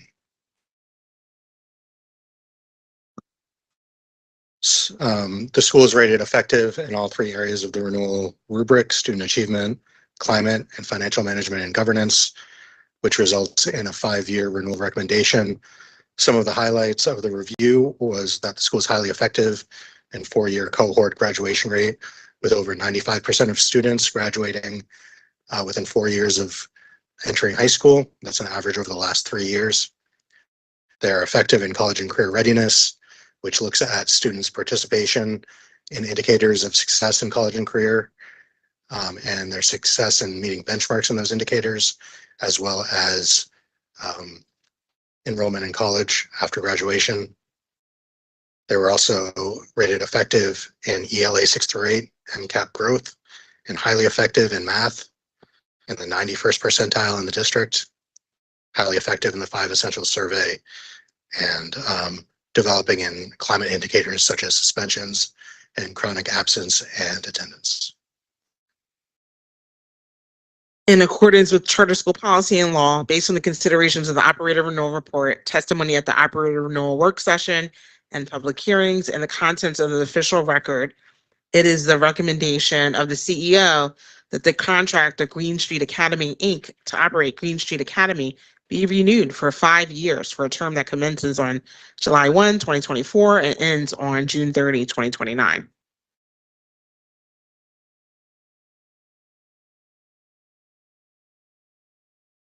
I'm a little hesitant now because I messed up earlier, so I'm looking for verification.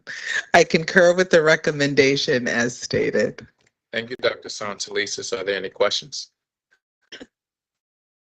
Any discussion? All those in favor, Vice Chair Roberts. We need a motion. Is there a motion on the floor? I'll bring forth a motion. Thank you. I move that based upon the consideration of the recommendations and rationale of the CEO, the operator renewal report, the testimony given at the operator renewal work session and public hearings, the contents of the official record, and the factors listed in policy IHBJ and administrative regulation IHBJ-RA, that the board accept the CEO's recommendation as stated. Thank you. Now, is there a second? Thank you, Commissioner Kenyatta Bay. Any discussion? Hearing none, all in favor, Vice Chair Roberts, Yes. Commissioner Coy. Abstain. Thank you. Commissioner Kenyatta Bay, Yes. Commissioner Lawson, Yes. Commissioner Mohammed, Yes. Commissioner Sally, Yes. Commissioner Slater Harrington, and I am in favor. That motion passes with 7 in favor, 1 abstention, and 1 absent. And our Okay. final recommendation, Hold on. Thank you. 2 absent for the record. So there were 7 in favor. Let me do that again. Chair Roberts. Okay. 7, 1, and 1.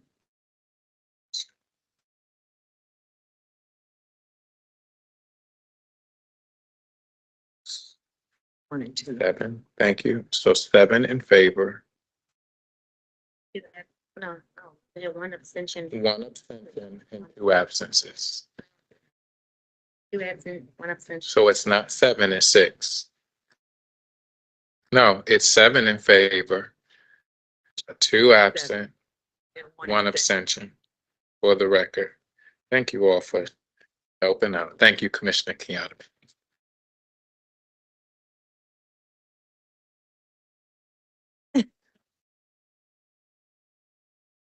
Following that rhythm, we have our third and final recommendation this evening. This is for KIPP Harmony Academy.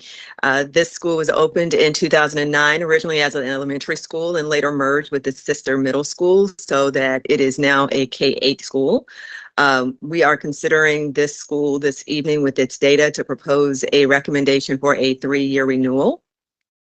So looking at the results of their review, they received a developing rating in the student achievement category and effective ratings in both climate and financial management and governance. That is what is leading us to a 3-year renewal recommendation this evening. They were effective when it comes to the fidelity to charter and application overall, looking at how well they're delivering on their mission. One of the things we wanted to note is that they provide extended support to their alumni through the KIPP Forward program. And among the students who took Algebra 1, which is considered advanced programming at that grade level, 71% of those students reached proficiency, which is among the highest rates of proficiency in the district when it comes to our Algebra 1 performance. We take a look at their growth data.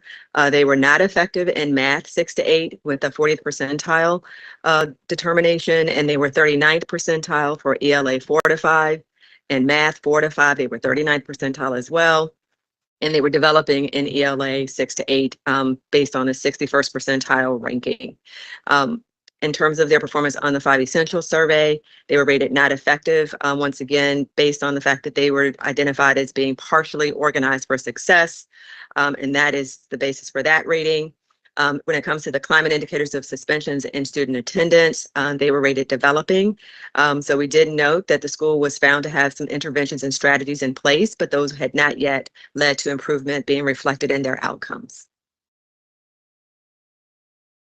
In accordance with charter school policy and law, and based on considerations of the operator renewal report, testimony at the operator renewal work session and public hearings, and the contents of the official record, it is the recommendation of the CEO that the contract with KIPP Baltimore Inc. to operate KIPP Harmony Academy be renewed for 3 years for a term that commences on July 1, 2024 and ends on June 30, 2027. I concur with the recommendation as stated. Thank you. Are there any questions? Any discussion? Is there a motion? I'll bring forth a motion. Thank you. I move that based upon the consideration of the recommendations and rationale of the CEO, the operator renewal report, the testimony given at the operator renewal work session and public hearings, the contents of the official record, and the factors listed in policy IHBJ and administrative regulation IHBJ-RA that the board accept the CEO's recommendation as stated. Thank you. Is there a second? Second, Kenyatta Bay. Thank you, Commissioner Kenyatta Bay. Any discussion? All in favor? Do it right. Vice Chair Roberts. Yes. Thank you, Commissioner Foy. Yes. Commissioner Kenyatta Bay. Yes. Commissioner Lawson. Yes. Commissioner Muhammad. Yes. Commissioner Sally. Yes. Commissioner Slater Harrington. Thank you, and I am in favor. That motion passes with 8 in favor and 2 absent.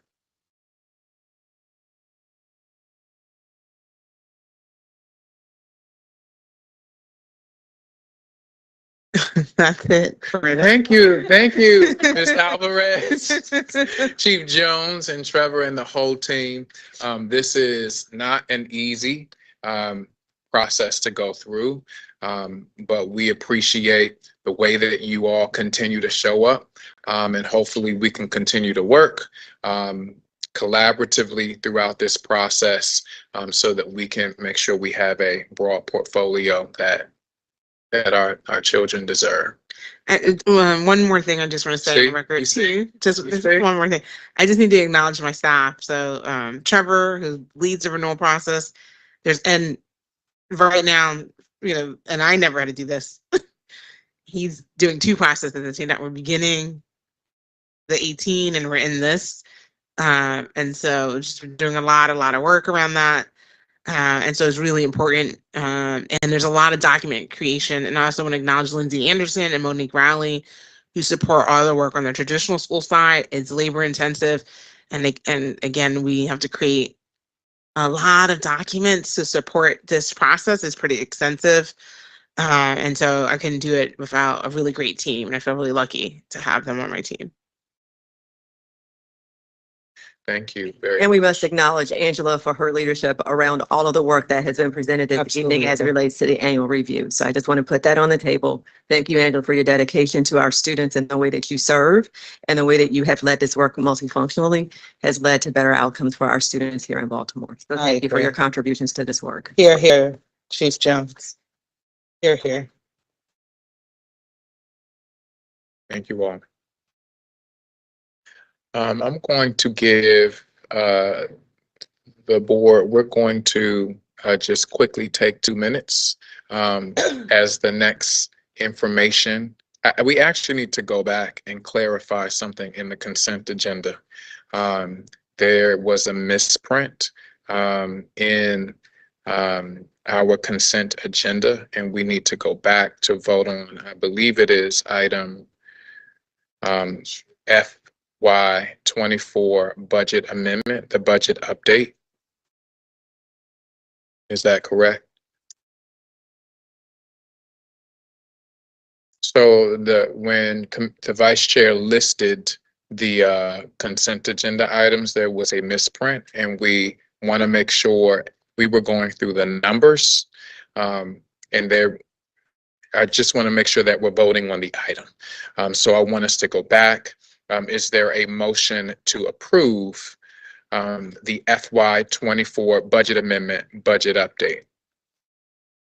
So moved, Robert. Thank you, Vice Chair. Is there a second? Second, Sally. Thank you, Commissioner Sally. Is there any discussion? All in favor, Vice Chair Roberts? Yes. Commissioner Coy? Yes. Commissioner Kenyatta Bay? Yes. Commissioner Lawson? Yes.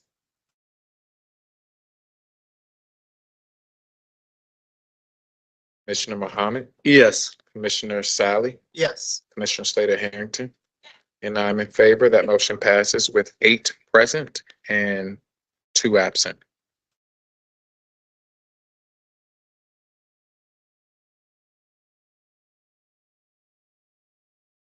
Let's move then into item 10.01. FY23 closeout. Oh, we have 2 information items tonight. Yes, ma'am. Come on. While they're coming up, maybe I'll just make the recommendation. Okay, so we're going to take a 2-minute break while you get set up, Marianne, if you don't mind. All right, we're just going to take 2 minutes. I'm not going to recess. We'll just take a 2-minute pause as you get ready and as they queue up your presentation, if there is one, if there's a leg break, a stretch break that we need.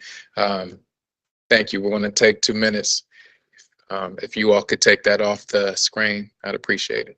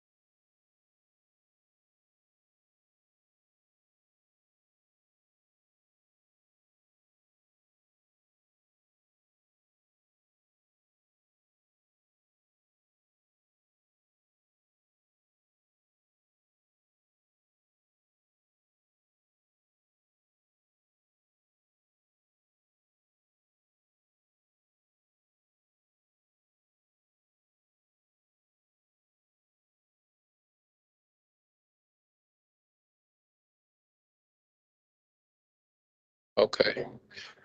So we need to make sure that the slides are prepared on the screen. Is that it? Perfect.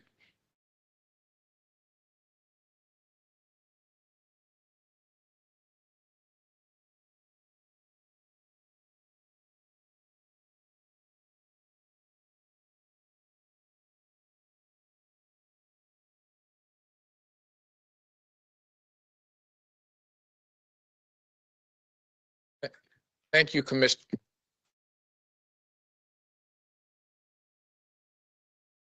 Ms. Cox, we're ready.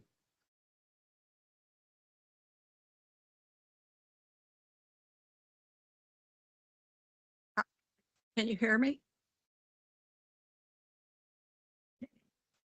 Okay, greetings to the board chair, the board vice chair, all the board commissioners, CEO Dr. Santelises, city schools cabinet, city schools staff, and our community partners. I'm here today to give a brief presentation on the FY 2023 end of year financial summary. Just a little background information on this. Each year, since 2017, the City of Baltimore City Council has requested that city schools provide an end-of-year financial summary. It is the position of city schools that anything we present to an outside entity should first be presented to the board. So that's why I'm here today, to provide the same information that will be given to City Council if and when they ask for it. We generally have a short turnaround time, and there's not time to, get a meeting to the board. And we always like to make sure that the board has the information first.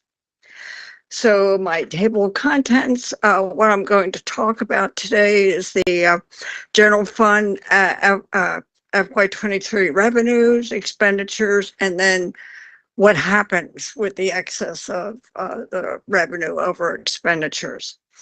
So next slide, please.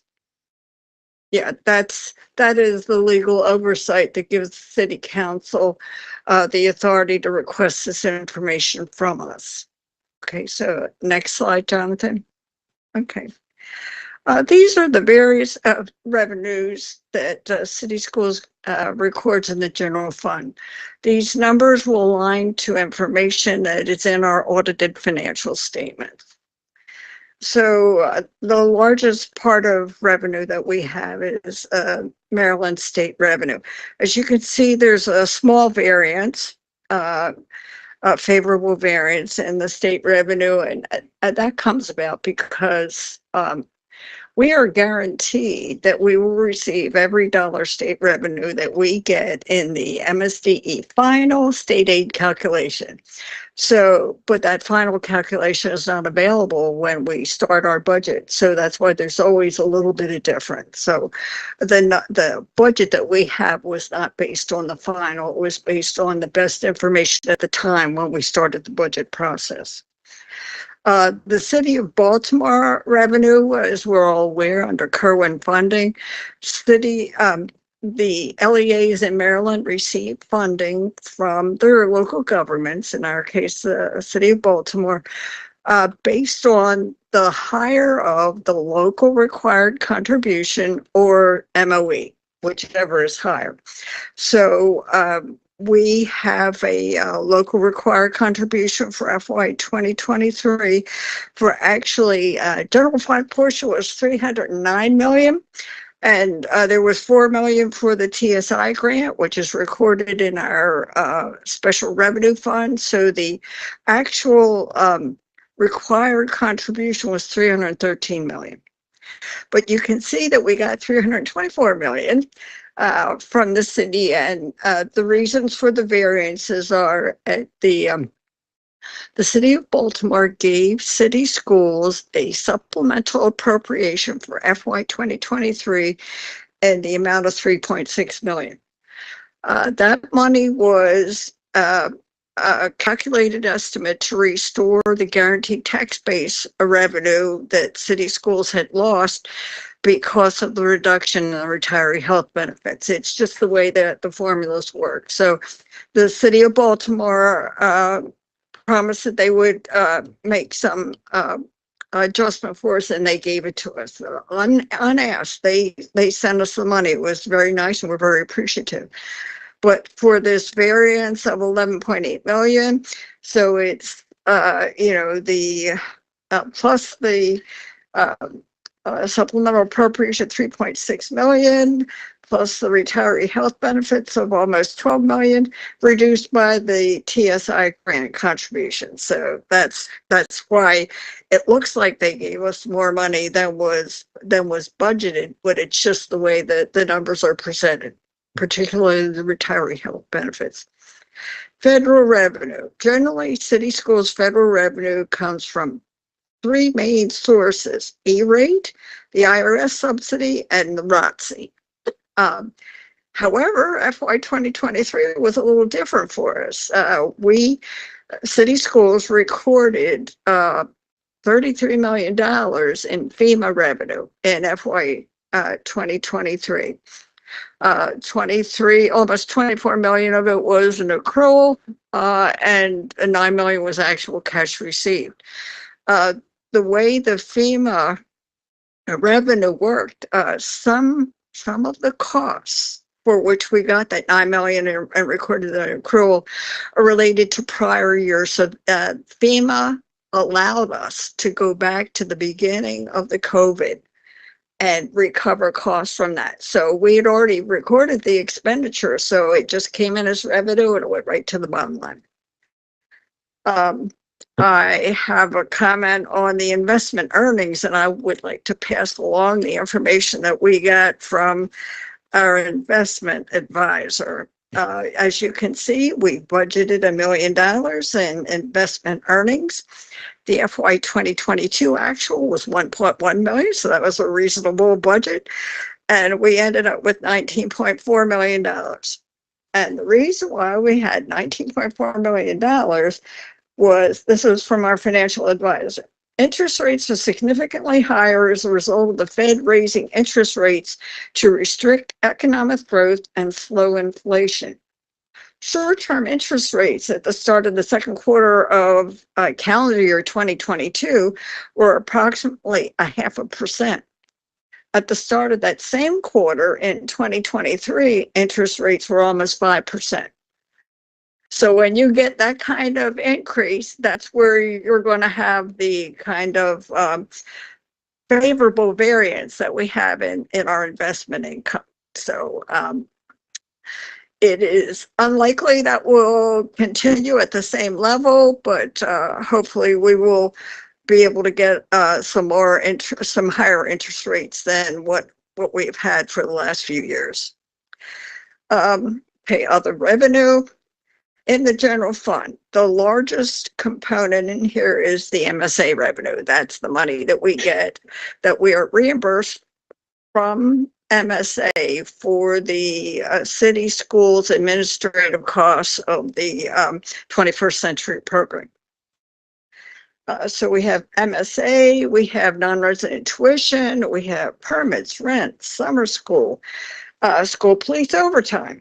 So there's a lot of things that go in other revenue. It's basically anything that doesn't go anywhere else. So the next item on our revenue is the GASB statement number 84, fiduciary activities. This is actually the revenue from our school activity fund and our cable fund. So the Governmental Accounting Standards Board changed the requirements for how we report it. So we city schools comply with the GASB statement. So we had the same thing happen for GASB number 87, which is leases. So we report our leases revenue and expense differently under GASB 87. It's an accounting device. That's really what it is. It's no actual cash difference. And I just wanted to talk a little bit about the other financing sources. You can see that it's a rather large number, and we budgeted and then we didn't use it. And that is because at the start of our budget process, we estimate that we may need some money from general fund assigned fund balance, and the board approves it. That we use that to balance our budget because budget's revenue must equal expenditure, and this is a way, it is an estimated number that we think we may need at the at the time that we are setting up the parameters for the budget. So as you can see, we did not need to use that because of the way our revenues and expenditures came in for FY 2023. So you can see that our revenue increased, was larger than our budget by almost $49 million, which went to the bottom line. Okay. The next slide is expenditures. These expenditures are presented same totals, but presented a little differently than in our audited financial statements. Per COMAR, we must present our audited financial statement information by MSDE category. So that's what we do. But the designations that appear to be more, understandable by the readers of our financial statements are the expenditures by object, salaries and benefits, fringe benefits, materials and supplies, and so forth. So I'll just try to go down this quickly just to convey some information about what we put here.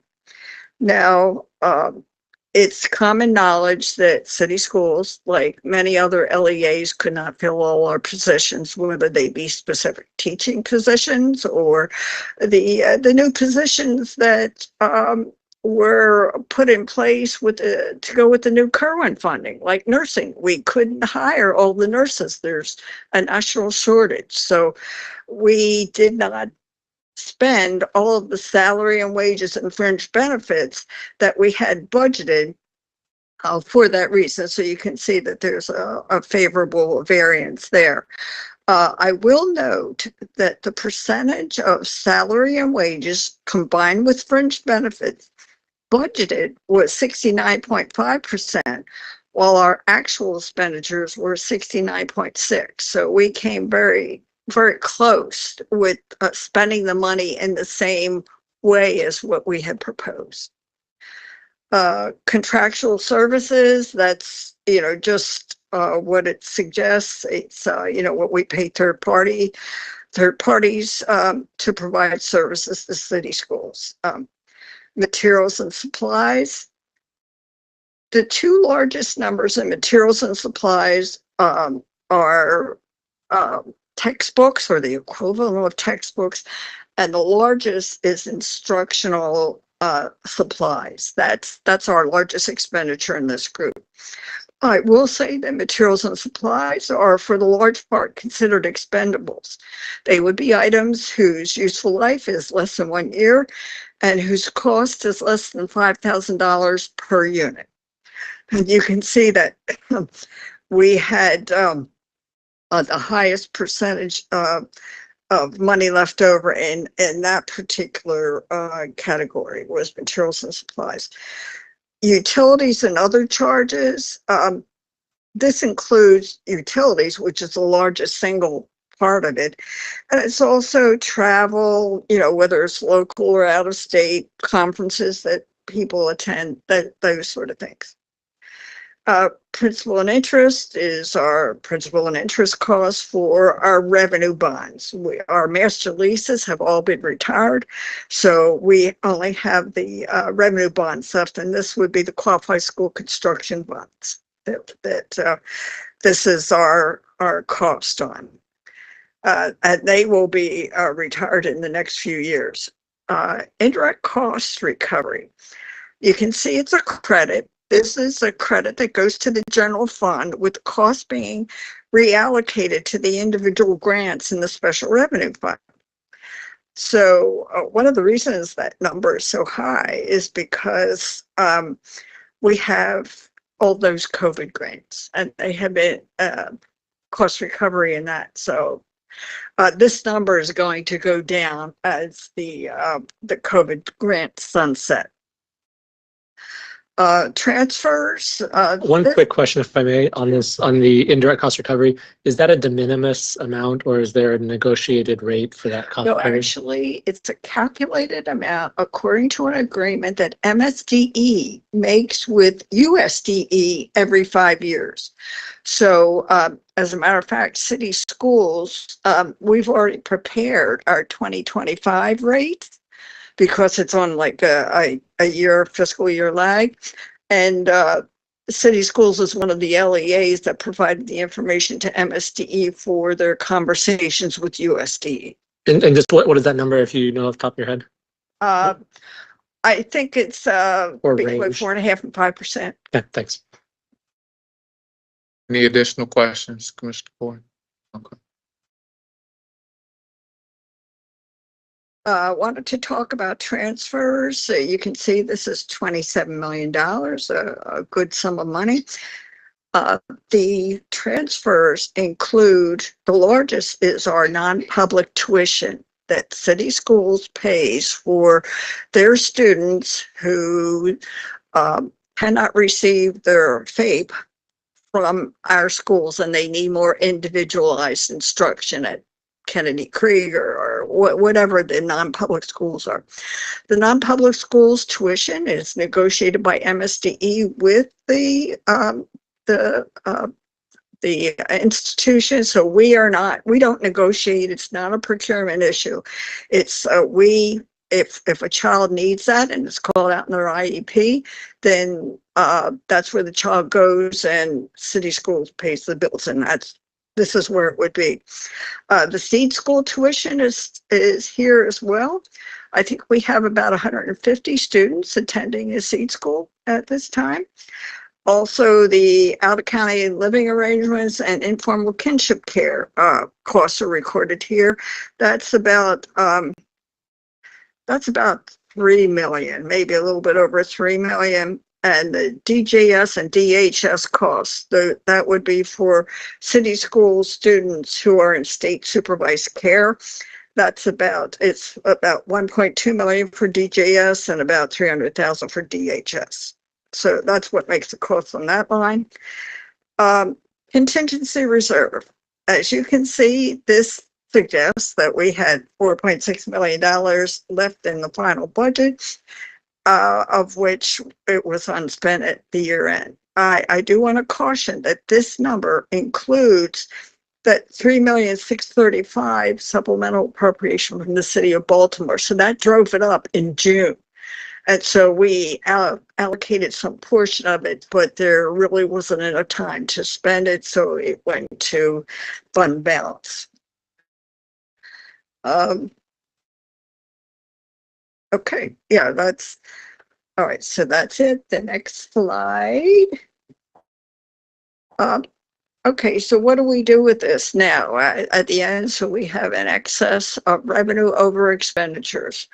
That becomes available for basically the application of our fund policy DIG. The CEO, as the board's designee, may approve city schools to place things in assigned fund balance. So these items that are noted here were new items that were placed in assigned fund balance at the end of FY 2023 as we closed our books. When you look at the items, you can see that almost all of them are capital projects related expenditures. So much like we had the conversations earlier today, we talked about, we certainly are appreciative of the capital money that we get from both the state and the city. It's not enough with our needs. So city schools uses assigned fund balance, which is merely the excess of revenue over expenditures. And we, based on GASB, if it meets certain criteria and the CEO approves it, then it is placed as into our assigned fund balance for the purposes mentioned. So if you have any questions about these specific projects, Cindy Smith from the executive director from the COO office is here and could answer it. But the point of this listing was more to demonstrate what we city schools use is their fund balance for. That's what it is. So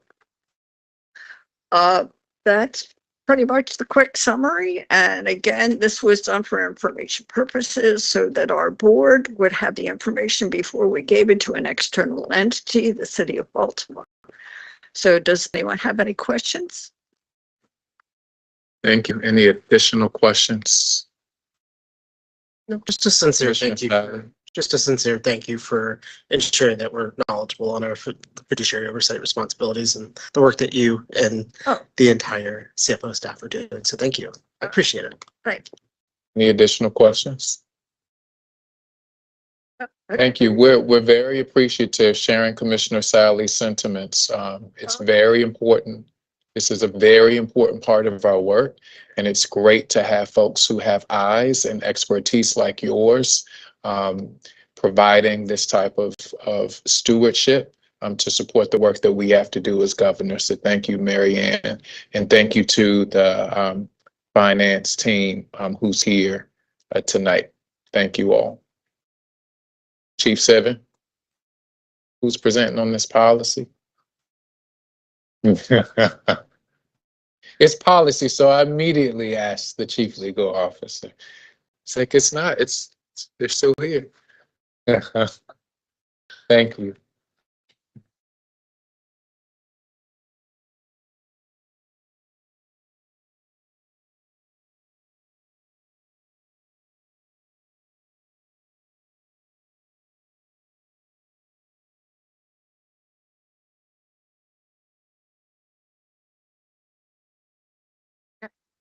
We are ready. I know that this has come through committee, Commissioner Sally, Commissioner Lawson. So it is now coming to us in first reader, correct? That's right. Yep. Yes. So I do appreciate the work that the CFO's office has done to ensure that they've developed a conforming set of policies and what you'll see tonight in our information presentation. So turn over to the team. And thank you for being willing to entertain the policy committee's questions that we had in advance. So thank you. Okay, so good evening, everyone. I'm Shabray Matthews, the Director of Procurement, and joining me is Chris Doherty, Chief Financial Officer. And we are presenting proposed updates to Board Policy DGA and Administrative Regulation DGA-RA. So let's get started. Next slide. So the revisions to DGA and DGA-RA are aligned to Board Strategic Priorities number 3 and number 5. Procurement's policy and regulations allow us to support the district's effort to maintain high quality resources and ensure the success of students, staff, and community. Next slide. Thank you. So the purpose of the revisions, effective October the 1st, 2023, the state of Maryland raised the small procurement threshold from $50,000 to $100,000, citing inflation, the change in the dollar, which has led to rising cost of labor and materials, and to allow for more flexibility in making small procurements. Small purchases, so that small procurements are processed faster and more efficiently. The purpose of this request is to increase City Schools' current small procurement threshold from $50,000 to $100,000 in alignment with the state of Maryland, and to also allow for a more efficient and streamlined procurement process here at City Schools. Next slide. So the incorporation of board rules, because we are requesting changes to DGA and DGA-RA, we are taking the opportunity to incorporate a couple of board rules into our administrative regulations, specifically 30202, reports, records, and publications related to purchase orders, and Rule 1003, the right to organize. Next slide. So what do the proposed provisions provide? The revisions will help to streamline the procurement process by providing us with more flexibility to process procurements. This will help reduce administrative burden, allowing us to complete purchases and projects faster, saving time, and allowing us to focus resources managing larger scale procurements. Additionally, this will expand procurement opportunities for small local businesses, including minority and women-owned organizations, and foster economic growth within the local community.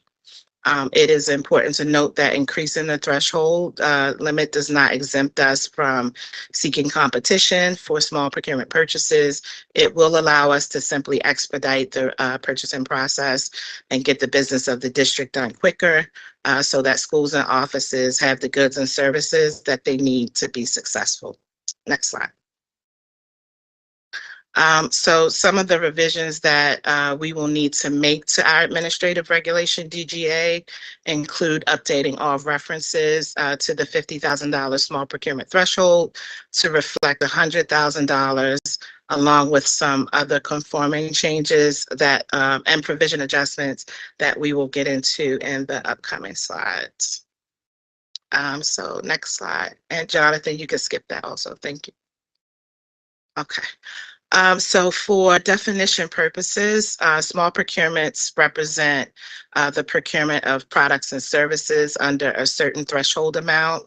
The current small procurement threshold amount here at City Schools is $50,000 and is broken out into 2 categories. When we review small procurements, we require the school or office to provide quotes from vendors based on the category of their purchase. So for example, for category 1, if a school or office is purchasing something $10,000 or less, they are required to obtain 1 quote from a vendor. For category 2, if the purchase is greater than $10,000 but no more than $50,000, the school or office must obtain a quote from 2 vendors. Anything over $50,000 requires board approval via a competitive solicitation or an exception. Under the new threshold, we have changed the threshold amounts for category 1 and 2 small procurements and added a category 3 requirement. So category 1 would represent procurements $25,000 or less and will require 1 vendor quote. Category 2 procurements would represent procurements greater than $25,000 but no more than $50,000. And the school or office must obtain 2 quotes, a quote from 2 vendors. And for the new category 3 procurements, greater than $50,000, but no more than $100,000, that would require the school office to obtain competitive quotes from 3 vendors. Anything over $100,000 would require board approval via competitive solicitation or an exception. Next slide. So with the threshold change will come some adjustments to the contract review and approval process. Contracts over $100,000 will require the review of the project monitor and the respective chief. It will also be reviewed and signed by the chief legal officer or designee for legal sufficiency, and it will be reviewed and signed by the director of procurement and the CEO. Next slide. So for small procurements, the purchase order terms and conditions will still continue to serve as the contract. However, for some small procurements, a fully executed contract may be required depending on the scope of services. In this case, the contract would still go through all the necessary contractual steps. However, the CEO is exempt from signing at the small procurement level. Also to note, there are times when another form of agreement may be used for procurement, such as digital tools, data sharing, or other appropriate goods or services as determined by the director of procurement or the chief legal officer. Next slide. Let's see. One more, Jonathan, please. Next slide. Okay, there we go. MOUs or memoranda of understanding have a similar process to contracts. They require the review of the project monitor and the respective chief and are reviewed and signed by the chief legal officer or designee for legal sufficiency and are reviewed and signed by the director of procurement and the CEO or chief of staff. Next slide. So the impact on the Minority Women Business Enterprise Program, procurements over $100,000 will require MBE review. However, at the discretion of the Director of Procurement and the Chief Legal Officer, we can refer procurements valued less than $100,000 to the MBE department to assess and apply MBE goals where appropriate. A large number of vendors at the small procurement level are small businesses. However, we have asked the MBE office to provide us with parameters and guidance related to what types of procurements they would like to see us refer to their office. Next slide. Now, due to market conditions and the impacts related to the material supply chain and labor markets, there are 2 construction-related adjustments that we are proposing on the upcoming slide. In order to address the increased construction costs, we are proposing to permanently increase the on-call construction threshold from $500,000 to $1.5 million. And the A&E program managers and construction managers threshold from $200,000 to $500,000. Next slide. So in regards to our online procurement system, we've updated the language in DGARA related to ERP systems to include Oracle Fusion and also listed some generic language that will cover new or replacement systems in the future. Next slide. And let's see, so I'm going to hit the high points on this slide. So this slide reflects 5 proposed revisions to the administrative regulations related to the first bullet serves as clarification that City Schools is not responsible for issues related to electronic bid submissions.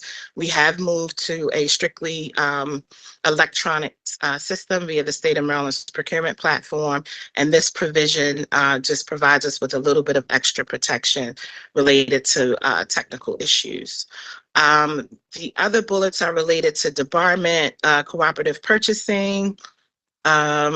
This one is the last one, well, next to the last one, the proposed revision is really related to unauthorized purchases. Vendors are not allowed to work without purchase orders, and schools and offices should not allow vendors to provide goods and services without purchase orders. It is against our regulations and causes issues related to payment. And the last proposed revision cites that vendors cannot create multiple businesses, structures, or identities to avoid the requirement of our administrative regulations. Next slide. So for stakeholder engagement, we have posted these proposed revisions on the website for public feedback and shared with the below key stakeholders for written feedback. And I believe that deadline is January the 29th. Next slide. Regarding a timeline, we are presenting, of course, first reader this evening with second reader scheduled for February the 13th, 2024. If approved at second reader, the policy and administrative regulation shall become effective 12:01 a.m. on Valentine's Day, February 12th. Is that when we plan? Is that when we plan on? 24. Is that when we plan on voting on it? Say it again. Is that when we plan on voting on it? It goes to second reader on the 13th. No, I'm saying the 12:01 a.m. Just curious if we're almost there right now. So that's the last slide. So that concludes the presentation. So we can open the floor out for questions and comments. Thank you for that. And thank you to the policy committee. I see you, Commissioner Sally, and I appreciate you facilitating this now in the absence of the policy committee chair. Go ahead. I do have a couple of things. So go ahead, Commissioner Sally. Sure. This is just a overarching note just for everybody here. So in the policy committee, one of the things that we did talk about really strategically with the staff here is that while the policy is constructed, allows a lot of flexibility for city schools to move a little bit more agile through the procurement process in accordance with Maryland law. It's really important to note that there are guardrails and safeguards built in at certain tiers to ensure that there's appropriate oversight in our policy. So I just want to lift that up. So thank you. I appreciate that. And just as a reminder to the board, policies go through, right, the policy committee prior to it coming, to first reader. I just want us to be mindful that when there are policies specific to things that generally other committees will engage in, for example, this matter of procurement is something that we all kind of touch, but generally we rely on the expertise of the operations committee. For example, if something were to come academically, right, we would rely on the expertise, even though it is all of our responsibility to do that work. We would rely on that. So I would just encourage us, when we start to see procurement items that are relative to the expertise of others on our board, just reach out to them so that we can continue to collaborate and do that collaborative work in the reader process, because we're engaged in the reader process now. I do have a question, though. I see your hand, Commissioner Coy. I'm in the regulation, DJA. I'm on page 20. There was a couple of things that we were just considering that I want to raise.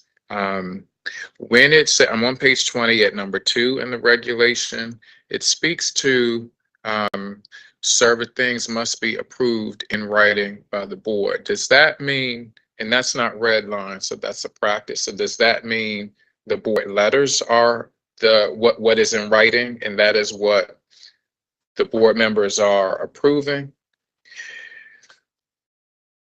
Number 2, page 20, yep.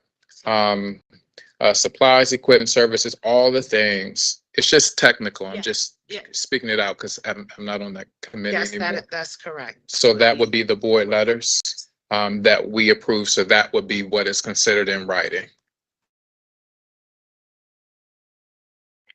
Yes. Okay. See, that's why the chief legal officer. And then in the same regulation, in the same space. I'm on page 21 now. Okay, the vice chair. I'm giving it to the vice chair. In this, I guess we're thinking alike. In this, the procurement agenda, where in this regulation speaks to our current practice of agenda items, procurement items going through committee like they currently do, right? So if it is an item that is relative to academics, instruction, or something like that, it has been our practice for things to go part of the reader process or the board letters, the procurement letters, to go through the committees specific to maybe that area of focus. Am I making sense? So if it's like supplies or like something for like a program or something that relates to reading or science instruction, it would typically go through teaching and learning. If it is facilities, it typically goes through operations. Where does that lie in the regulation? That specificity. Hi, Josh Sibbon, Chief Legal Officer now. Good evening, Chief Sibbon. I have a microphone now. Correct me if I'm wrong, Ms. Matthews, but I think in this regulation, it doesn't expressly set this out. I believe in, and I'm in one of the B policies, it says that things going to the board for a vote, the preference is that it goes to a committee first. So it's the intersection of that B regulation, or policy which I can find, and this that sends to committee when possible, except for in emergency situations and otherwise. We could explore going to second reader if we want to expressly tie those two things together, if that would be helpful. I would appreciate that. Or even typically how we reference other policies within a policy or regulation. I think that would be helpful so that we just codify that process, because our board, unlike many other boards, there is specific expertise on our board, and we really want to utilize that strength and expertise as a body so that we can do our best work for students. That's why I'm raising it. So if we could bring that back up, policy committee, I know it won't go directly to you, it's going to come back to us for second reader, but it is something to consider. Any thoughts around that? No, and I think that's totally fine. I know this is it's an important point that you raise, and one that, I have raised in question with staff, but I do appreciate that we're having this discussion now. So I think it's totally fine to make sure that the policy is codified. I'm in agreement. Thank you, Commissioner Sally. Any additional thoughts, questions, Vice Chair? Thank you so much, Chair McFadden. Thank you so much for the presentation. I want to highlight that these updates would particularly provide capacity at the school-based level, and I'm excited about that it can help our school leaders move through resources or acquire resources and partnerships at a faster rate. I would be particularly interested, because I don't know that I saw it explicitly named in the regulation, but for the execution of the contracts, not specific to the lower level ones, but I think about, just as a board, when we receive documents where there is intentional call out to a realistic timeline for submissions of execution for procurement. I think about that, and where adjustments need to be made to that. If there are hard cutoffs for processing for staff and for execution by the board. I also think about how this will now affect components of the board letters, especially around the evidence of effectiveness. There are times, to be completely transparent, where the evidence of effectiveness is just not comprehensive. And if we're going to increase that dollar threshold by $50,000, we need to see more. We need to see more from our vendors. We need to see more of an explanation around our school communities and why we're we're doing business in that way. So I don't know if that needs to be named explicitly in the regulation. But I would like if we could give some consideration to those two things: timeline for execution and for evidence of effectiveness as it relates to these smaller procurement items. And and one more. Is there an opportunity with our new amazing ERP system to for the board to receive some form of a compliance review from this new upgrade, this new dollar threshold upgrade? So 50K to 100K, what items are being passed through? I think we can be really thoughtful around what the frequency of that can look like. But as I understand our new ERP system, we should be able to receive some type of reporting around what we're doing. Correct. So we have agreed to provide the board with an annual report of small procurements between $50,000 and $100,000, so that transparency is there. And then the report will also help us look into the categories and the trends to make sure if there are some things that we should put in our solicitations for. This report will help us proactively procure better. So, and definitely an annual report within that amount. That'd be very helpful. Thank you so much, Ms. Matthews. Sure, Robert. So one of the things that I know has also come up, going back to your second point that you raised, is that, we recognize that at the school level and also with other types of procurement that come through that allow a lot more flexibility for our schools to work with local partners. This is a benefit that we know and see coming down the path there. So I'm glad that you raised that. There's definitely a conversation that we've had in policy. Commissioner Coy, thank you. Yes, thank you. Thank you for all this work, both from the policy committee and also from you all. And I just underscore what Commissioner Roberts or Vice Chair Roberts is saying around the effectiveness. I would love to see some of that not just fall on school staff, but also the vendors themselves being required in ways to be providing that. My comment or question, though, that I'm interested in seeing in here relates to, as a commissioner, I often think about dollars that we have on a per pupil basis, and Kerwin, the Blueprint for Maryland Education, obviously requires a lot more of that to be flowing to schools on a per pupil basis.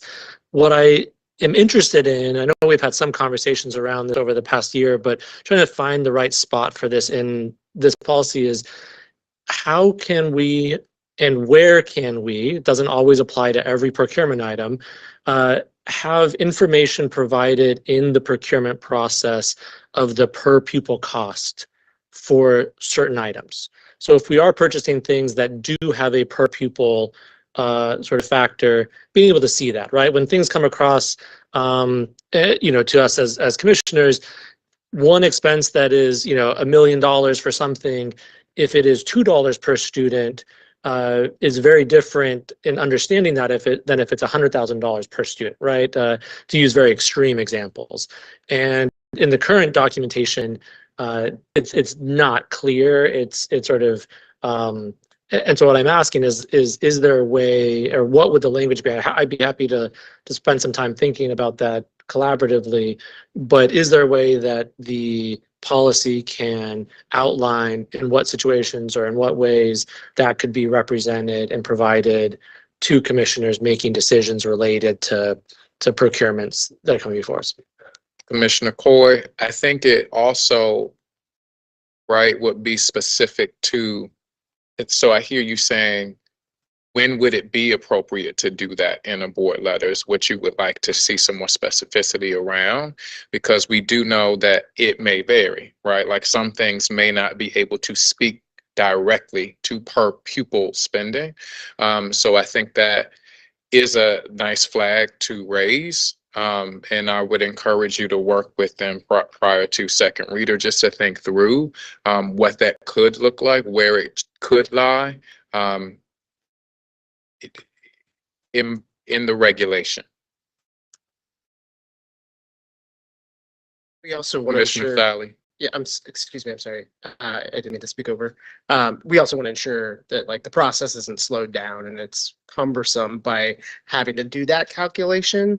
To your point, it may not be applicable or appropriate in each and every circumstance. There may be certain procurements that it lends itself better to. So I think it warrants discussion. I don't know if it is something that should go in the policy, but I think definitely we should consider it before it comes to second reader. Thank you. Any other questions?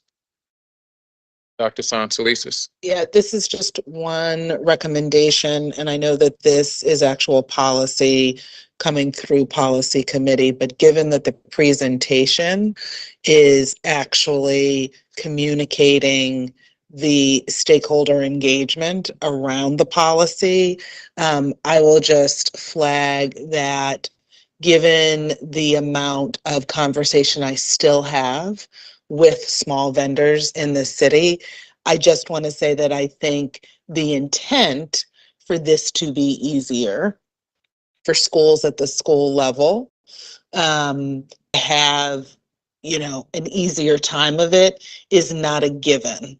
And I think that that begins, the implementation begins at the stakeholder engagement process. And I will just flag that posting on the website for public feedback, I don't think addresses the small vendors who I still run into who are having challenges navigating our system. So I think we need to prepare now for a different level of engagement if we want to set the stage for our smaller vendors to experience this flexibility that I think we're all communicating. So that's just a flag for me. Like, this is a nice place to start, but it doesn't get to the fact that once every 2 weeks, I still get like approached by a community-based vendor working with schools who doesn't feel like he or she has access to the system. So I just want to make sure that we're prepping for that and we're constantly, you know, moving with that. And I see that Chief Hike Hubbard is here this evening, and I think the partnership that we've developed around making sure that we have that communication means that as we prepare for this policy to take root, we need to build on the communication pieces that we've established, because I would hate for this policy to be seen as, and I realize that, you know, the board's questions for fiduciary responsibility are absolutely about controls and checks and balances, and that is appropriate.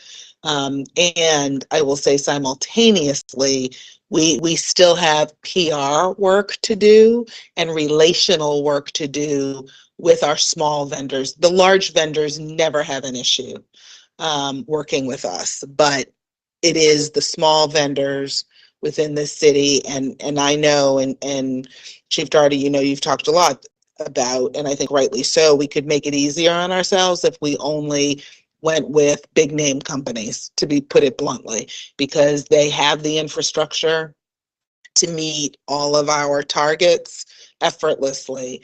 But that is not the context of Baltimore City. In the context of Baltimore City, for example, if we're going to be doing work with local organizations on gang prevention, that is not going to be a big conglomerate, nor would a big conglomerate actually be effective in the work that we're planning to do. So, you know, and I'm only, you know, because Commissioner Muhammad is being very leader-like, you know, in helping us in that work. And I don't want it stalling because people are still not experiencing this great change in policy as being real on the ground. So I just need to flag that now so that between now and second reader, the team does some cross-functional work around lifting that and getting that in place, so that as we begin this real work, we're not hitting walls, because people feel like they're either not going to get compensated,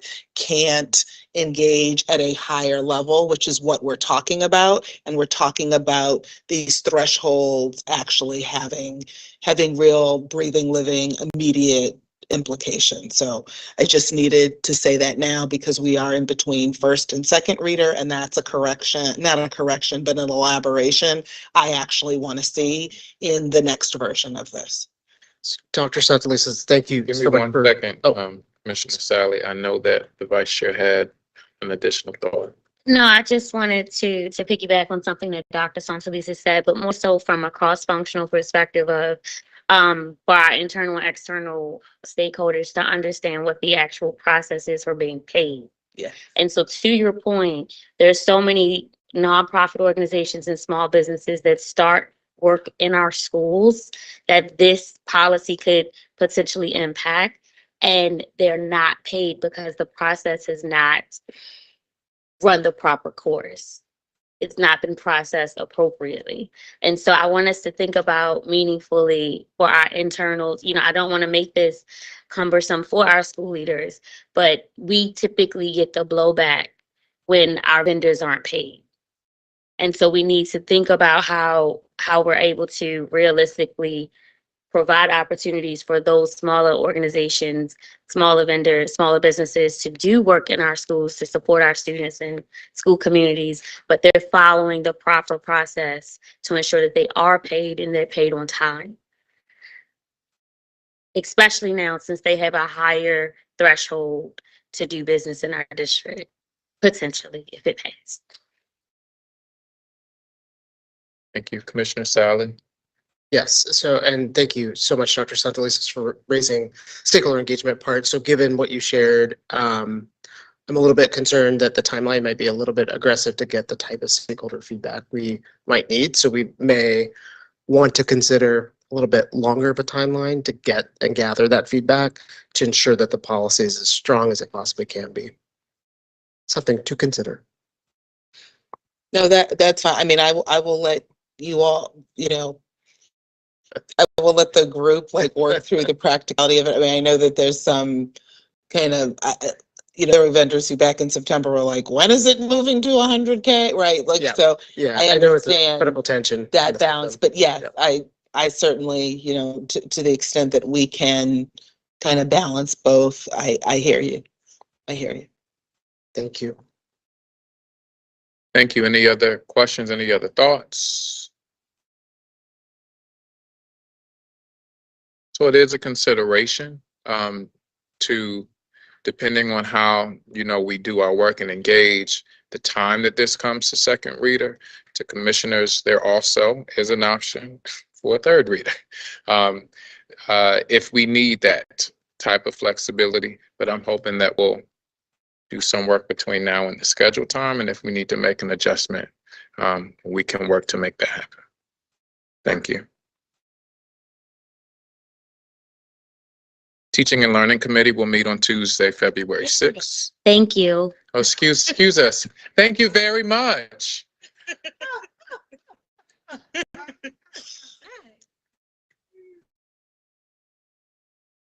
Chief Guardy, Shabray, Ms. Matthews, thank you so much for all of the work that you do. And thank you for your diligence around this.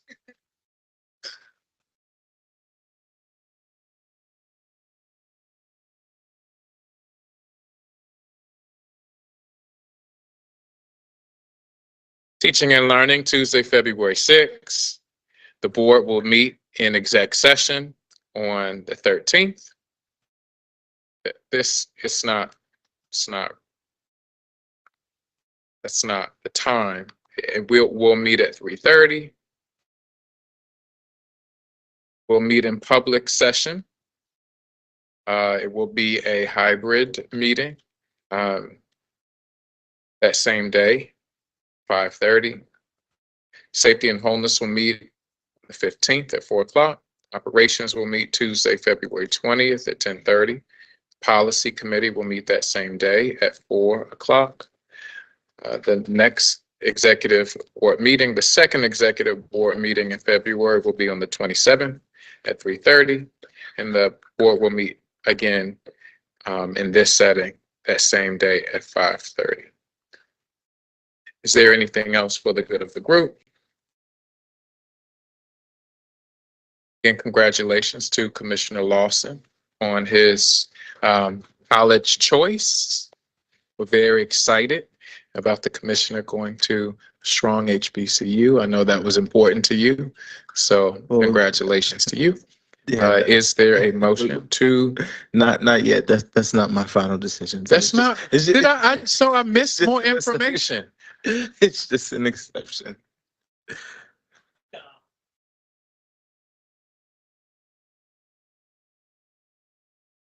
May 1st. We're looking at May 1st. I'm gonna get it right. All right. Is there a motion to adjourn? So Lawson. Thank you. Is there a second? For the record, I'll take Commissioner Slater Harrington motion, Commissioner Kenyatta Bay as a second. All in favor, please indicate by saying yes. Any opposed? Hearing none, we are adjourned. Thank you, everybody. 11:17 p.m. off the record.